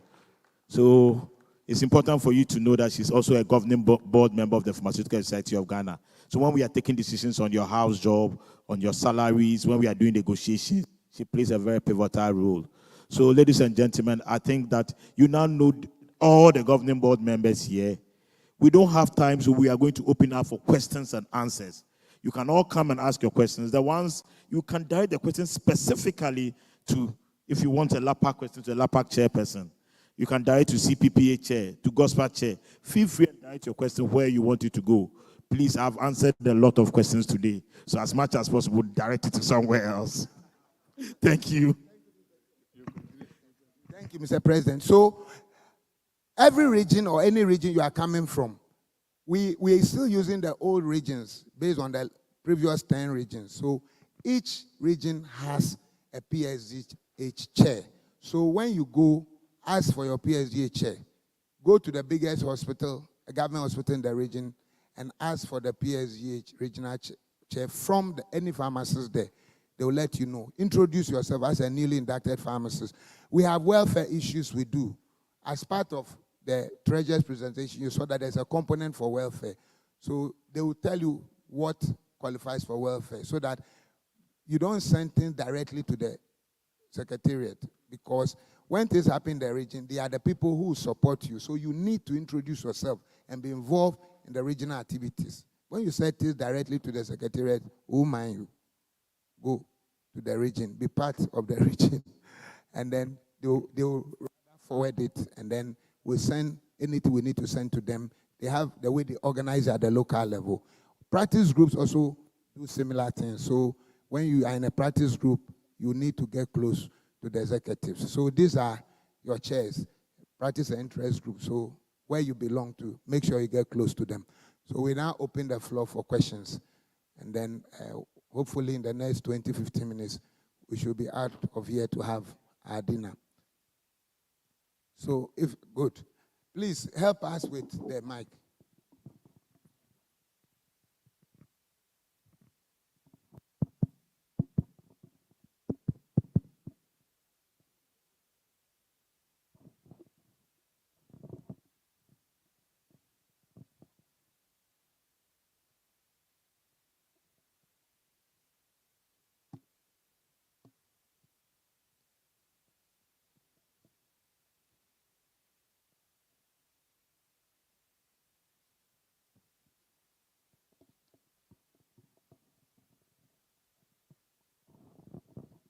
Hello.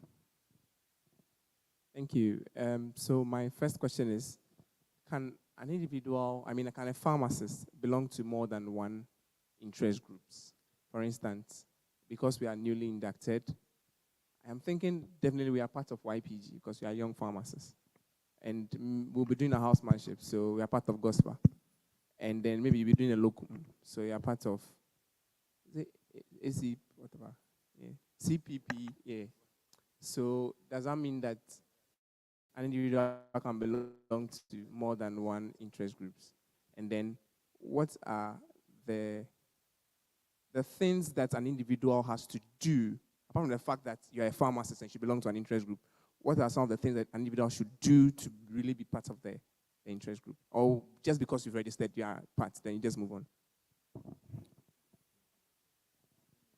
Okay, thank you for the question. Do we take a number of questions then before we have responses? That would also help us in view of time. Your question well noted, we'll come to it. Any further questions?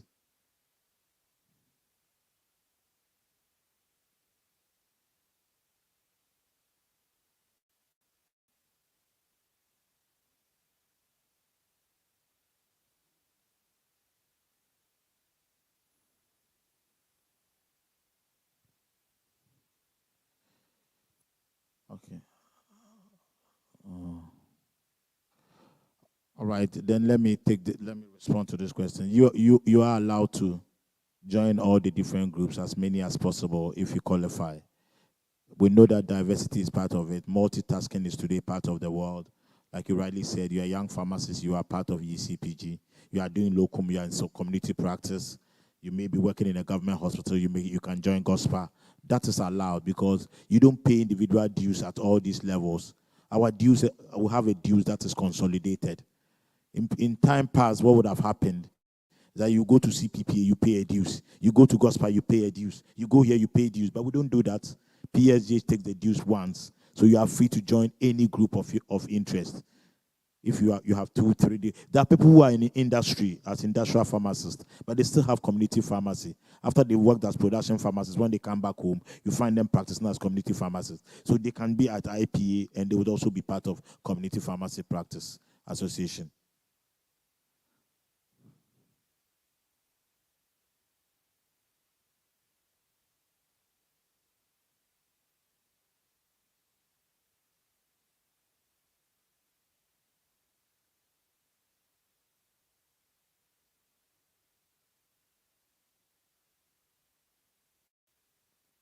Your mic is not working. Can you come forward a bit for us? Yeah. Okay.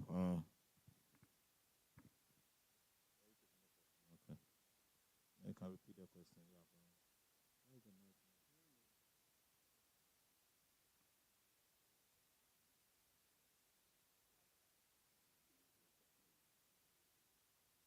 Okay.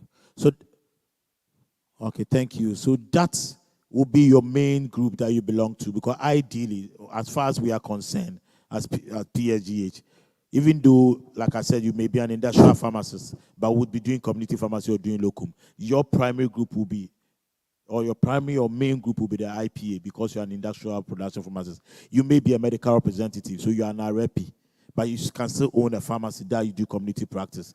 That means that if community practice have called for a meeting, you can join, but your main group will be a REP, because that is where most of your time happens. Probably from what you are saying, we need to find a way that on the PSGH website, we can pick primary profession or primary group and a secondary group that can be looked at. Then it will be quite clear to us if somebody is practicing in 2 or 3 different areas.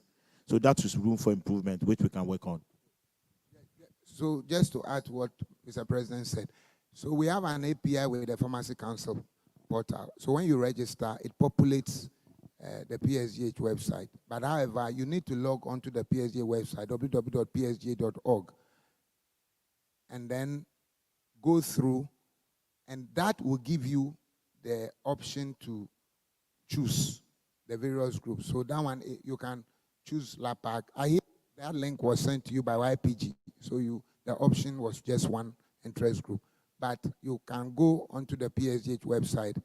Once you have your registration number now, your details will be populated there. But you go and then provide anything, any field that is not populated, you go then and change it. We use that data for our statistics and also to make provision for certain things when we meet. So it's important that you do. For instance, you change a region. You left Ashanti region, you come to Greater Accra.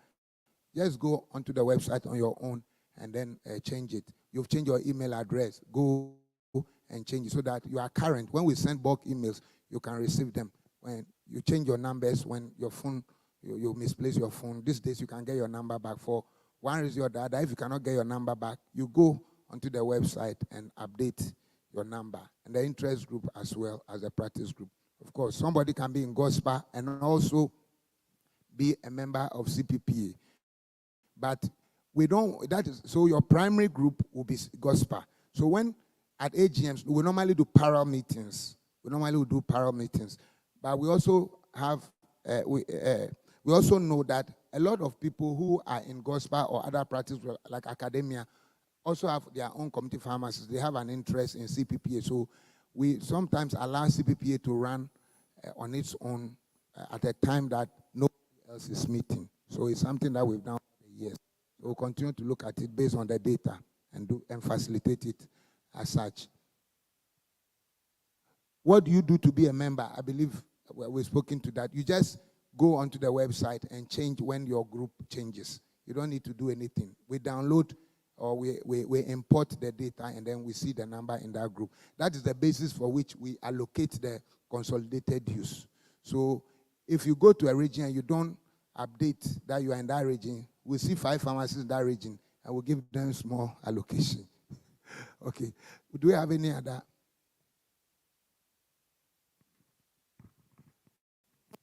While we prepare for the next question, I'll just chip in on this topic about the various groups. And I would like to encourage all of us to take participation in the various groups very seriously, either your regional branch, practice group, or interest group. And the reason is that, well, before the president has said that it is, nobody pays you to do that.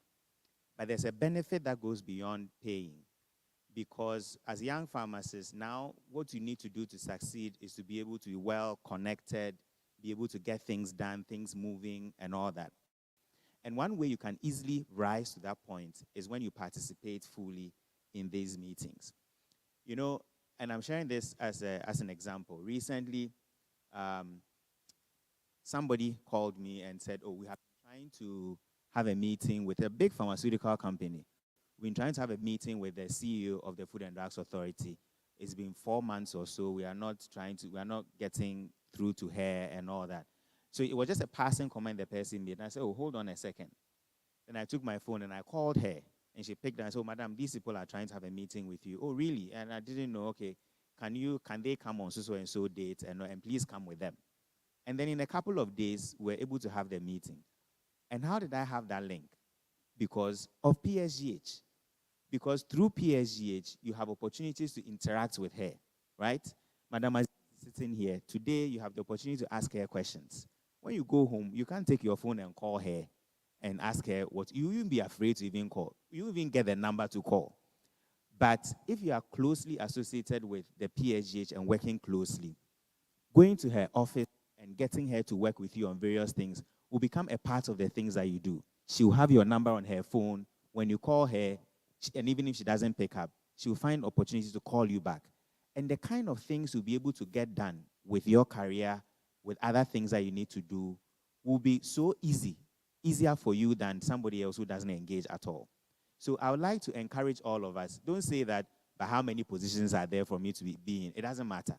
You try and then be in it, regardless. If you don't get to be part of it this year, be part next year. And you don't have to be an executive only. Be on a committee. Be seen. If they are trying to, LAPAC is organizing a meeting in Kweu to go and distribute, I don't know, contraceptives or something. Don't stay at home and say, well, I have things to do. No, just be part of it. It's just once a year. Show up. Be seen. Let Lucia know you. Something will come up someday. A board is looking for somebody to be represented, for a lady to be represented. It will come to Lucia. Lucia will say, oh, I met this lady and she was very vital. And she will recommend the person only because the person showed up. Not because you finished the first class or you are the best pharmacist in your little hospital, but because you showed up.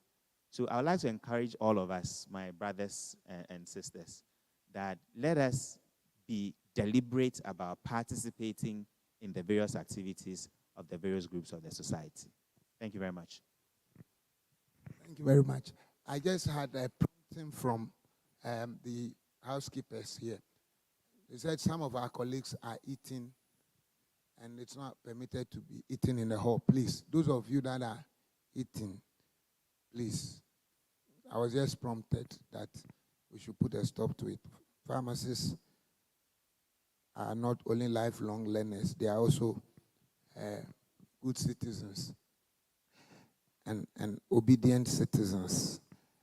Community practice pharmacists, most of us, like I said, at one point in time or of all our life being community practice, they have a stand outside and they have these guidelines which had been approved by the Pharmaceutical Society of Ghana and the Pharmacy Council to be used as guidelines with checklists, SOPs, and counseling protocols for our practice in the community pharmacy. It is for 150 cedis.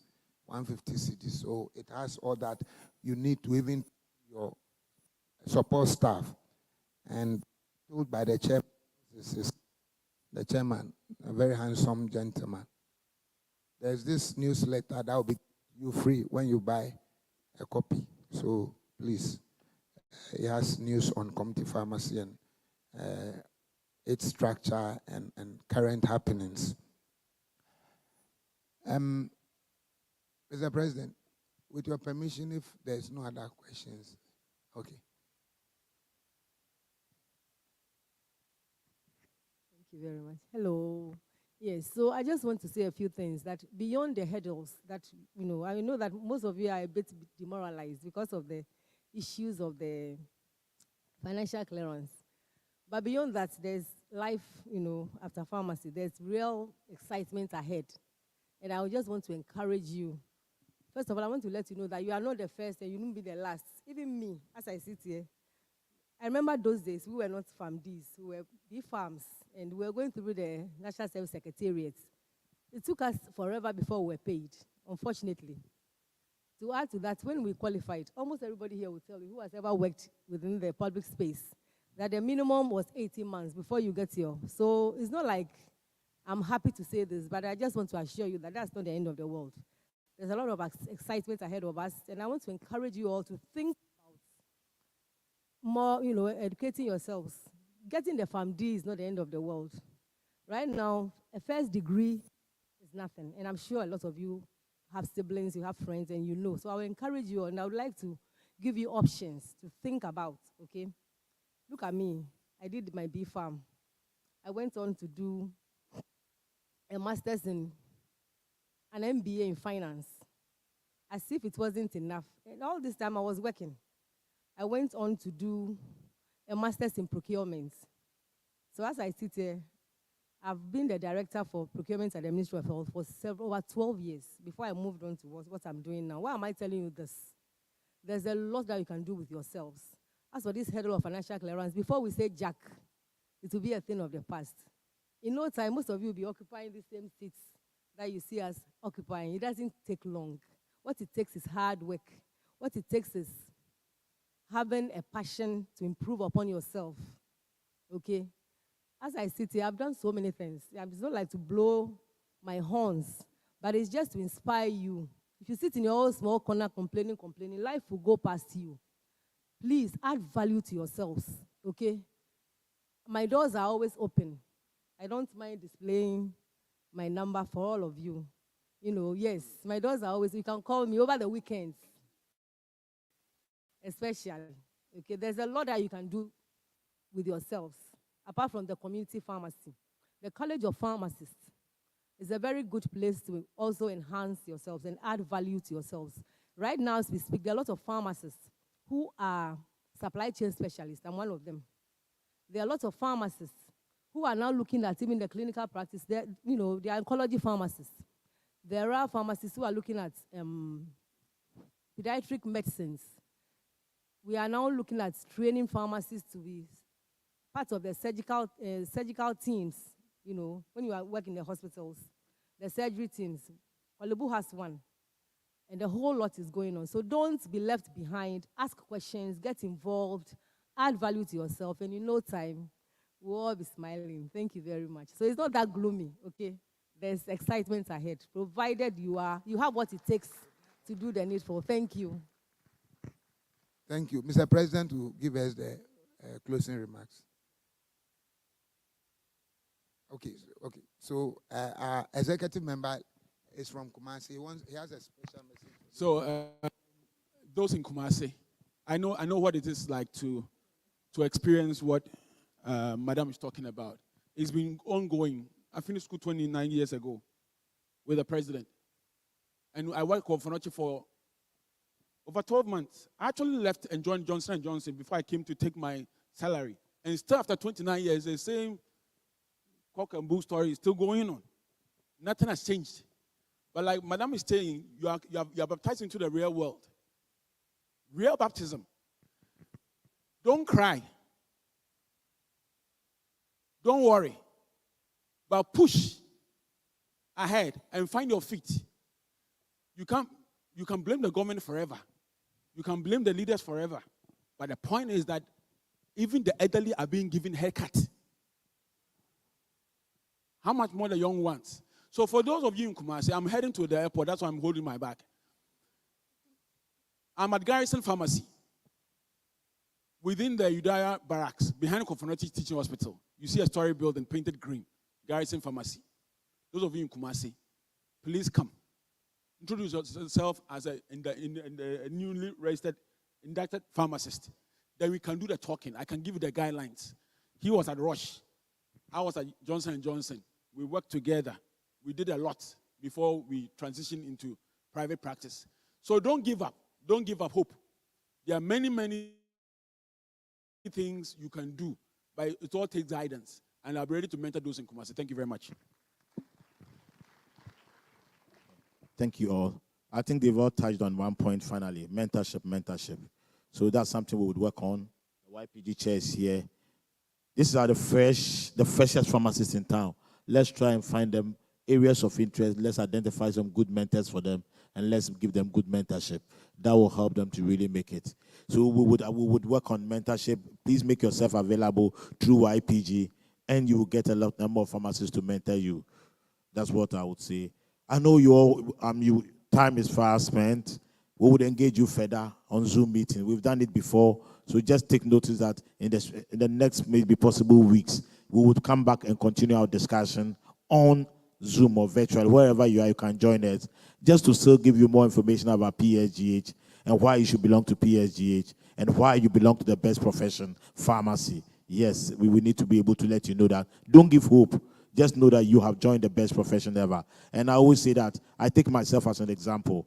When I opted to read pharmacy, I had so many options: electrical engineering, pharmacy, medicine, and I eventually went for pharmacy. It was a difficult decision to put pharmacy ahead of medicine, put pharmacy ahead of electrical engineering, any other course. But I never regretted. When I came out, I realized that I have made the best decisions. And now most of you should be convinced that you've made the best decision to become pharmacist. The only thing left now is the world is open to you. It's very wide. Opportunities are wide. Other professions don't give you those opportunities. You have very wide opportunities. Identify great people to be able to mentor you, and you will never regret being a pharmacist. That I can assure you. My doors are open. Pharmaceutical Society of Ghana every Tuesday. I'm likely to be there.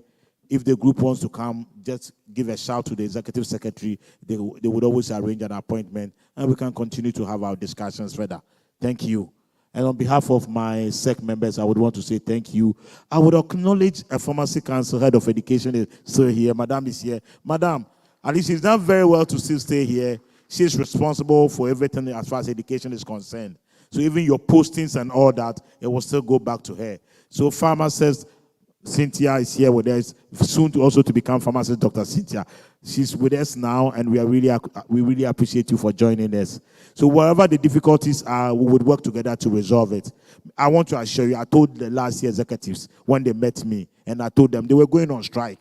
8 months, they've not been paid, 9 months, 10 months. And I told them that look into my eyes straight away. Go back, don't go on strike. We will get the money for you, back pay. I assure them that every single penny, they will be paid, no back pay. And I can give you the same assurance that trust in your leadership, we will get the best for you. Thank you. On that happy note, I believe we have appetite for dinner. Quickly, class reps of the various schools, okay? We know we are from about 7 schools, class reps. So, as well as various year, I know there are 2 different years as well. So, the different year groups, please, your class reps, see Pharmacist Stephen Bona, the PSGH Greater Accra Regional Chair. He will want to take your contact so that if there are anything, announcement for certain welfare-related issues, he can let you post them on your year group. So please, don't send them to me. He'll take your contact. Okay? All right. So let's have Dr. Peggy give us the final words.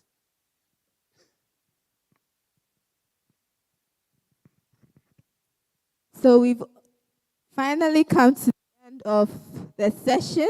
Ladies and gentlemen, I believe now we have all the passion to kickstart our careers as pharmacists. And on behalf of the PSGH, I'd like to thank you all for joining, both physically and virtually. And I believe this has been a very insightful session. My name is Peggy Apia, and it's my pleasure to have been the MC for the program. I'd also like this opportunity to say welcome to the family, as we say, and congratulations on being pharmacists. Let's give ourselves a round of applause. It's actually the best profession you can ever be in. So we started with a prayer, and I'd like to call on Araba Wallace, YPG Secretary, to give us the closing prayer. Congratulations again, and enjoy your evening. We'll have a dinner after the closing prayer. Please let's pray. Our Heavenly Father, we thank you for today. We thank you for a time like this. We thank you that not only did you start with us, but you ended it with us as well. We thank you for the lives of these new pharmacists, and we know that they are going to thrive in the profession. We bless you. We give you all the glory. In Jesus' name have I prayed with thanksgiving. Amen.